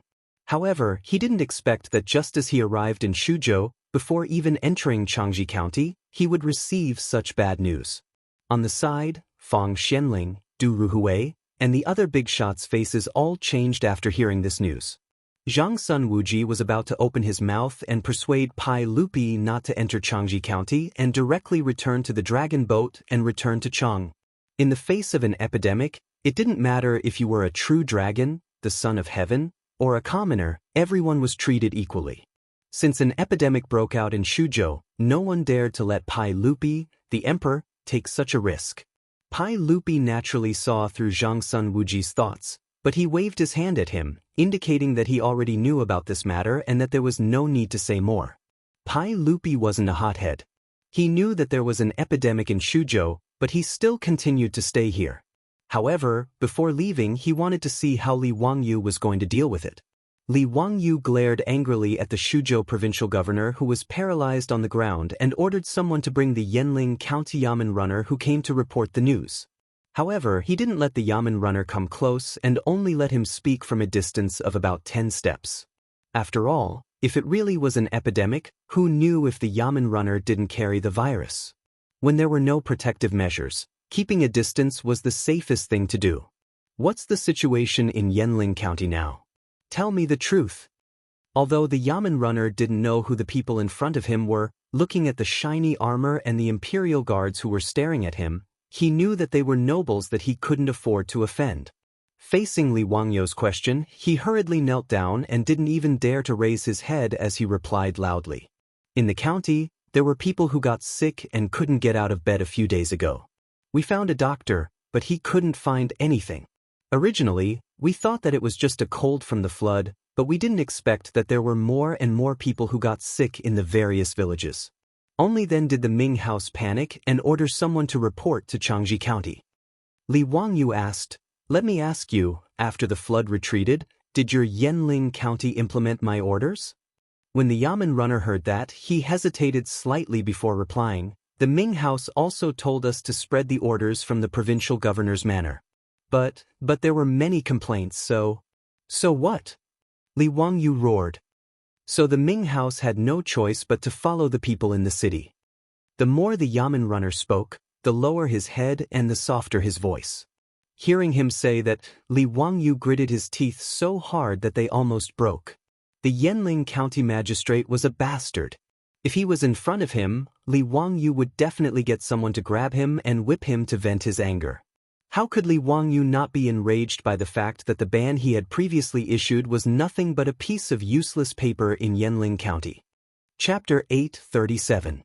The conversation between Li Wangyu, the Shuzhou provincial governor, and the Yanling County bailiffs piqued Pai Lupi's curiosity. "Ziyo, what ban did you put in Shuzhou? Why are the people complaining? What does this have to do with the epidemic in Yanling County?" In response to Pai Lupi's questions, Li Wangyu explained the ban he had put in place after arriving in Shuzhou. However, Pai Lupi and the other leaders all frowned. Pai Lupi finally understood why the people of Yanling County were complaining.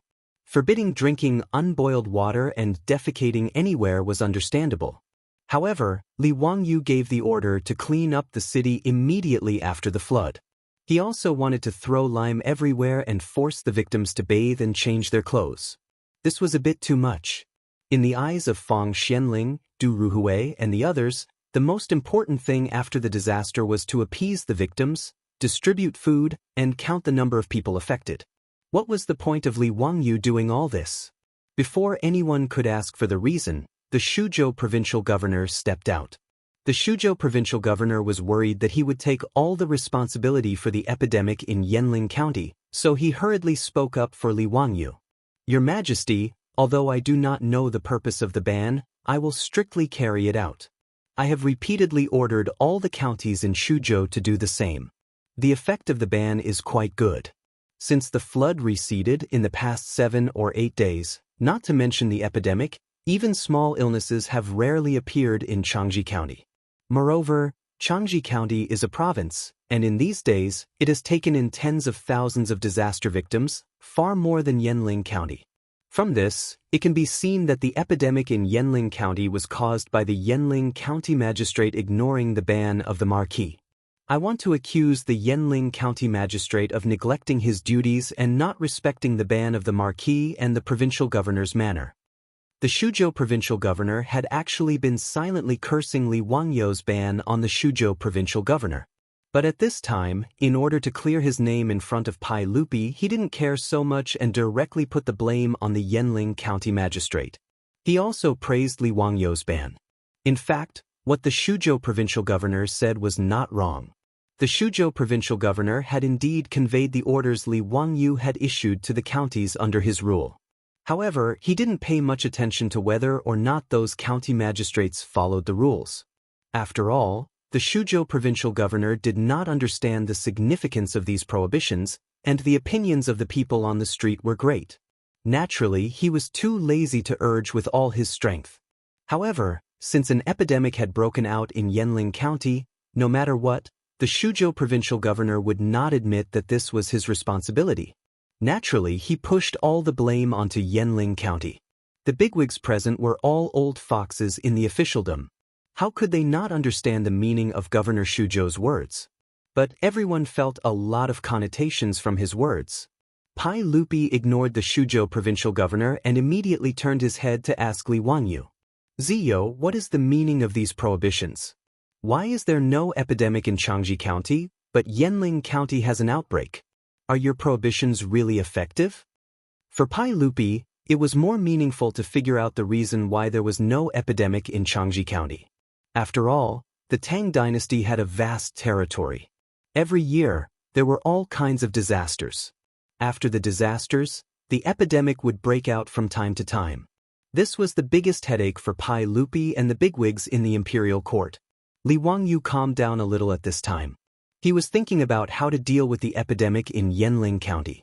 How could he be in the mood to explain to Pai Lupi? Moreover, these things could not be explained clearly. He rubbed his nose and replied dryly, "Your Majesty, the epidemic is actually caused by the growth of germs due to poor hygiene." When Pai Lupi heard this, his eyes lit up.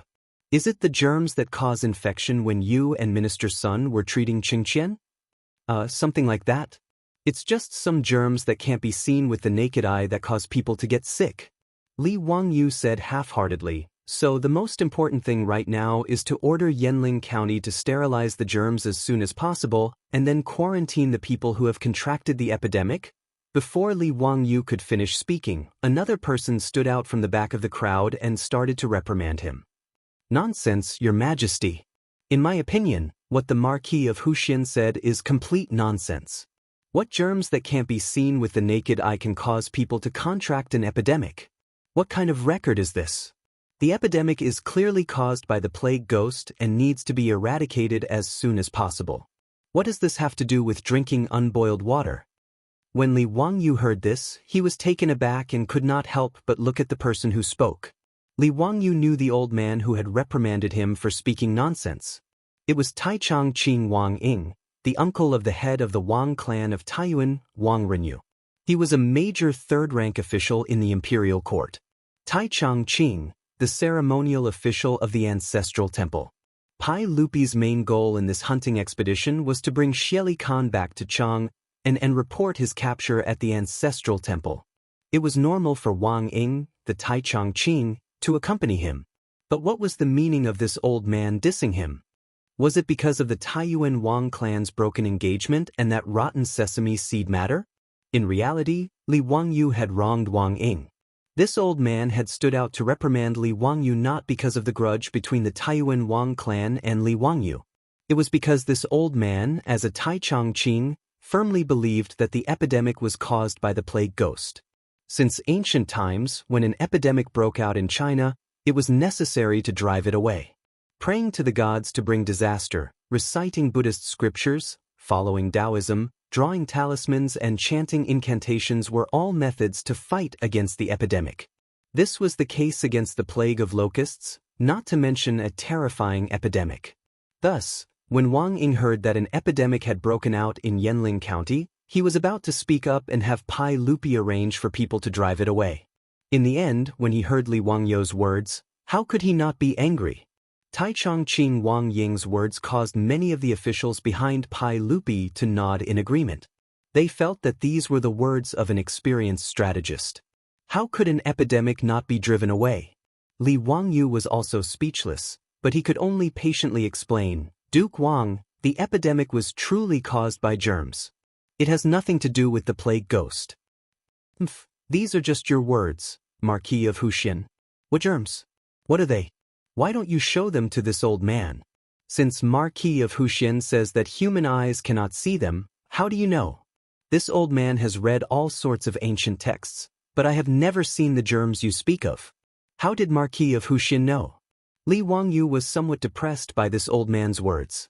Damn it, how could an illiterate who didn't understand science be so righteous? But to have Li Wangyu prove what germs were now was difficult for him. Without a microscope, how could he prove to this country bumpkin that the epidemic wasn't caused by the plague ghost? Moreover, even if he had a microscope, would these country bumpkins be able to understand? Just as he was thinking about how to explain, he heard a familiar voice. Your Majesty, everyone, it would be better if I explain the germs that Marquis of Wuxian spoke of. Chapter 838. Li Wangyu was taken aback. There was actually someone who could help him explain this problem?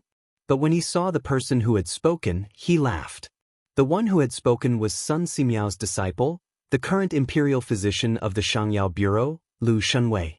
As Pai Lupi's imperial entourage, he, as the imperial physician of the Xiangyao Bureau, naturally had to accompany him. Seeing that Lu Shunwei was also present, Li Wangyu relaxed. With this imperial physician of the Xiangyao Bureau explaining, it was much more reliable than speaking on his own. Moreover, ever since he sent the microscope to Sun Simiao's Zinfei, Sun Simiao and his disciples were considered the people who understood microbes and viruses the best in the world.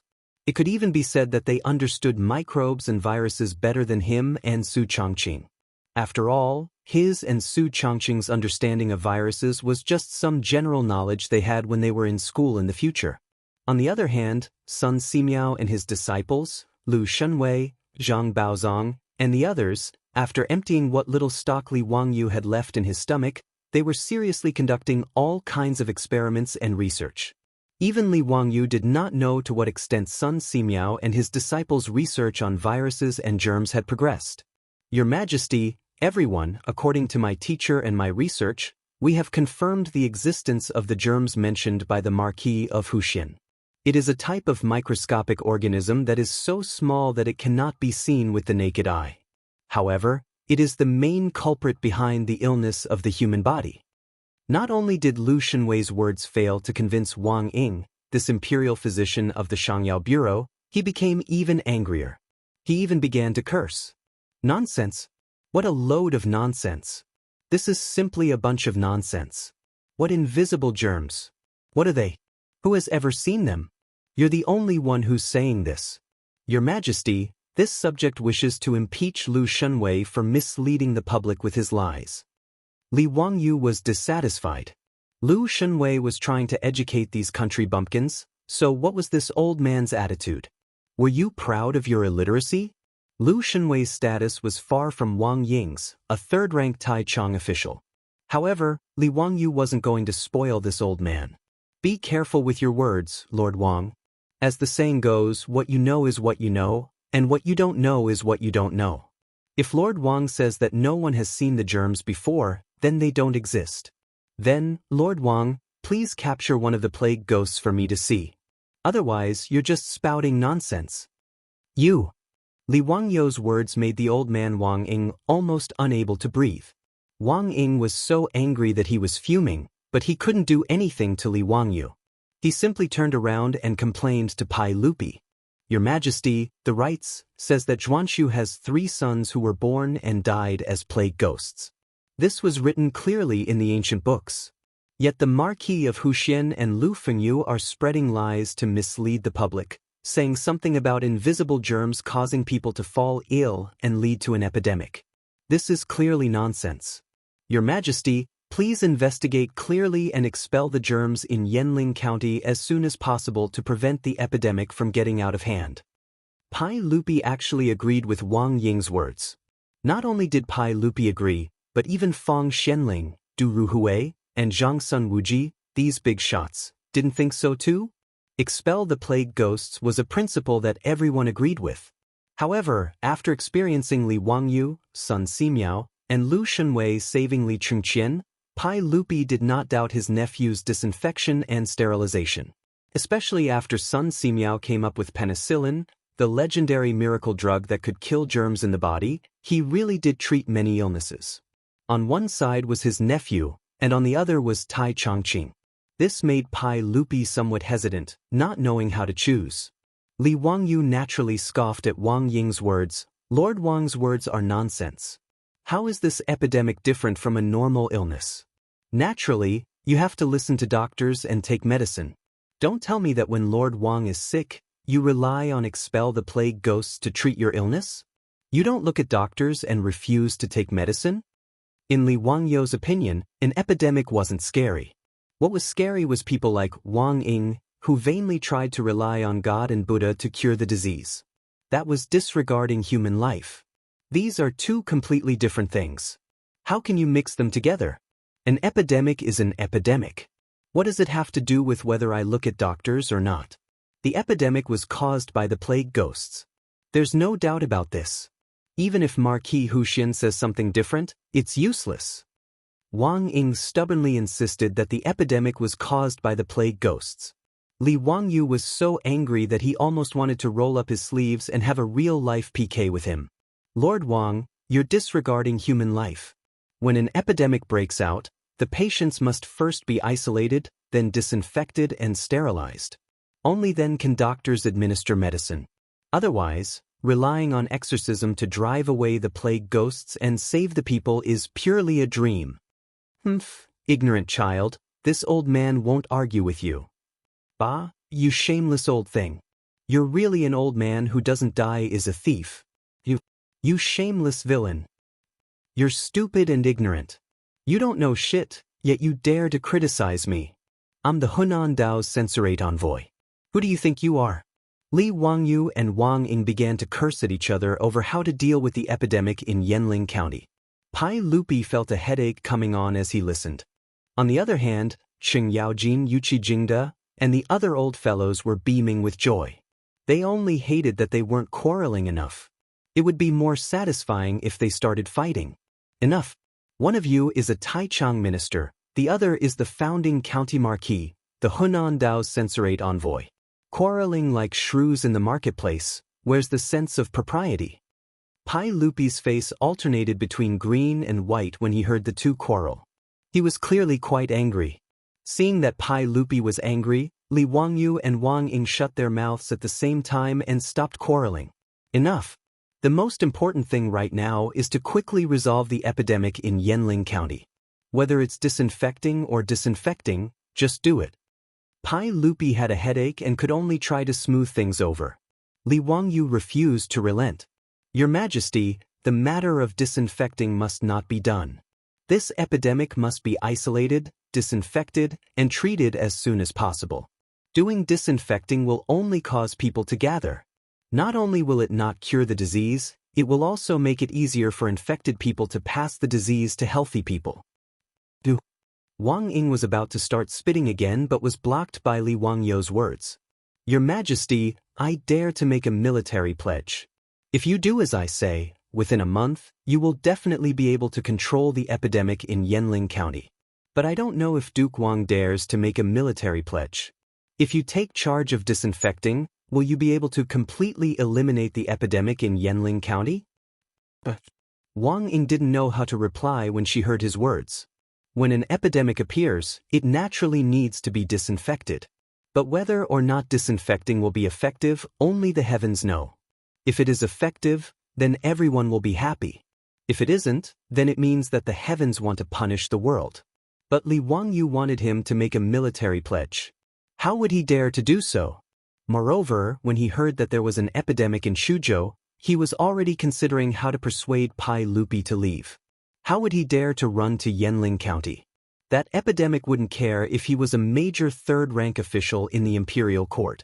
Li Wangyu saw that the old man Wang Ying was speechless and coldly snorted.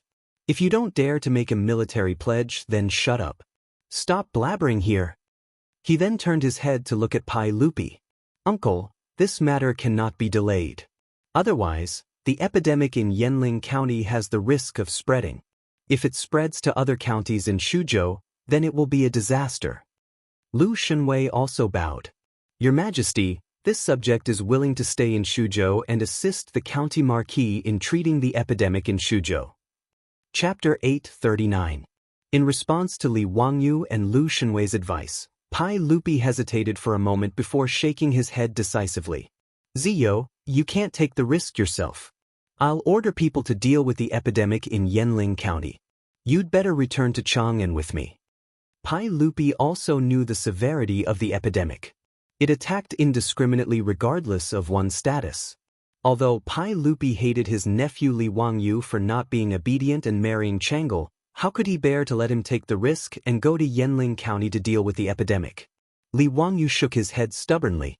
Your Majesty, I'm afraid this is not appropriate.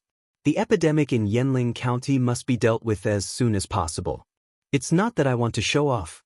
It's just that no one in the Tang dynasty knows better than me how to deal with the epidemic. He smiled and pointed at Wang Ying, saying mockingly, Your Majesty, you don't really expect Lord Wang to go to Yanling County and do something to stop the epidemic, do you? His words naturally infuriated Wang Ying so much that he almost fainted from anger. However, the old man gritted his teeth and endured it. Compared to going to Yanling County, being mocked by Li Wangyu was nothing. Although he had always said that the only way to deal with the epidemic was to drive away the epidemic ghosts, Wang Ying did not have the courage to go to Yanling County himself. Wang Ying did not speak. Li Wangyu did not bother to continue mocking this ignorant old man. He just continued, Your Majesty, I'm confident that I can eliminate the epidemic in Shuzhou. Your Majesty, please don't mention letting me return to Chang'an anymore. Li Wangyu's insistence on staying wasn't because of his fearless spirit, but because the Tang of this era were truly worrisome in their methods of dealing with the epidemic.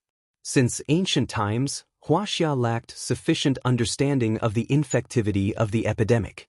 At the same time, due to the influence of ethics, not only did they not take corresponding measures to isolate the victims of the epidemic, but they also sometimes increased the chances of contact by taking care of the sick, asking about the sick, and attending to the dead. Even the disgusting and contagious method of testing for disease transmission was promoted as a form of filial piety.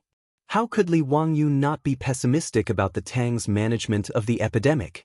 Although Li Wangyu didn't understand, he had seen pigs run even though he had never eaten pork before. Isolation and disinfection were the most basic and effective measures. If doctors did not have an effective treatment method, they could at least ensure that the epidemic did not spread. That would be a great merit. In fact, when Li Wangyu said these words, his legs were also trembling a little. Who wouldn't be afraid of infectious diseases? In particular, there might not be any effective treatment methods. There were many infectious diseases in this era, and once infected, there was almost no chance of survival. Whether it was the plague, smallpox, or cholera, they were all deadly. However, Li Wangyu had no choice but to stay. Putting aside the idea of saving tens of thousands of people from the fire and water, Li Wangyu is also a man who shits in the latrine with his face facing the outside. If he were to take back the words that he had said in front of hundreds of officials, would he still have any face? Seeing Li Wangyu's firm attitude, Lu Shenwei naturally asked Pai Lupi for permission again. Your Majesty, your subject is willing to assist the Marquis of Huxian to save the people of Shuzhou. Your Majesty, please grant me permission. How could Pai Lupi agree? He still shook his head and refused to grant permission. Li Wangyu bowed again and said, Your Majesty, please board the dragon boat as soon as possible and return to Chang. Since Your Majesty has appointed me as the Hunan Road's Bangxi envoy, this is my duty. How can I back down? Pai Lupi coldly snorted. Then I will remove you from your position as the Hunan Road's Bangxi envoy. Don't say anything else. Quickly board the boat with me. Li Wangyu did not expect these words. Although he was somewhat annoyed, there was a trace of warmth in his heart. It was said that the emperor was the most ruthless. Pai Lupi had once killed his brother in the Xuanwu Gate, showing his cold-bloodedness. At this time, he was actually concerned about his safety and wanted to force him to leave Shuzhou. Naturally, Li Wangyu was very moved. Li Wangyu's heart was beating like a drum. He thought to himself, should I just take advantage of this situation to get off the donkey? In any case, he did not have to go to Yanling County to deal with the epidemic.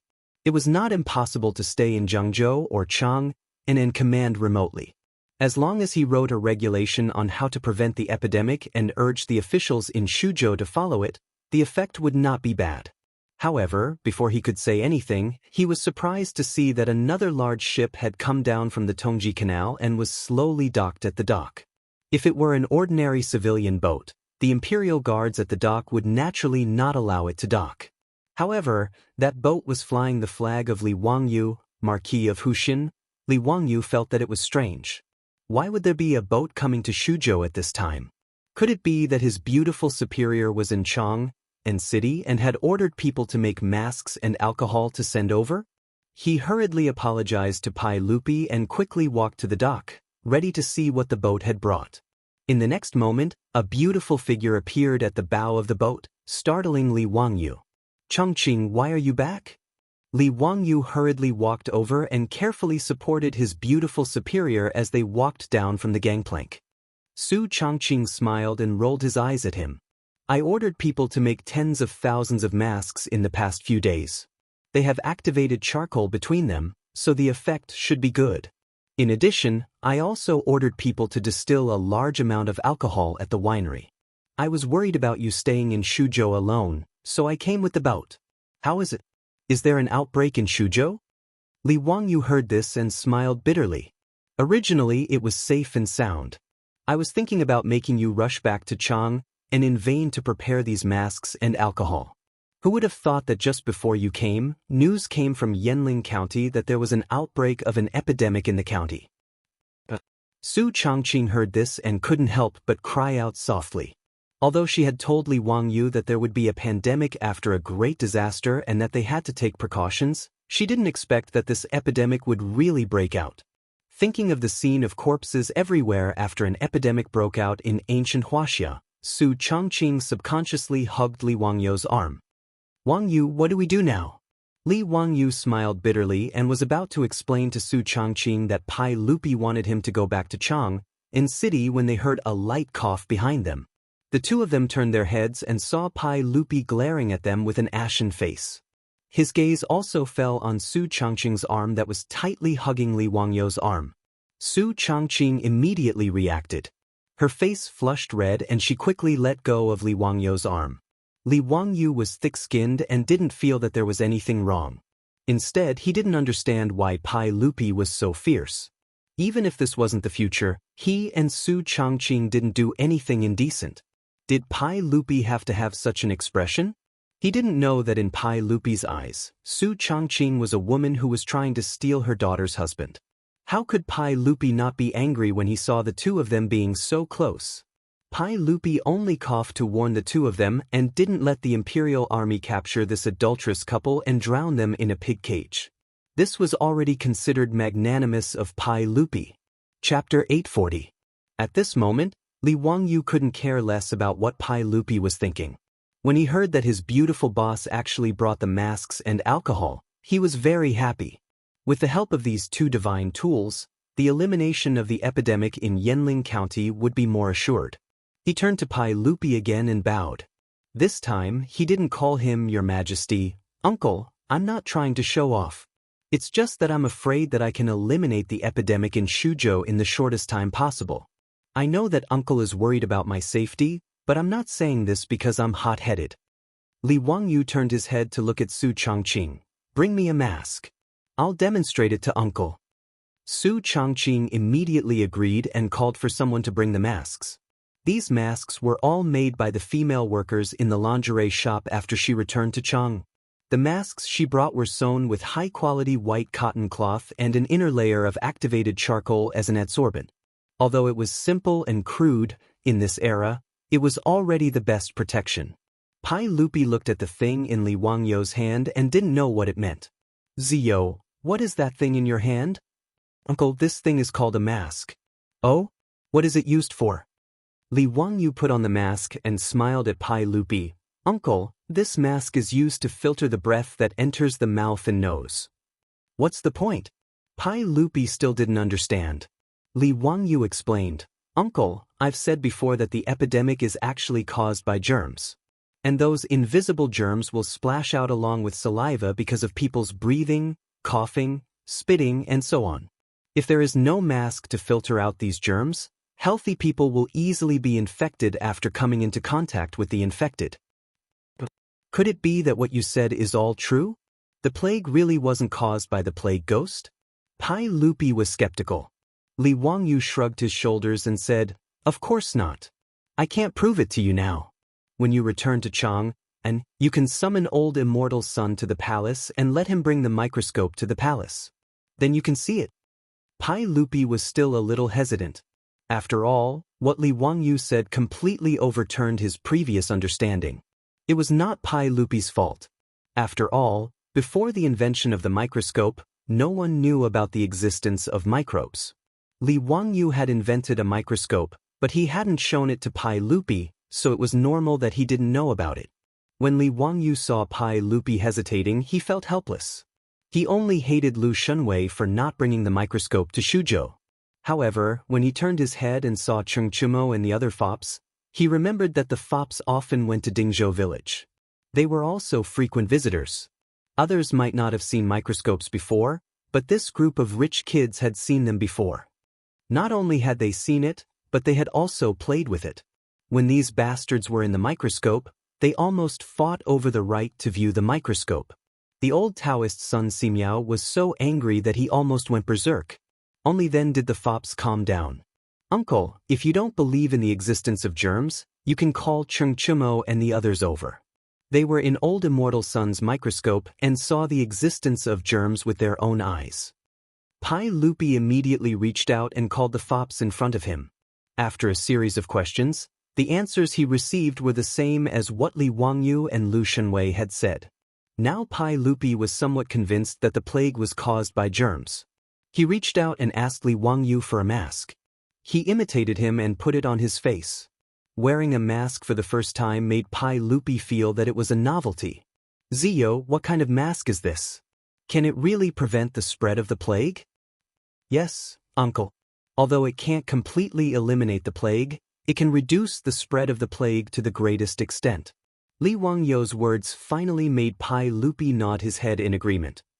Well, in that case, I will leave Shuzhou to you to deal with. I only have one request. Go back to Chang and safely. Don't forget that Chang'e is still waiting for you. Hearing Pai Lupi mention Chang'e again, Li Wangyu suddenly didn't want to talk to him anymore. Damn, his heart was so tired. Uncle, please board the ship as soon as possible. Leave the matter of Shuzhou to me. Li Wangyu now only wanted Pai Lupi to leave as soon as possible. He didn't want to see this middle-aged man again. He turned his head and said to Su Changqing, Changqing, you also go back to Chang and with His Majesty. Don't worry, with the mask and alcohol you sent, I will take good care of myself. Su Changqing shook her head. No, I want to stay. You asked me to go back to Chang, and before to prepare the mask and alcohol. What is it for now? If you can stay, so can I. Li Wangyu was not willing to let her take risks. He shook his head and refused to agree. I don't care. In short, I have to stay. Pai Lupi was a little surprised. There was an outbreak of the plague in Shuzhou. Everyone wanted to avoid it. These two people were interesting. They actually wanted to stay. He appreciated Su Changqing's courage very much. Although as a father, he was very unhappy about Su Changqing's behavior of snatching his daughter's husband, he didn't say anything. In the end, Li Wangyu still couldn't win against Su Changqing. Pai Lupi's dragon boat slowly sailed away from the dock in Changji County, heading north against the current and returning home. Li Wangyu stood on the dock and watched the dragon boat leave. After a while, he rubbed his face hard. Now was not the time to be in a daze. There were many things waiting for him to do. He turned to the governor of Su province and ordered the group of officials, immediately order Captain Zhe of Su province's Zhichong mansion to gather the mansion soldiers and surround Yanling County. No one is allowed to leave. Before Pai Lupi left, he generously gave Li Wangyu the authority to command Shuzhou's military power. Su Prefecture was central prefecture, Zhichong Prefecture had 1,000 prefecture soldiers, 1 Zhichong commandant, 1 Zhichong commandant, 1 left, and Gui commandants. In addition to the 500 imperial guards that Li Chengqian and Li Tai left behind for Li Wangyu had 1,500 soldiers in his hands. These mansion soldiers and imperial guards were first deployed by Li Wangyu to the periphery of Yanling County, sealing off the entire city and preventing people from entering or leaving. Sealing the city was a choice that had no other choice. If the people of Yanling County were allowed to enter and leave freely, the virus would spread everywhere. That would be out of control. Taking 10,000 steps back, if the virus really couldn't be cured, then Li Wangyu could only harden his heart and sacrifice the people of a city to save the people of a province or even a road. At this time, he couldn't be soft-hearted. Li Wangyu's order made the Shuzhou officials hesitate slightly. Marquis, if we seal off Yanling County and prohibit people from entering or leaving, I'm afraid there will be a revolt, the Shuzhou governor said with a bitter face. The Yanling County magistrate was tactful about the outbreak of the virus and didn't dare to make it public. He just hurriedly sent people to Changji County to ask for help. However, the people on the streets weren't fools. This kind of thing couldn't be hidden for long. If the people discovered the virus, they would definitely panic. If they sent the mansion soldiers to seal off the city at this time, wouldn't the people panic even more? Li Wangyu shook his head. There's no need to say more. Pass down the order. If anyone dares to cross the line, kill them without mercy. Chapter 841. Yanling County was only 70 to 80 li away from Changji County and could be reached in 2 hours. Yanling County was just a lower county with less than 1,000 households. Based on the average of 5 people per household in the Tang dynasty, there were only 4 to 5,000 people. However, after the flood, many refugees came to Yanling County. Originally, most of the disaster victims had gone to Changji County, but because of the strict hygiene ban Li Wangyu had implemented in Changji County, many of the disaster victims found it too troublesome. As a result, they all dragged their families and would rather travel several dozen li to Yanling County to find a bite to eat than stay in Changji County and be controlled by others. Thus, in the small Yanling County, there were tens of thousands of refugees, more than the people in the original county. As for the county magistrate of Yanling County, he did not follow Li Wangyu's example and placed the disaster victims outside the city. Instead, he opened the city gates and allowed the disaster victims to enter the county city and distribute food inside the city. Because there were too many refugees, the county magistrate of Yanling County canceled the curfew and allowed the refugees to set up camp on the streets of the county. Regarding this, the county magistrate of Yanling County was very proud and felt that he was implementing a benevolent government. As for the hygiene ban from the Changji provincial governor's manor, the county magistrate of Yanling County scoffed and only ordered the bailiffs to spread the ban. As for whether the people were willing to follow it, he was too lazy to ask. It was already the beginning of summer and the weather was getting hotter. There were tens of thousands of people in the small Yanling County. There were no public toilets in the city, so one could imagine the sanitary conditions. All kinds of filth could be seen on the streets. The garbage after the flood had not been cleared out and new garbage was added. Rats were running everywhere and mosquitoes were flying everywhere. It was a disgusting sight.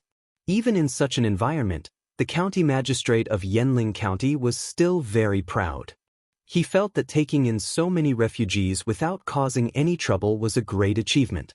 When he arrived at the city, there were reports that there were people with fever, coughing, and even coughing up blood.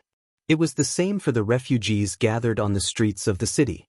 Facing such a situation, the county magistrate of Yanling County panicked, and the word epidemic jumped out in his mind. The county magistrate panicked and hurriedly sealed off the news. At the same time, he ordered the bailiffs to get on their horses and immediately report to Changji County. However, the county magistrate of Yanling County did not expect that a few hours after he sent the bailiff to Changji County to report the news, it was not the doctors sent by Changji County, but hundreds of government soldiers. These soldiers did not enter the city. Instead, some of them surrounded the 4 city gates of the county. When the Yanling County magistrate received the report from his subordinate, he hurriedly put on his official robe and went out to welcome them. However, before he walked in, he was shocked to find that all the soldiers were wearing a white mask that covered their mouths and noses. Only their eyes were exposed. "Stop! Stay there and don't come over!"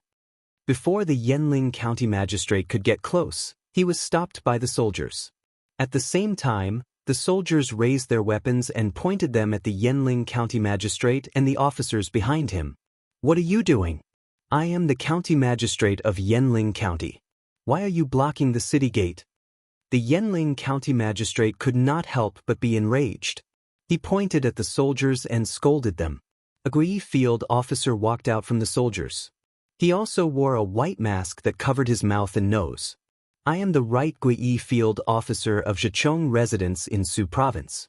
I am under the orders of the founding Marquis of Hu County and the Zhe envoy of Hunan province to seal off the entire Yanling County. No one is allowed to enter Yanling County without permission. Violators will be killed without mercy." Gui field officer's words naturally caused an uproar among the officers and bailiffs of Yanling County. "What? Why are they sealing off the county? What is the reason? Why are we not allowed to enter the county? Ming House, what is going on? Why are the soldiers sealing off the county for no reason? What is going on?" At the city gate, the commoners who were watching the commotion started to clamor when they saw this scene. Many people crowded around and walked out of the city. As more and more people gathered, the soldiers who were in charge of sealing off the city gate started to hesitate. "Field officer, what do we do now?" Gui field officer gritted his teeth and ordered fiercely, "If anyone disobeys the order and tries to force their way out of the city, kill them." "Sir." With Gui field officer's order, the soldiers raised their weapons again and pointed them at the officers and commoners of Yanling County. The soldiers might not know about the epidemic in Yanling County, but field officers Gui and Zhejiang knew about it.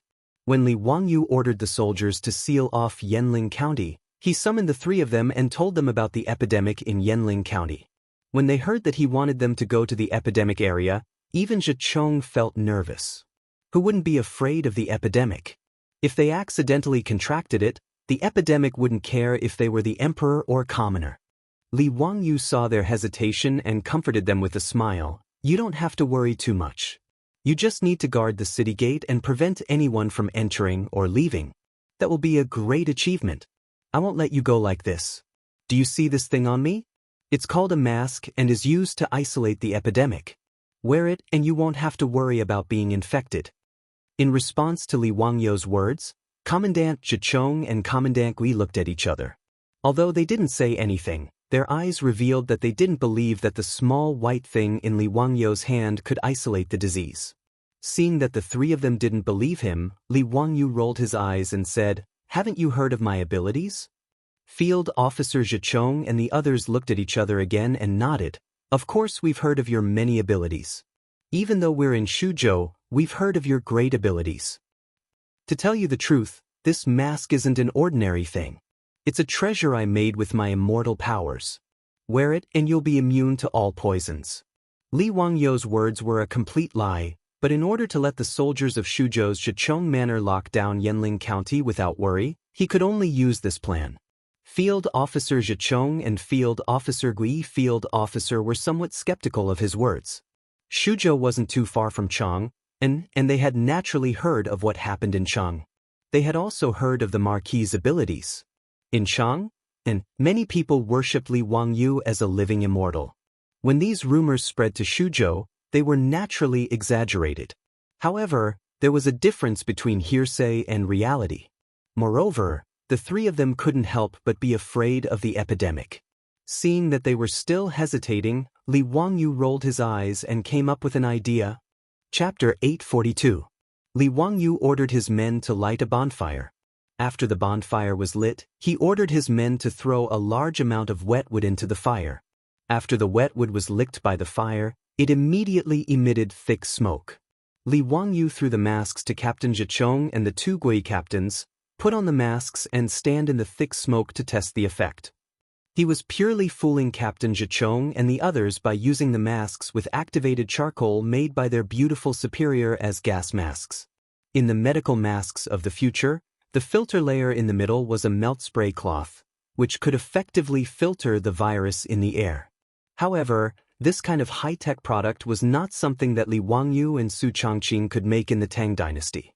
As for the masks with activated charcoal, strictly speaking, they were not suitable for medical protection. They were used to absorb organic gases, odors, and toxic dust. However, in the Tang dynasty, they were already the best protective products. The masks with activated charcoal could effectively absorb carbon monoxide and other harmful gases. Naturally, they could also be used as gas masks. Captain Zhicheng and the two Guri captains doubtfully put on the masks and listened to Li Wangyu's orders and walked into the thick smoke. It had to be said that the masks with activated charcoal were absolutely effective in filtering the smoke. The three of them wore masks and stood in the thick smoke. Although the smoke made it difficult for them to open their eyes, they did not find it difficult to breathe at all. This discovery made the three of them pleasantly surprised. They finally believed what Li Wangyu said before. They were all experienced soldiers, so they naturally knew that it was impossible for people to breathe in this kind of thick smoke. It seemed that the masks were indeed immortal treasures. It was because of this confidence that nearly 1,000 soldiers of Zhicheng's mansion in Shuzhou, under the leadership of Captain Zhicheng, all put on masks and rushed to Yanling County to carry out Li Wangyu's ban. Captain Zhicheng ordered his men to fetch lime and drew a white line on the ground outside Yanling County's gate with the lime. Listen carefully. Anyone who dares to cross this line without permission will be killed immediately. Do you understand? Sir. The soldiers put their weapons on the ground and punched their chests with their right hand as they shouted in unison. This aura immediately forced the officials of Yanling County, as well as the noisy citizens in the city, to subconsciously take a few steps back. However, there were still some people who did not believe it. The deputy of Yanling County was an old man in his 60s with white hair and beard. He patted the dust on his official uniform and said with disdain, "I don't believe that you dare to kill the officials of the imperial court. Today, I will go to Changji and ask you to do this. Who ordered you to do this? I don't believe."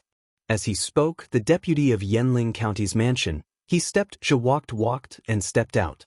Just as he took 2 steps out of the white line drawn by the lime, he saw an arrow piercing through the air with a swoosh. It directly pierced into the county deputy's chest. The deputy of Yanling County's mansion was stunned. He looked up at Captain Zhicheng, who was still holding a bow, and pointed at him with a trembling hand. However, he could not say a word and fell to the ground. His body twitched a few times and then stopped moving. Seeing that the people from the House of Subjugation actually dared to kill, and that the person they killed was an official of the royal court, no one doubted the words of the soldiers from the House of Subjugation anymore. The county magistrate of Yanling County's face was pale and his body was trembling. He stared at the deputy of Yanling County with a face full of fear. He would never have thought that something like this would happen. You all my ass. Listen carefully. The Marquis of Wuxia has ordered that Yanling County immediately start removing the garbage and cleaning up the filth. All the rats, mosquitoes, and flies must be killed. I repeat the ban again. No one is allowed to drink unboiled water. Captain Zhicheng did not give any face to the county magistrate of Yanling County. He interrupted him and read out Li Wangyu's order. It was no wonder that he was so ruthless and killed the deputy of Yanling County. The deputy of Yanling County did not deserve to die. However, before they set off for Yanling County, Li Wangyu had repeatedly ordered that no one, including the officials of Yanling County, was allowed to enter or leave Yanling County. Marquis, if the Ming House of Yanling County tries to force their way out, kill them all. Li Wangyu gritted his teeth and replied with a ferocious expression. It was no wonder that Li Wangyu was so ruthless. If he did not do so, the epidemic could not be contained within Yanling County and spread everywhere. That would be an unimaginable loss. This was the arrow that defeated the commandant and killed the deputy county magistrate of Yanling County. It destroyed the last bit of wishful thinking of everyone in Yanling County. The county magistrate of Yanling County did not dare to say anything more about this matter. He could only lead the officials and bailiffs back and finally started to seriously carry out the hygiene ban that Li Wangyu had ordered. Fortunately, Su Chongqing had transported a large number of masks. Within a few days, she had gathered all the female workers and worked day and night to make tens of thousands of masks. These masks were also sent into Yanling County by the soldiers. After they were taught how to wear them, they were forced to wear masks at all times without any mistakes. After 2 days of hard work, the county magistrate of Yanling County finally made up for it. He led the bailiffs and drove the officials of each square to force the people and victims of the disaster to clean up Yanling County from top to bottom. The filth that was cleaned up was transported out of the county under the supervision of the soldiers. They dug a hole and buried it. A large amount of lime was splashed inside to disinfect it. As for Yanling County, the air was also filled with the smell of lime water. Li Wangyu, Su Chongqing, and the wastrels had already arrived outside Yanling County. However, they were not in a hurry to enter. Li Wangyu could not be blamed for being timid. With the current level of epidemic prevention, he could not be too careful. However, he still sent the medical workers recruited from Changji County to wear masks and enter the city to check on the condition of the patients' families. Lu Shunwei also volunteered. He put on a mask and entered Yanling County with the medical workers. Half a day later, Lu Shunwei returned from Yanling County. After soaking in lime water and being sprayed with alcohol from top to bottom, Lu Shunwei sat in front of Li Wangyu. Ziyo, we're in big trouble. It's the big head plague. Lu Shunwei's fingers were still trembling. The hand holding the teacup was also trembling. Big head plague. Li Wangyu was confused. What kind of infectious disease was this? He had never heard of this disease in the future. That's right, it's the big head plague. I've seen those patients. Their necks are swollen, and they're coughing up blood. They're also known as the lump plague. Li Wangyu still did not understand. Thinking back, did this disease exist in the future? Immediately, a sentence popped up in his mind. There's a big plague in summer and autumn. Once a person grows a lump of fat, they die immediately. It's known as the lump plague. 14 to 15 people suffer from it. In spring, there are people who vomit blood and die within half a day. Sometimes, a family dies together. Li Wangyu's body could not help but tremble. Plague. Chapter 843. Since those infected with the plague would cause their lymph nodes to swell, they were the names of the plague in ancient China.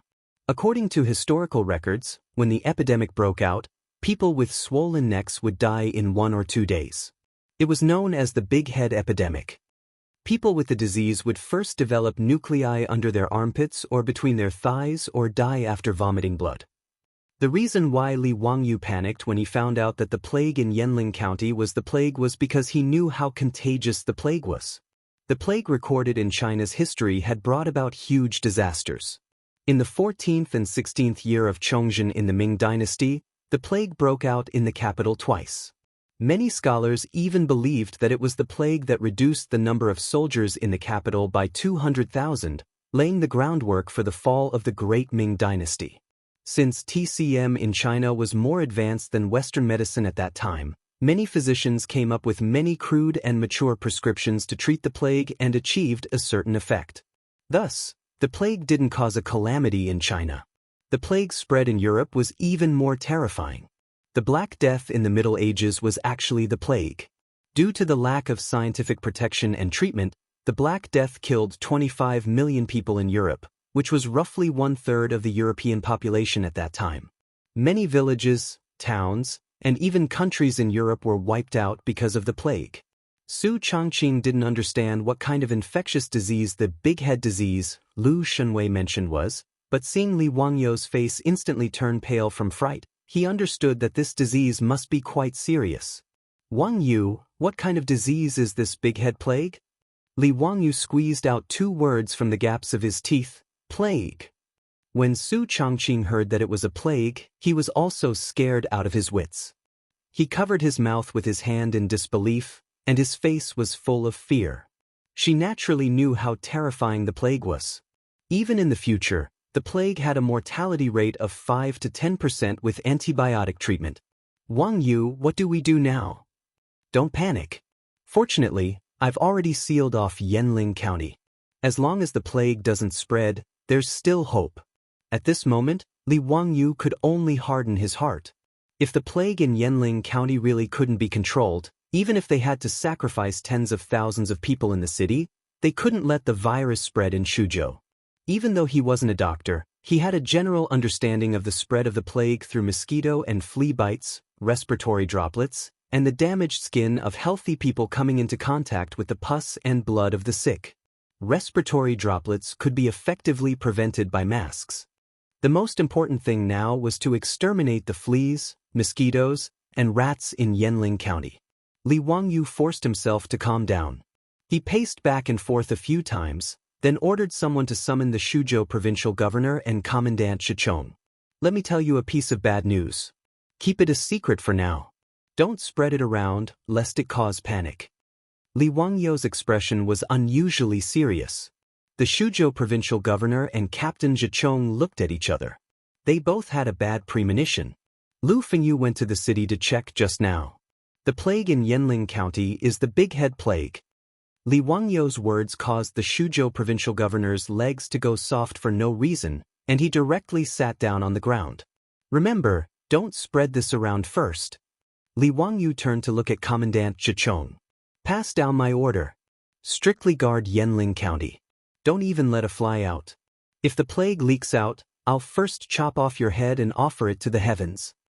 Sir, I dare not die for you. Li Wangyu turned to the Shuzhou provincial governor. Immediately transfer all the lime to Yanling County. Order the city to splash lime water 3 times a day to kill the plague. Also, order the Ming House in Yanling County to gather all the patients with fever and cough in one place. Other than the medical workers, no one else is allowed to enter. In the current Tang dynasty, there was no special medicine for the plague. The only important medicine was penicillin. But Li Wangyu didn't know how much penicillin there was. When his beautiful superior left for Shuzhou, the plague hadn't broken out in Shuzhou. Sun Simiao, Zhang Baozong, and the others were naturally still in Cheng. Therefore, strict disinfection and isolation measures were the most important thing. Sir, this official will go and arrange it. The Shuzhou provincial governor struggled to get up from the ground. He wiped the sweat from his forehead and replied in a trembling voice. All right, there's one more important thing. If there are patients who die from the plague in the city, no religious ceremonies or funerals are allowed. Immediately order people to scatter lime on the bodies and transport them out of the city for cremation and burial. This? Marquis, I'm afraid it's not appropriate? The Shuzhou provincial governor sweated even more. Cremation had never been popular in Wuxia since ancient times. Other than those eminent monks who were willing to give up their bodies, how could ordinary people have the custom of cremation? According to Wuxia's traditions, it was simply unacceptable to burn someone to death. Even for those heinous criminals, after being beheaded or cut in half at the waist, the government would allow the family members to put the bodies back together and do their best to ensure that the bodies were intact. And if the criminals were allowed to have a complete corpse, the condemned prisoners would be deeply grateful. In this kind of situation, Li Wangyu wanted to cremate all the people who died of illness and bury them. The Shuzhou provincial governor couldn't imagine what kind of trouble would arise when the time came. Li Wangyu didn't care about the customs. At this time, how could he care about these things? If the people who died of the plague were not cremated as soon as possible, they would be a huge source of infection. Who knew how many people would die? All right, this matter must be done. Don't say anything else. This marquee still has the same words. Anyone who dares to disobey will be killed without mercy. Sir. The Shuzhou provincial governor now had the heart to die. These matters were each more difficult than the last. In addition, summon all the medical workers and doctors in Shuzhou, as well as the medicine from the various pharmacies to Yanling County. Have them wear masks and go to the city to treat the patients. Li Wangyu continued to instruct. The Shuzhou provincial governor was somewhat hesitant. I'm afraid that those medical workers won't be willing to go to Yanling County. Lord Marquis, this is the Big Head Plague. The Shuzhou provincial governor's words were naturally not nonsense. In the face of the plague, the doctors of this era were no different from ordinary people. In the face of the plague, they were all naked. In fact, because they came into contact with more patients, their chances of contracting the plague were even higher. These ordinary medical workers and doctors also didn't have any good treatment methods for the plague. Therefore, when many medical workers heard of the plague, the first thing they thought of was how to escape. Naturally, this couldn't be blamed on them. However, Li Wangyu didn't care so much at this time. This marquis will give you 100 imperial guards. Even if you have to capture them, you must capture them and bring them to Yanling County. Li Wangyu stared into the Shuzhou provincial governor's eyes and roared in a low voice. Sir. This official obeys. Under the pressure of Li Wangyu's aura, the Shuzhou provincial governor didn't dare to say anything more. Chapter 844. There were tens of thousands of people in the city, and they needed someone to take care of them. Moreover, with the masks, Li Wangyu believed that these medical workers would not be infected so easily. Although it was immoral to force others into the epidemic area, and one could even imagine that he would be cursed because of this matter, Li Wangyu could not care so much. Facing the plague, Li Wangyu and the other rich kids did not dare to rashly enter Yanling County. Instead, they set up camp outside the city. Only now did the county magistrate of Yanling County feel fear, but it was already too late. This made him regret it. Why did he ignore the orders from the provincial governor and Marquis of Wuxian? After receiving the orders from the provincial governor's manor, he did not dare to be negligent. He quickly led all the bailiffs and started to organize the people in the city to vacate their houses. They cleared out an area near the city wall to house the sick. The masks that Su Changqing had brought over were also distributed by Li Wangyu. He ordered all the citizens of Yanling County to have one each and to wear it 24 hours a day. Apart from eating, they were not allowed to take it off even when sleeping. Furthermore, Li Wangyu strictly forbade the people from going out as they pleased and gave the order for a curfew. However, in Yanling County, the news of the plague outbreak had already spread. Naturally, this matter could not be hidden from the people in the city. After learning that the plague had broken out in the city, many of the people in the city and the refugees from Shuzhou all wanted to escape from the county. However, when they dragged their families to the county gates, they were horrified to find that the 4 city gates were surrounded by the soldiers, preventing anyone from leaving the city. This naturally caused the commoners to become even more terrified. Their cries shook the heavens. Many people knelt and begged the soldiers who sealed the city gates, begging them to let them live. However, no matter how they begged, no one dared to let them go. There were also some fearless people who fanned the crowd. If the people all rushed out of the city, the soldiers would not dare to use their weapons. All of a sudden, the 4 city gates of Yanling County were in chaos. It looked like a bloody conflict was about to break out. After Li Wangyu received the report, he hurriedly led Niu Wu and the others to the city gate. Seeing that another large group of people had arrived, the citizens who were clamoring to rush out of the city quietened down a little. They no longer pushed and shoved their way out of the city. Instead, they raised their eyes to look at Li Wangyu and the others. When Li Wangyu was about 10 paces away from the crowd, he pulled on the reins of his horse. Gathering his qi in his dantian, he loudly shouted at the common people, "This marquis is the founding county marquis of Hu County, Hunan's Daoist envoy. Why are you not obeying the order and making a ruckus here?" There was a commotion among the crowd at the city gate when they heard this. An elderly man walked out and bowed to Li Wangyu from afar.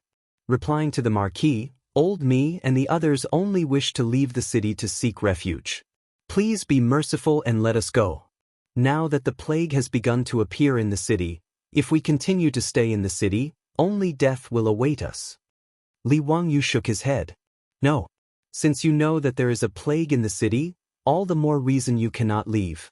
If you also carry the plague, won't it spread from 1 to 10, 10 to 100? At that time, Shuzhou and even Hunan will be filled with the plague and will be out of control. You should quickly return to the city. This marquis has already arranged for medical workers to come and ensure your safety. How could the common people listen to his words? In the eyes of the common people, the plague was spread by plague ghosts. Since the plague had appeared in Yanling County, it naturally meant that there were plague ghosts in Yanling County. If they stayed in the city, only death would await them. Moreover, there was no market in the Tang dynasty for this kind of common sense that people in the future would spread from one person to another. No one would believe that the plague could spread from one person to another. The common people at the city gate once again fell to their knees, kowtowing to Li Wangyu and complaining tearfully. Li Wangyu also had a headache, but he didn't dare to show the slightest bit of mercy. As the saying goes, a pitiful person must have a hateful side. At the end of the day, the plague in Yanling County was caused by the common people in the city finding the hygiene ban troublesome and unwilling to strictly enforce it. If he became soft-hearted because of the pitiful common people, he would only harm more common people. Not to mention the distant ones, if Changji County was infected by the plague, the consequences would be unimaginable. After all, Yanling County only had a few thousand common people and tens of thousands of disaster victims, while Changji County's population was 10 times that of Yanling County. Li Wangyu still understood the principle of choosing the lesser of two evils. Therefore, no matter how the common people begged, Li Wangyu would never relent.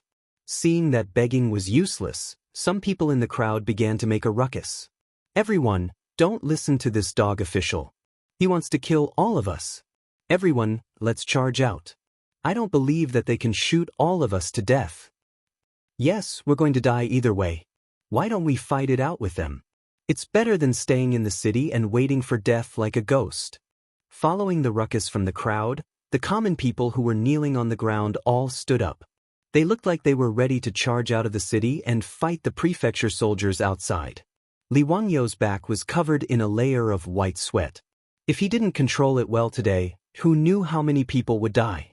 A bodhisattva's heart needed thunderous methods. He suddenly turned his head to look at Niu Wu beside him.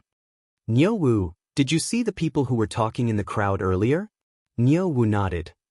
Those bastards, I've been watching them. Lang Jun, do you want to capture them?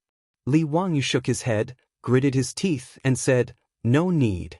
Do you have the confidence to kill them directly? Li Wangyu had seen Niu Wu's archery skills before. He could shoot from 50 to 60 steps away. Now that they were only a dozen steps away from the crowd, with Niu Wu's skills, he wouldn't miss even with his eyes closed. Niu Wu didn't hesitate either. He immediately took out a strong bow from his back, knocked an arrow, and shot it out. A green-skinned man who was still rousing the common people in the crowd suddenly felt a pain in his chest as if his body was hit by a heavy hammer. He looked down in shock and saw that an arrow had pierced through his chest. The arrow tip came out from his chest, bringing with it a pool of blood. That green-skinned man let out a blood-curdling scream and fell to the ground, no longer breathing. This sudden turn of events caused a commotion in the crowd. Before the common people could react, a second arrow pierced through the air and killed another person who was rousing the common people. Niu Wu's 2 arrows caused the previously noisy commoners to scream and retreat. Only now did they know that the young marquis wasn't joking with them. Under the threat of death, it didn't take long for the originally crowded city gate to be emptied of people.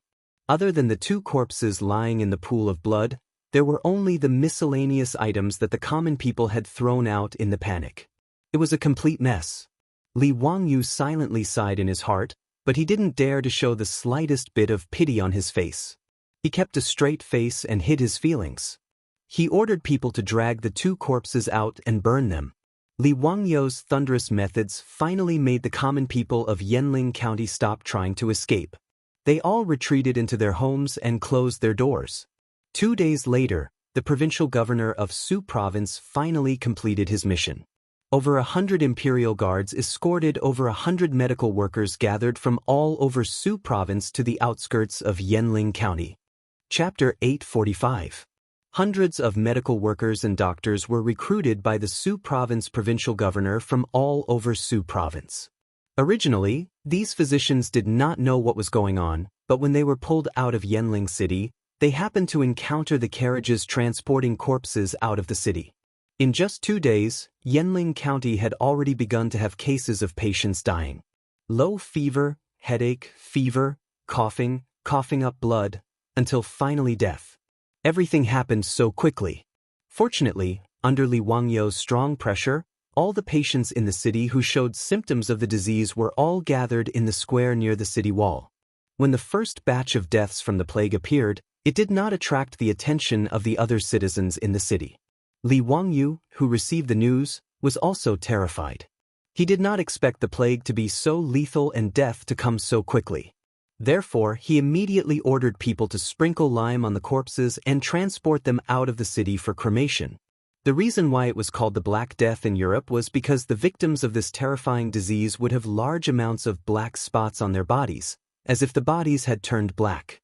When the medical workers and physicians saw the corpses being transported out of the city for cremation, they immediately reacted.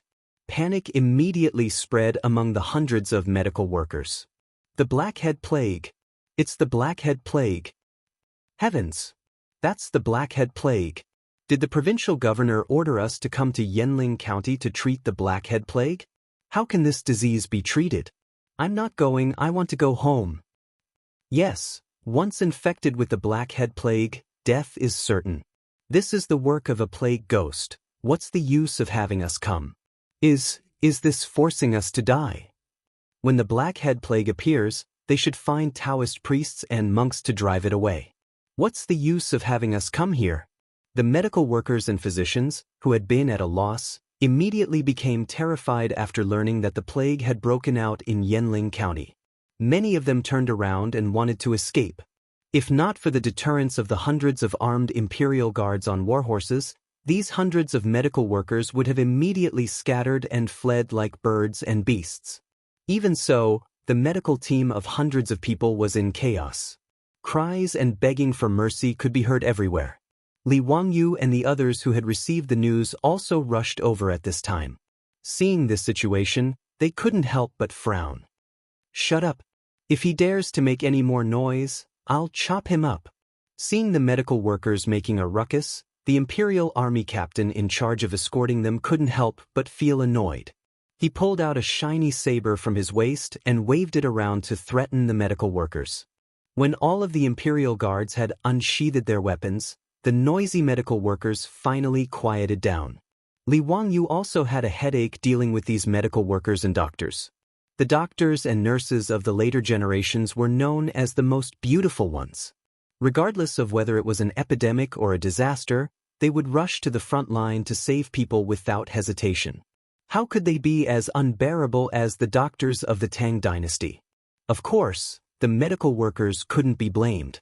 After all, the status of medical workers and doctors today was too low.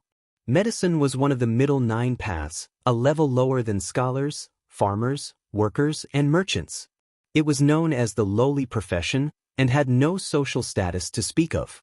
As such, hoping that these medical workers would be like the doctors and nurses of the later generations, saving lives and healing the injured as their responsibility, was a dream.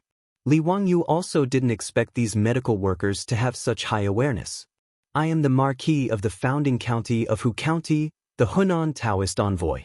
Under the orders of the Emperor, I am here to deal with the epidemic in Yanling County. I have summoned you here in hopes that you can save lives and save lives. Save tens of thousands of people in Yanling County. Why are you not willing? Li Wangyou's words made the hundreds of medical workers all kneel down and kowtow. Esteemed one, we are just normal medical workers.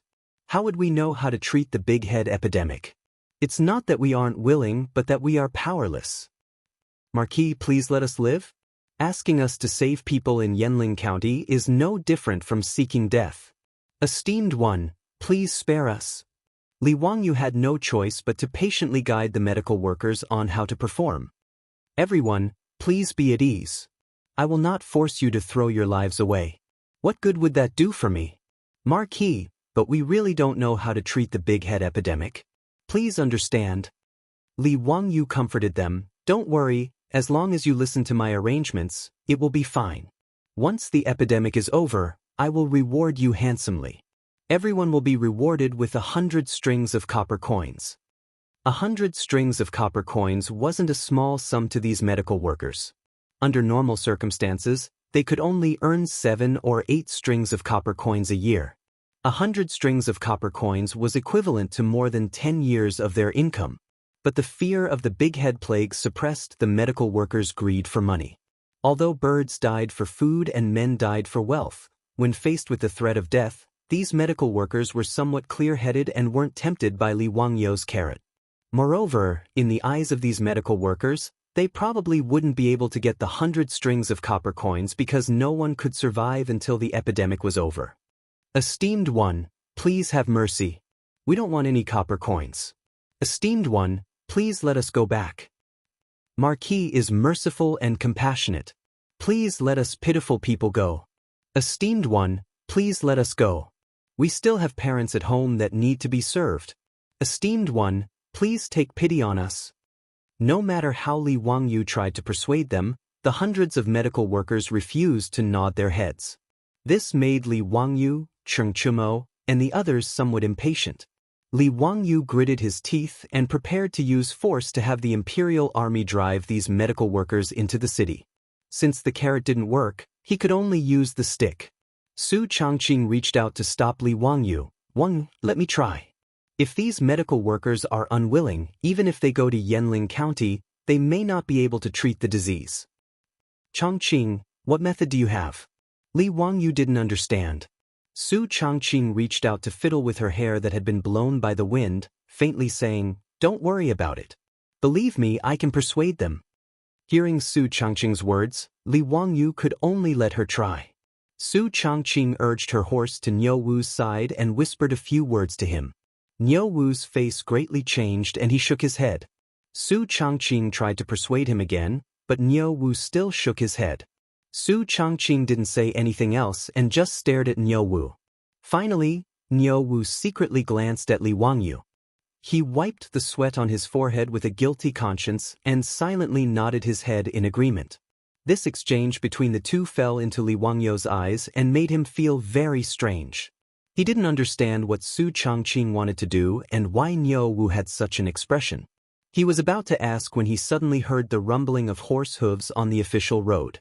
Everyone quickly looked in the direction of the sound and saw smoke and dust billowing on the official road. It was clear that a large group of cavalry was galloping towards Yanling County. Chapter 846. The sudden arrival of this cavalry unit made Li Wangyu and the others slightly nervous. Luckily, they soon saw the flag of the cavalry, a huge Qing character. Cheng Chumo looked at his two brothers in confusion. Why is father here? Cheng Chuliang and Cheng Chubi were also confused. They did not understand why Qing Yaojin, who had returned to Chang and with the saint, would suddenly lead a large group of imperial guards back to Shuzhou. On the other hand, Li Wangyu could vaguely guess the reason. After Pai Lupi's dragon boat went north, it did not directly return to Chang. Instead, it returned to Zhengzhou and temporarily stayed there. When Li Wangyu learned that the outbreak in Yanling County was actually the most terrifying plague, he immediately ordered people to send a secret report to Pai Lupi. In these few days, Li Wangyu would order people to send the report to Zhengzhou about the situation in Yanling County every day. Pai Lupi was obviously worried that the epidemic in Shuzhou would go out of control, which was why he sent Qing Yaojin over. As for the large group of imperial guards, needless to say, they were here to seal off the entire Shuzhou to prevent the epidemic from spreading. In the secret report that Li Wangyu presented to Pai Lupi, he had already explained in detail how the epidemic spread, which made Pai Lupi somewhat believe that the epidemic was not caused by the plague ghost. As for Li Wangyu's suggestion of quarantine, Pai Lupi also expressed his approval, which was why Qing Yaojin led the troops over. Qing Yaojin led thousands of imperial guards to the front of the crowd and shouted with a hoarse voice, "Nephew, I'm here to help you. Sorry to trouble Uncle Qing. Li Wangyu was naturally happy to see Qing Yaojin lead the troops to Yanling County. He only had 1,000 prefecture soldiers and 500 imperial guards. To completely seal off Yanling County, which was tens of thousands of people, it was still a little difficult. If the epidemic broke out in the city, the people would not care about anything and rush out of the city. With so few people, they might not be able to stop them. Now that Qing Yaojin had led thousands of imperial army soldiers over, they could at least guarantee that the virus wouldn't spread out if the epidemic in Yanling County couldn't be controlled. In Li Wangyu's heart, he had already prepared for the worst, which was to sacrifice the tens of thousands of people in Yanling County to save the entire Suzhou and even Hunan province. It wasn't that he had a heart of stone, but that he had no other choice. After all, he was not an immortal. If he really could not save the people in the city, he could only do this even if he had to bear the infamy. Of course, this was Li Wangyu's bottom line. He didn't mention this to anyone. After all, even Pai Lupi, the greatest emperor of all time, could make up his mind to abandon tens of thousands of people.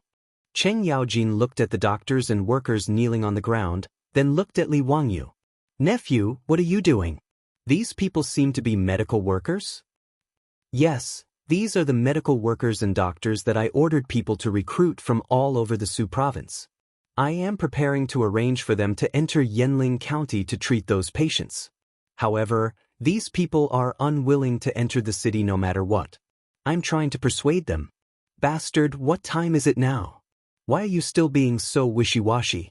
If it was up to me, I would just chop off anyone's head that doesn't listen."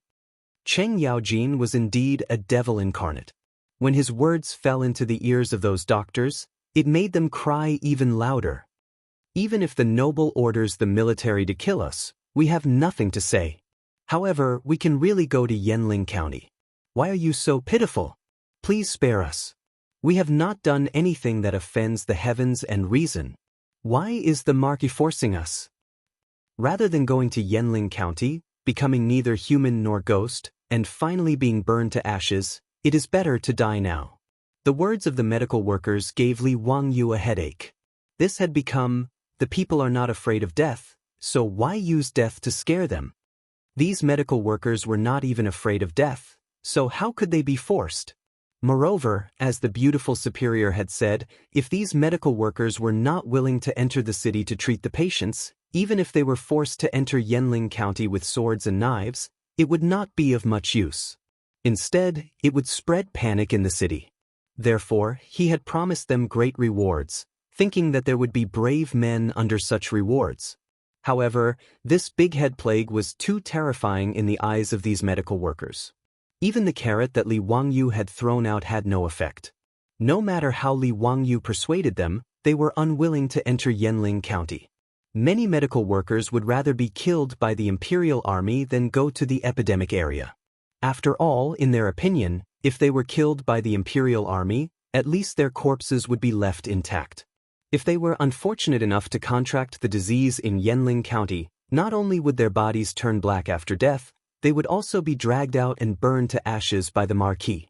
As a result, there were even fewer medical workers willing to enter the city. Qing Yaojin looked at these crying medical workers and felt a headache. These medical workers were not even afraid of death, so how could they be forced? Even Qing Yaojin knew that there was no use in dispersing the disease. They still had to rely on these medical workers to treat the disease. When everyone was in a dilemma, they saw their beautiful superior dismount and walk in front of the medical workers. "Everyone, can you listen to me?" The medical workers looked up at the beautiful young woman in front of them. In front of a real woman, they did not have the nerve to continue crying. A white-haired old man walked out of the medical workers and cupped his hands towards Su Changqing. "This lady, what can I do for you?" Su Changqing pointed at Li Wangyu, turned around, and said in a loud voice, "I am the wife of the Marquis of Wuxia, and I have a few words to tell everyone." The medical workers did not feel that there was anything wrong with her words, but Qing Yaojin was stunned. Cheng Chumo and the other rich playboys winked at Li Wangyu, meaning to ask Li Wangyu when he married Lady Su and why they did not know. The beautiful superior claimed to be his wife.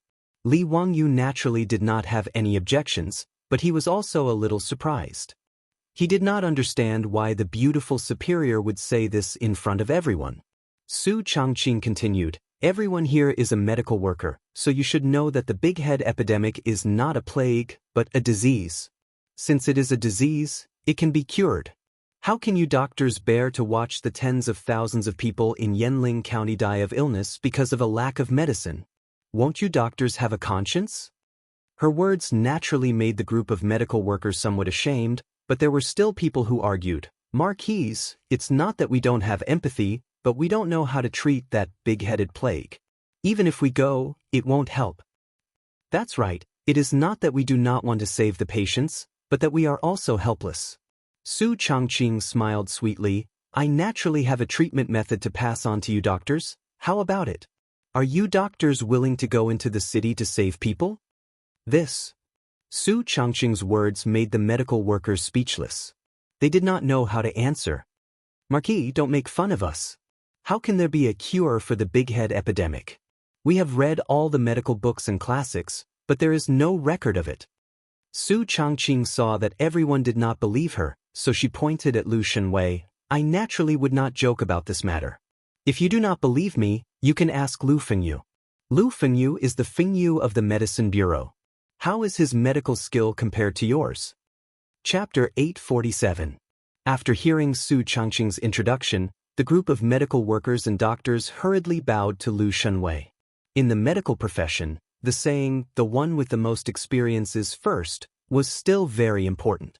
This was especially true in an era where knowledge was passed down from master to disciple through word of mouth. Many of the medical school's secret prescriptions were only passed down to sons and not daughters, and they would not easily show it to others. In this era, doctors would not write prescriptions for patients because they were worried that their secret prescriptions would be leaked. Therefore, most of them would just grab the medicine directly from the medicine store and boil it for the patient to take. The purpose was to keep it a secret. Therefore, the medical school respected famous doctors and divine doctors more than ordinary people. Their purpose was self-evident. They hoped to get some guidance from them so that they could enjoy it for the rest of their lives. The reason why Sun Simiao was famous in the later generations and was crowned with the title of Medicine King was because Sun Simiao wrote 1,000 gold prescriptions, Ming Tang acupuncture chart, 1,000 gold wings prescriptions, and other medical techniques. He also made them public, so he was respected by people. In the eyes of the medical school, as the Fengyu of the Shangyao Bureau, Lu Shenwei's standard was self-evident. Su Changqing waited for everyone to greet Lu Shenwei before continuing. If everyone is willing to enter the city to save the people, since Lu Fengyu is willing to teach everyone how to treat the big head plague, what do you think? Her words naturally caused the medical school to hesitate. If they could receive guidance from the Fengyu of the Shangyao Bureau, it would naturally be a good thing. However, this was the big head plague. If it was said that Lu Shenwei definitely knew how to treat it, these medical school might not believe it. Seeing that they were not speaking, Su Changqing took out a mask and continued, everyone, this item is called a mask. It is a protective device created by the Marquis of Wuxian with his immortal skills. Wearing this mask to cover your mouth and nose can prevent you from being infected by the big head plague. You also don't have to worry about being infected by the big head plague after entering the city. She raised her voice again and said, everyone with this mask, you can protect yourself from getting infected. You can also receive the reward of 100 strings of coins from the Marquis of Wuxian and Lu Shenwei's medical skills. Where else can you find such a good thing? Why are you still hesitating? Don't tell me that I have to wait until the blade and axe come down on me before it's too late for regrets? Su Changqing's words caused the group of doctors to immediately discuss. Some people felt that what she said was reasonable, but more people did not believe her at all. They thought that she was just fooling everyone. After all, whether it was the mask or the so-called cure of the big head plague, they were all unheard of. How could they be convinced by Su Changqing's empty words? Marquise, it's not that we don't want to believe your words, it's just that this matter is too outrageous. This small piece of cloth covering the mouth and nose was enough to ward off the big head plague? We really can't believe it. That's right. How can we prove this? What kind of mask is this? It has never been recorded in any medical records. It's easy for the nobles to say, but if we catch the big head plague, we'll be the ones to die. What kind of mask is this? Can it defend against the big head plague? I don't believe it. Su Changqing suddenly laughed and turned to look at Li Wangyu. She then turned to the group of doctors and shouted, "If you don't believe me, I'll enter the city with you. As the wife of the Marquis of Huxian, I even dare to enter the city. Don't tell me you're still worried? If I catch the big head plague, I won't be able to avoid it either." When she said this, the hundreds of doctors and workers were all stunned. No one spoke at the scene. Only Li Wangyu was stunned when he heard this. He then shouted, "No. This can't be done. I don't agree." In Li Wangyu's opinion, even if all the people in Yanling County died, he would not let his beautiful superior take the risk. This was not Li Wangyu being selfish, but human nature. Letting his woman take the risk for a group of people he had never met before, Li Wangyu would not do such a Virgin Mary bitch even if he was beaten to death. Whether or not their self-made masks were effective, who could say for sure? Moreover, even if these masks could achieve the protective effect of the medical masks of the future, it was not 100% immune to the threat of the plague. Li Wangyu remembered seeing the records of the plague in the northeast during the Beiyang period. The chief professor of the Beiyang Medical School, the Frenchman Mini, went to the epidemic area to check the situation. He wore a white robe, a white hat, and rubber gloves to isolate all parts of his body that might come into contact with the rats. Of course, unfortunately, he did not believe what the Chinese medical officials said, that the plague could be transmitted through breathing and saliva. Therefore, he did not wear a mask. Only 9 days later, the chief professor of the Beiyang government died of the plague. Although they had prepared masks, they did not wear rubber gloves or protective clothing. Under such circumstances, how could Li Wangyu let his beautiful superior enter Yanling County? Even if he had a protective suit from the future, Li Wangyu would not agree to let his beautiful superior enter the epidemic area. Li Wangyu's objection had long been within Su Changqing's expectations. She urged her horse to go to Li Wangyu's side and whispered in his ear, "Wangyu, did you forget that before I transmigrated to the Tang dynasty, I went to Africa on a business trip?" So what? Li Wangyu seemed to remember that there was such a thing. Their company also had business in Africa, so his beautiful superior had also gone to Africa on a business trip to deal with official business.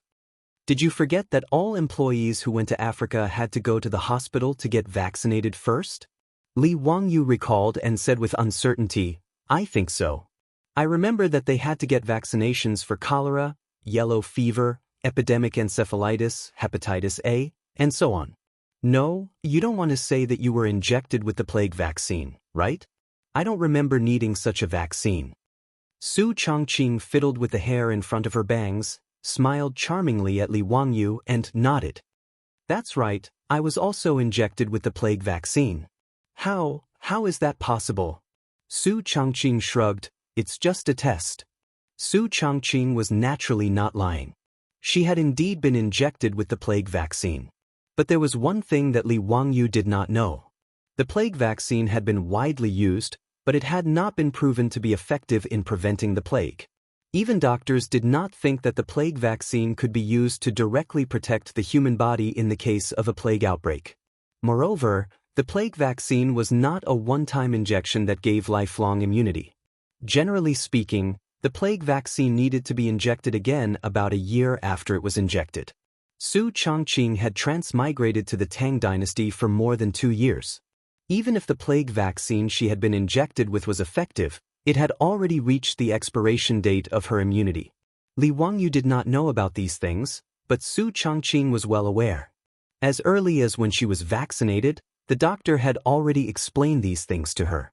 The reason Su Changqing used this as an excuse to deceive Li Wangyu was naturally to save the tens of thousands of people in Yanling County. She was not a saint, but she also could not watch as the people in the city all died because of the disease. At least, she could not be as cold-hearted as Li Wangyu. This was perhaps the difference between a woman's sensibility and a man's rationality. Therefore, when Su Changqing saw that the medical workers and doctors were unwilling to enter the city to save the patients, she decided to step forward and personally enter the city to lead the medical workers to save the patients. In order to increase her persuasiveness, she deliberately announced in front of everyone that she was Li Wangyu's wife, using her identity as the Marquise to express her attitude. Chapter 848. But Su Changqing's words moved the group of medical workers and doctors. What kind of noble status did the Marquis Madam have? She actually wanted to enter the city with them? At this time, Lu Shunwei also stood out. I will also enter the city with you to treat the patients. How about it? Do you all dare? The Marquis Madam, a woman, dares to enter Yanling City to treat the patients. As doctors, are you all so cowardly? If this matter were to spread out, would you still have the face to enter your ancestral tombs? Su Changqing and Lu Shunwei's words caused the hundreds of doctors to be speechless. Each and every one of them was so embarrassed that their faces turned red. Li Wangyu pulled Su Changqing and growled in a low voice. Changqing, don't mess around. That's the plague, you can't joke about it. No, I definitely won't agree to let you enter Yanling County. Su Changqing's beautiful eyes glanced at him. She didn't care about shocking the world. She leaned over and gently kissed Li Wangyu's face. Be good, be obedient, it's fine. Li Wangyu's heart was filled with anger, but his beautiful superior's kiss made it disappear. He simply swung his horsewhip. All right, since you want to enter the city, then I'll go with you. Don't mess around, you haven't been injected with the plague vaccine. Why would you enter the city? Su Changqing wouldn't allow Li Wangyu to enter Yanling County and immediately rejected him. I don't care about this. Changqing, if you want to enter Yanling County, then I must enter as well. I'm a man, watching my woman take risks while I hide outside the city. Do you think I'm that kind of person? This matter is settled. If you want to enter Yanling County, then I'll go with you. If we get infected with the plague, then we'll die together. Who knows, we might even be able to travel back to the modern world together. Li Wangyu didn't care what Su Changqing said. Naturally, he wouldn't relent. Li Wangyu would never do something as despicable as to let him stay in the safe zone outside the city and watch his beautiful boss enter the infected area. Su Changqing helplessly reached out his hand and touched Li Wangyu's face. With a doting expression, he said, Hey, what should I do with you? After she finished speaking, her eyes looked behind Li Wangyu. She met Niu Wu's eyes and nodded slightly. Niu Wu hesitated for a moment. In the end, he clenched his teeth and extended his palm, which was as large as a palm leaf fan, and slapped down towards the back of Li Wangyu's neck. Li Wangyu would never have thought that Niu Wu would attack him from behind. He didn't even have time to groan before he was knocked unconscious by Niu Wu's palm. This scene shocked Qing Yaojin and the other rich playboys. They couldn't understand why Niu Wu, a loyal and devoted member of the Li family, would suddenly attack their Langjun. Cheng Yaojin even subconsciously pulled out the sword at his waist and prepared to urge his horse forward to save Li Wangyu. Su Changqing hurriedly smiled and extended his hand to stop Qing Yaojin and the group of silk pants. He smiled and said, Uncle Cheng brothers, it was I who had Niu Wu knock Worryless out. Cheng Yaojin was stunned. Lady Su, why are you doing this? If I didn't knock him out, he would have followed me into Yanling County. How can that be? Uncle Cheng and brothers, please take good care of Wangyu. Don't let him find trouble with Niu Wu after he wakes up, and don't let him enter the city. Cheng Yaojin and the other rich playboys looked at each other. Lady Su, do you really want to enter Yanling County? In front of the medical workers, Qing Yaojin didn't finish his words, but everyone naturally understood what he meant. The current Yanling County, in everyone's eyes, was no different from the netherworld. Entering the county was almost a matter of life and death. Su Changqing leisurely raised her eyes and looked at the dark city walls of Yanling County not far away. Someone has to save those people. Those are tens of thousands of people of the Tang dynasty. They didn't do anything wrong. How can I bear to watch them be mercilessly swallowed up by the disease? As for my personal safety, it's not worth mentioning. As the saying goes, who doesn't die since ancient times? Let my loyal heart shine in the annals of history. Historically, plagiarizing poems had always been Li Wangyu's patent. Su Changqing couldn't memorize many of those Tang and Song poems. But this poem by Wen Tianxiang, Crossing the Lingding Ocean, was familiar to the later generations, so she casually recited it. But she didn't expect that the sentence, "Who doesn't die since ancient times?" "Let my loyal heart shine in the annals of history," would make Qing Yaojin and the other rich playboys excited. Could Lady Su deserve to be called a heroine? Your words make me feel ashamed. Since that's the case, I don't believe in evil. Why don't I accompany you to Yanling County? Cheng Yaojin's words made Cheng Chumo, Cheng Chuliang, and Cheng Chubi turn pale with fright. "Father, you can't. If father wants to go, then we'll go too." Hearing this, Cheng Yaojin was furious and slapped Cheng Chumo and the others on the head. "Damn bastard, I'm already old. I killed my way out of a mountain of corpses and a sea of blood, so I dare to say this. You three bastards who haven't even grown hair yet, what nonsense are you talking about? If you dare to make trouble like this again, I'll order people to tie you up and take you back to Cheng." Although Cheng Yaojin was the #1 troublemaker in the Tang dynasty, he was also protective of his children. He could take the risk himself, but if his 3 sons dared to take the risk, he would definitely explode. Su Changqing covered her mouth and chuckled. "Uncle Cheng, you shouldn't go into the city. You're not a doctor, so what's the use of going into Yanling County? Why don't you help mobilize resources and manpower outside the city to support the patients in Yanling County?" Hearing this, Cheng Chumo and his brothers hurriedly persuaded Qing Yaojin. Lu Shenwei also persuaded him from the side, making Qing Yaojin embarrassed and give up the idea. "Lady Su, you really want to go into the city? If you go into Yanling County, I'm afraid Zio will go crazy when he wakes up." Su Changqing smiled. "Then we need Uncle Cheng to suppress him even more. Don't let him be confused and do anything stupid." Qing Yaojin sighed. "Okay, I'm here. I won't let this bastard fool around." He turned his head to look at the group of wastrels. "You bastards, keep an eye on Zio 24/7. Even if he's sleeping or defecating, you're not allowed to leave your sight. Do you understand?" How could the wastrels dare to disagree?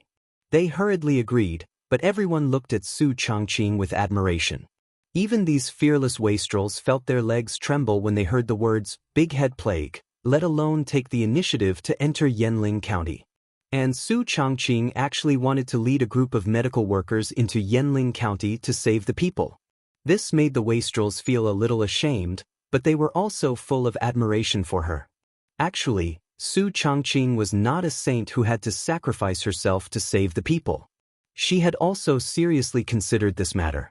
With the protection of a mask, it was not impossible to defend against an airborne infectious disease like the plague.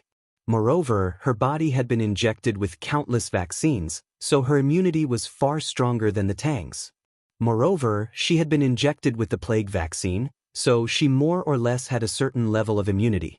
Of course, these were not the main reasons why Su Changqing decided to enter the city to save the people. Su Changqing made this decision because of Li Wangyu. Chapter 849. Although Li Wangyu was rather decisive in the matter of sealing off Yanling County, as the person who slept beside him, Su Changqing was very clear just how much pressure his man was under during this period of time. Although Li Wangyu was now in a high position in the Tang dynasty, in his bones, whether it was Li Wangyu or Su Changqing, they were just ordinary modern people.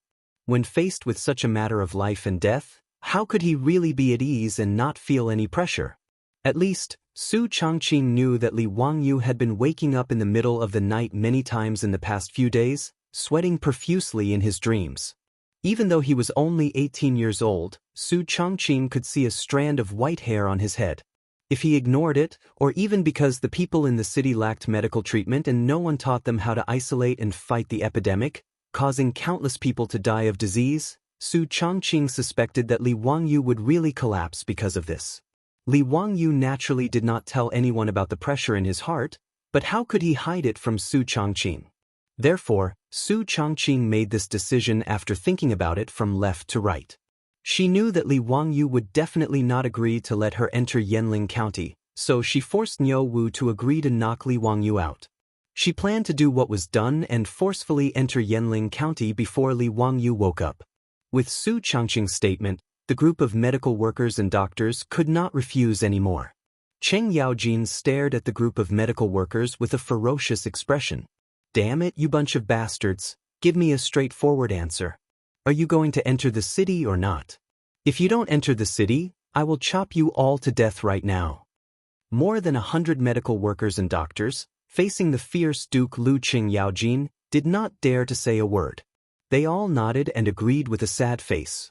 After all, if they followed the Marquis and the Minister of Medicine into the city to treat the patients, they might die, but there was still a glimmer of hope and a huge reward. Everyone had the desire to live. If they could live, who would want to die? Seeing that the doctors had nodded in agreement, Su Changqing did not waste any more time. He immediately ordered people to send over masks and taught the doctors how to wear them.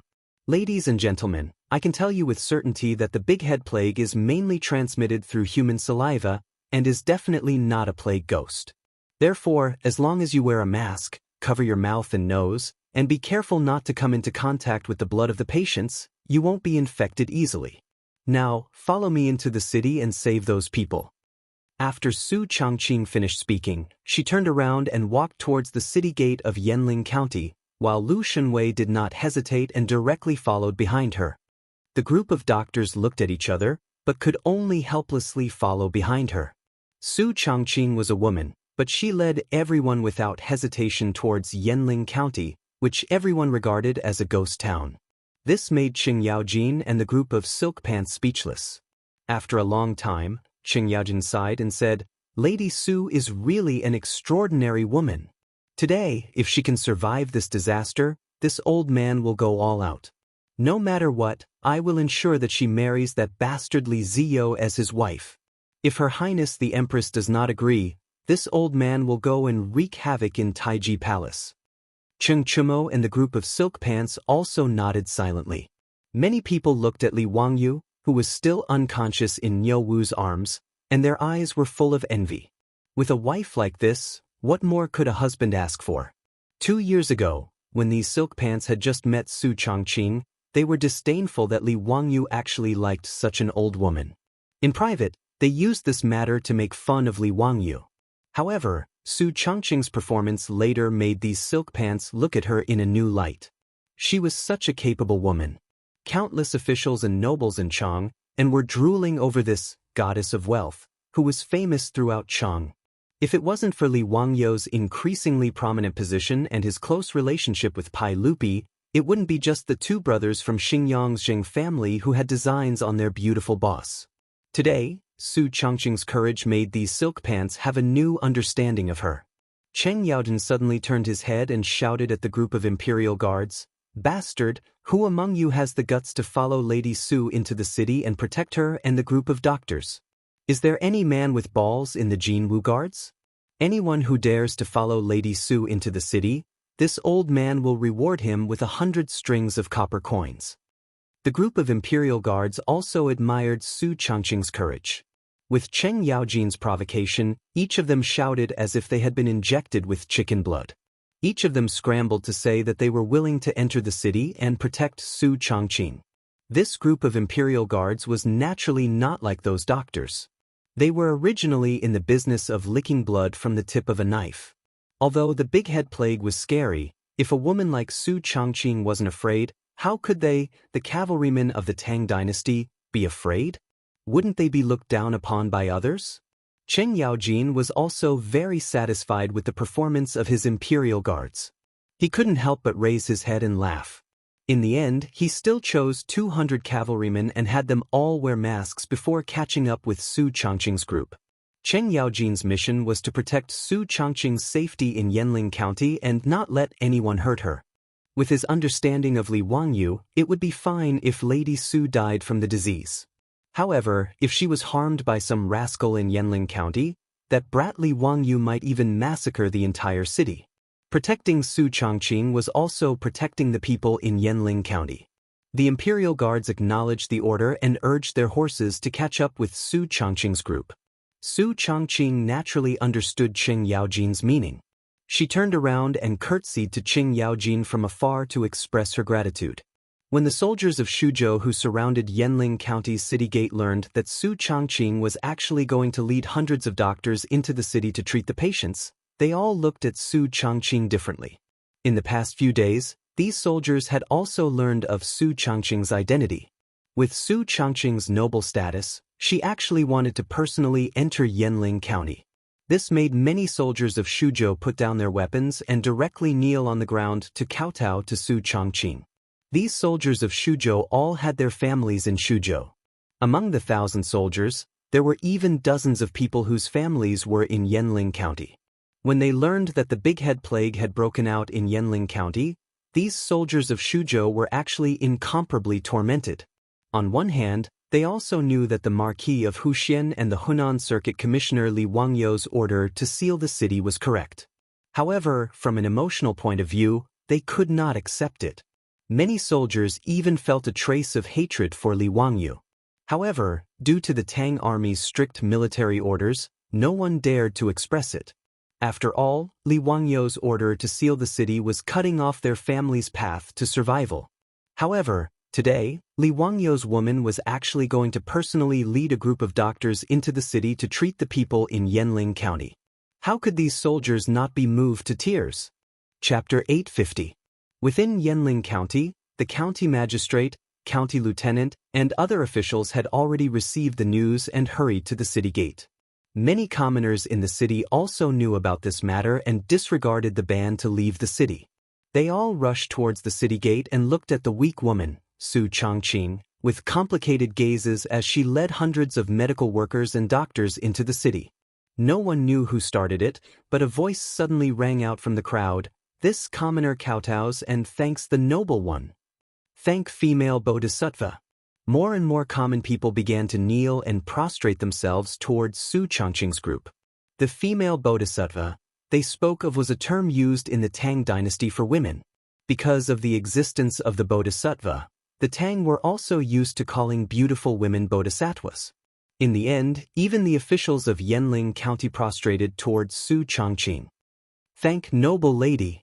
The officials and common people of Yanling County did not know of Su Chongqing's identity and could only call her noble lady. However, the captain who had led the 200 Imperial Army soldiers into the city to protect Su Chongqing was quick-witted. He immediately called out to the Imperial Army soldiers and shouted, "The Marquis's wife has entered the city to save the people. The Marquis's wife has entered the city to save the people." With the cries of the Imperial Army, the officials and common people in the city learned of Su Chongqing's identity and were even more shocked. No one had expected that the Marquis of Huxian, who had sent out the Imperial Army soldiers to forcefully seal off Yanling County, would send his wife into Yanling County. Because of the several bloody conflicts in Yanling County, the common people, including the officials of Yanling County, feared and even hated Li Wangyou. No matter who it was, after being cut off from their escape route and trapped in an epidemic county, they would not feel any gratitude toward Li Wangyou. Even though Li Wangyou had ordered people to deliver masks and various grains and herbs, he could not stop the common people and officials from hating him. But at this moment, Su Chongqing's appearance had caused the common people and officials of Yanling County to feel less hatred for Li Wangyou. To be able to let his wife lead hundreds of doctors into the city to treat the patients, this naturally caused the commoners to be deeply grateful. This commoner thanks the Marquis. The Marquis is a living bodhisattva, a living Buddha. We're saved. The Marquis has led the medical family into the city. In the small Yanling city, the cheers grew louder and louder. The citizens trapped in the city had finally vented the fear in their hearts for the past few days. The officials of Yanling County hurriedly and respectfully invited Su Chongqing to rest in the county office, but were rejected by Su Chongqing. She knew that it was a race against time. The sooner they could implement the strictest quarantine measures, the sooner they could reduce the spread of the plague virus. It was absolutely unacceptable for the citizens to gather together because of her entry into the city today. As Su Chongqing's order was passed down, the commoners who had run out to watch the commotion were driven back to their own houses by the bailiffs and imperial guards. In order to control the epidemic, Su Chongqing divided the entire Yanling County into 4 areas for quarantine and monitoring.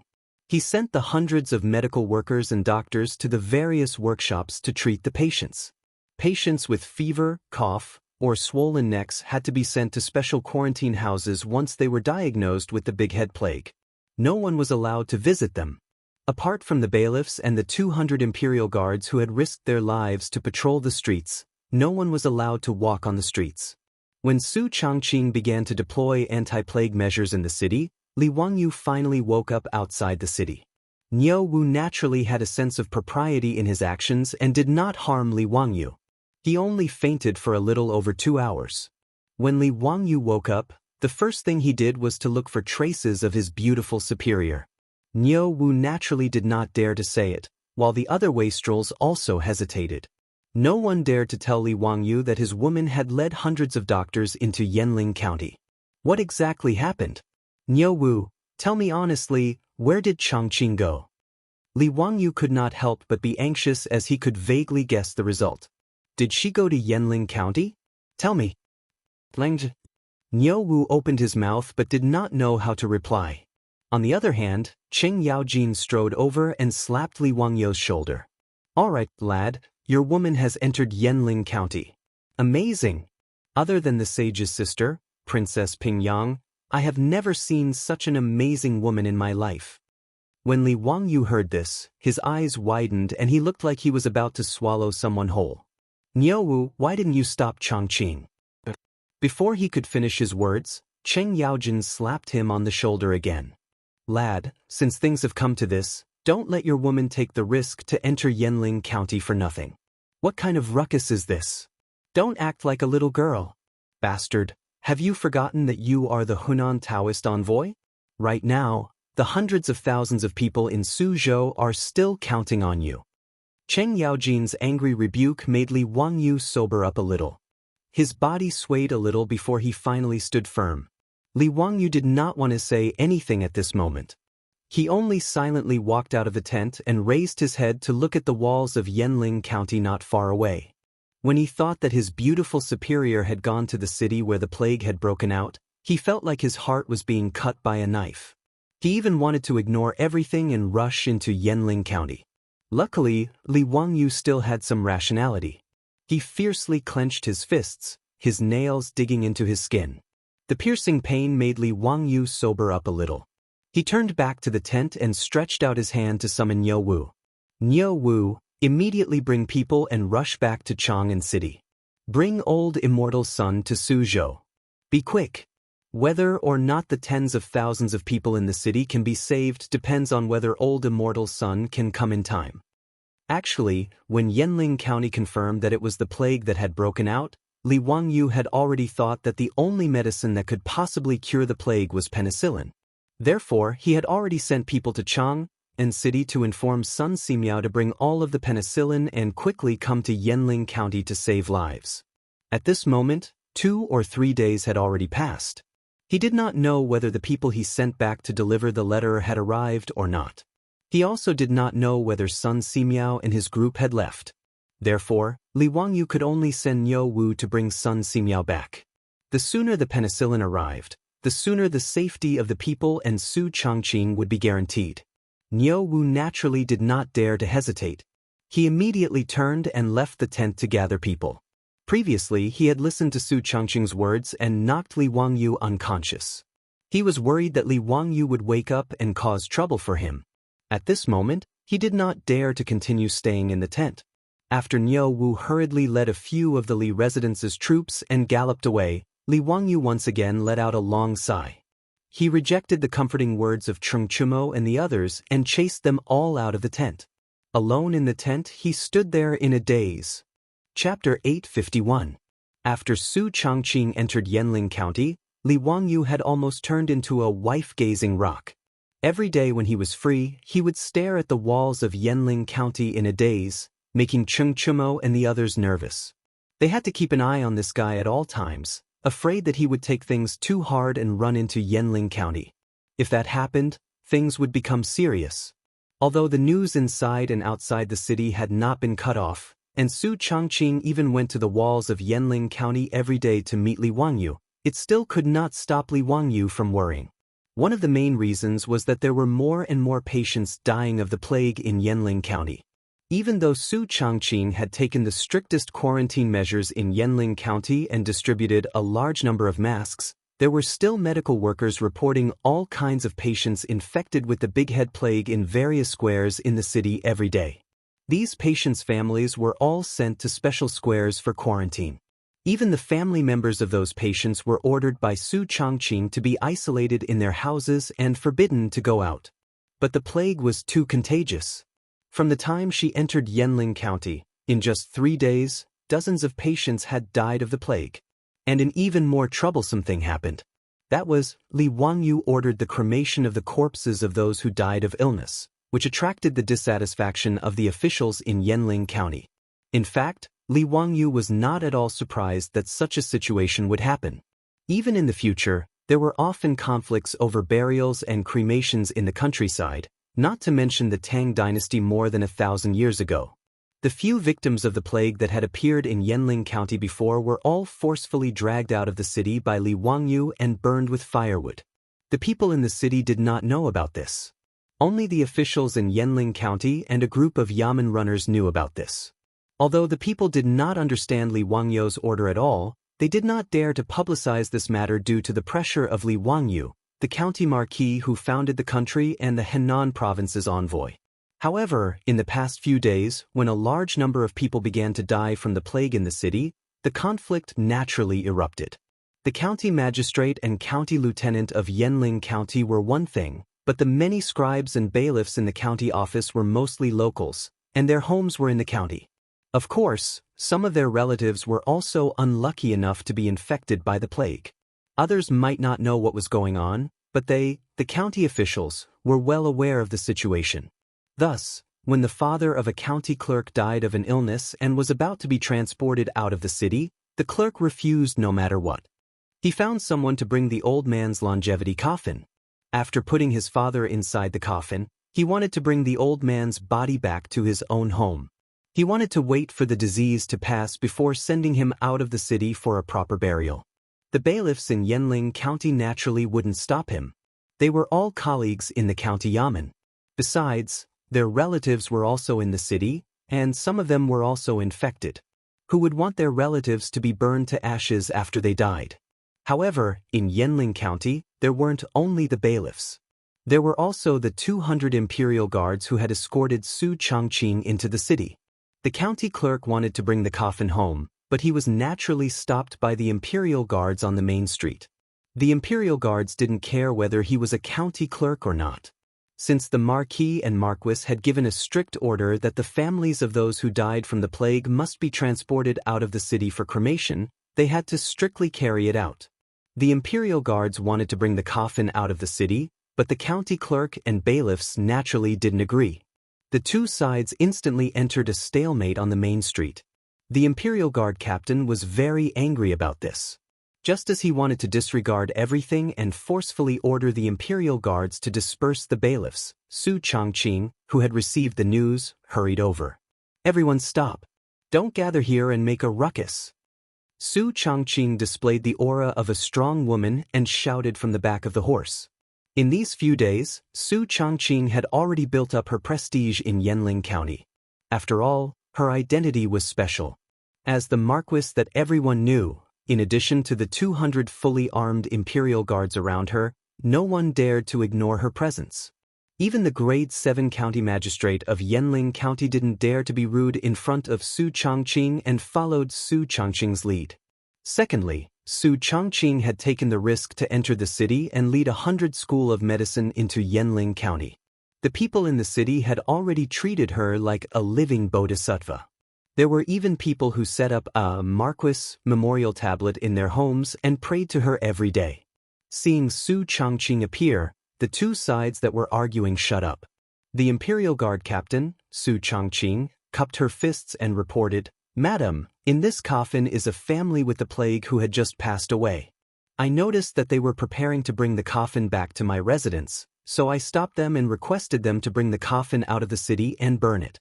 Not only did they not agree, they even dared to insult us. Madam, please be clear about this." Su Changqing's brows were tightly knitted. She and Li Wangyu had already expected such a thing to happen, but she still felt that it was troublesome when facing it.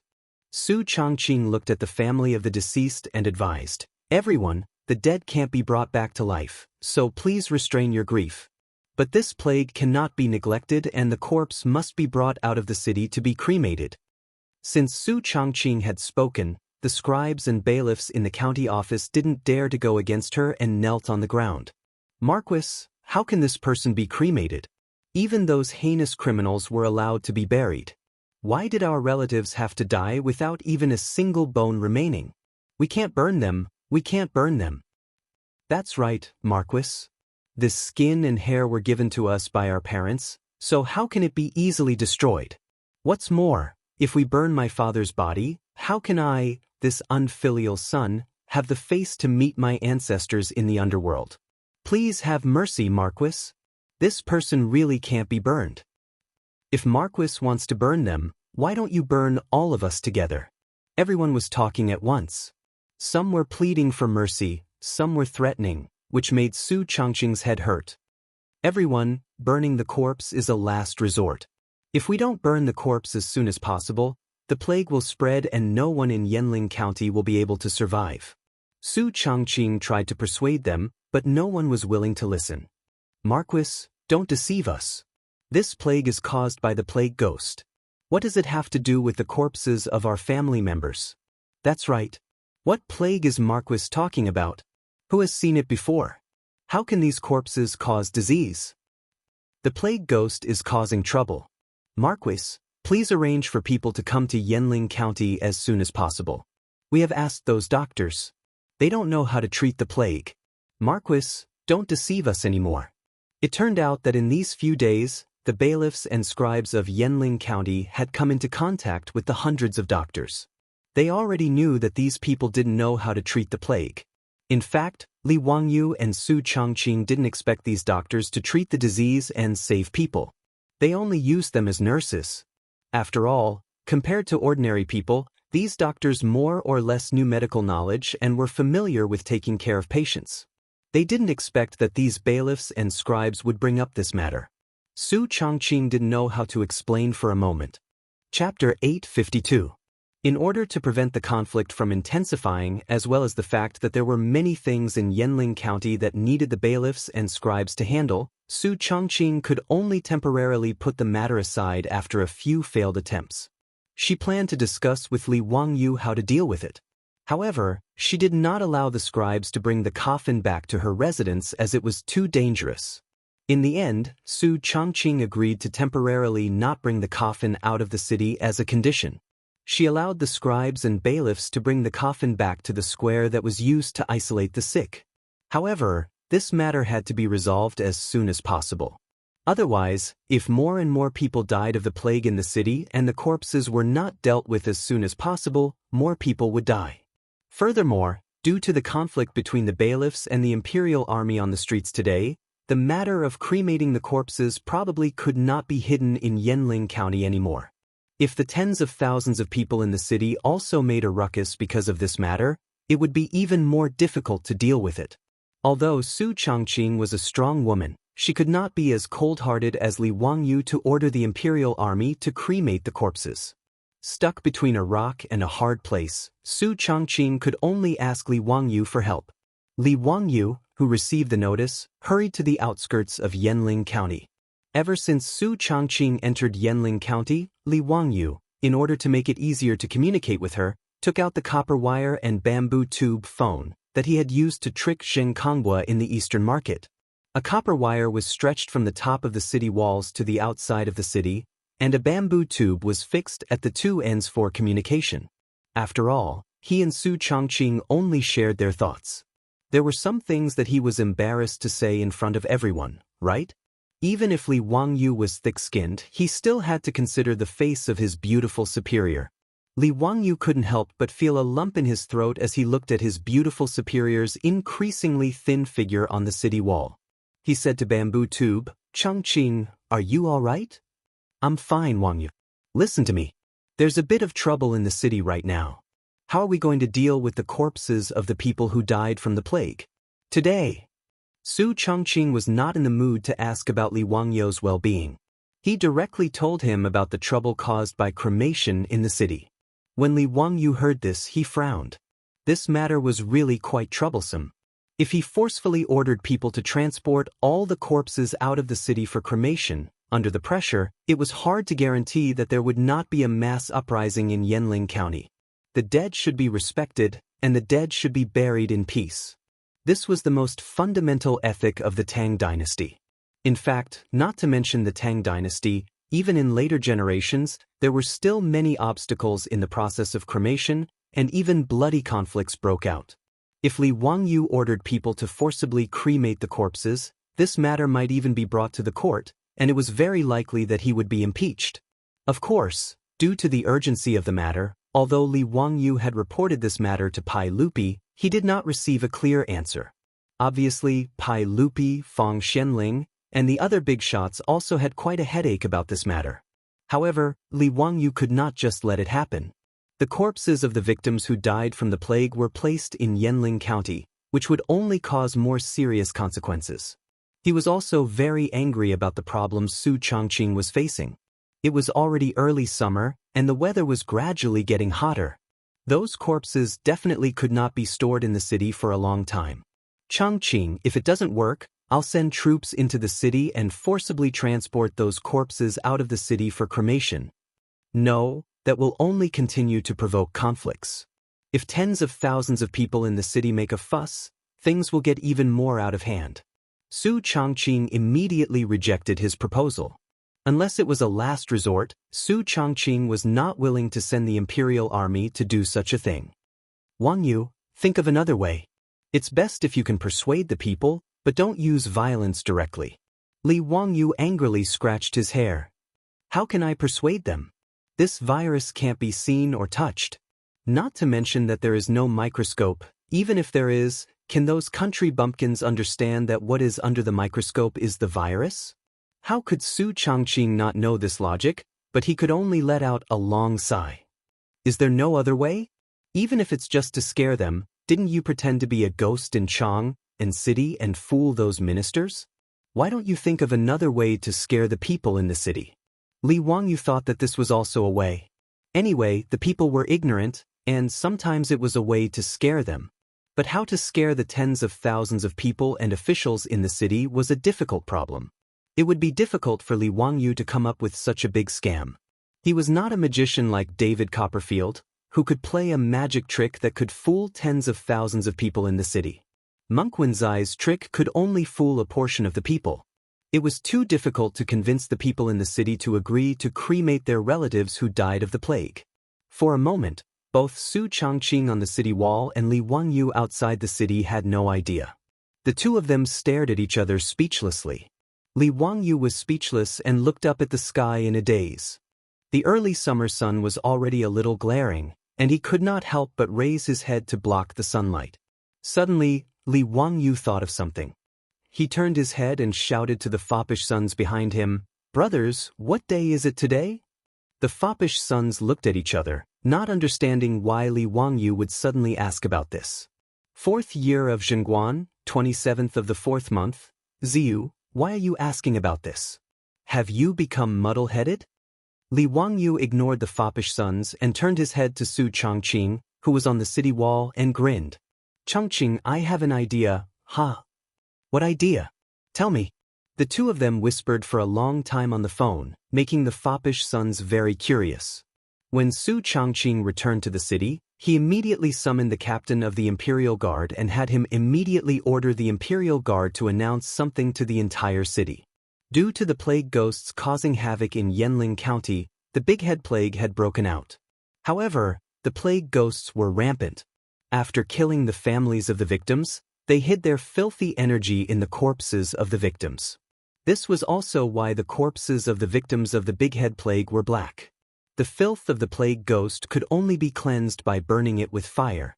If the filthy energy left in the corpses of the plague ghosts wasn't burned, the plague ghosts would use this filthy energy to pollute the earth and eventually devour the sun. The commoners in the city, including the yamen runners and scribes, naturally didn't believe these words. Although the corpses of the victims of the Big Head Plague had large amounts of black spots, they didn't believe that it was the filthy energy left behind by the plague ghosts. The yamen runners and scribes of the Yochi County Yamen even suspected that the Marquis was using this excuse to deceive them.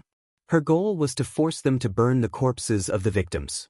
However, on the second day, the Imperial Guard in the city sounded the gong again and rode fast horses around the city to announce that the plague ghosts were causing havoc in Yanling County.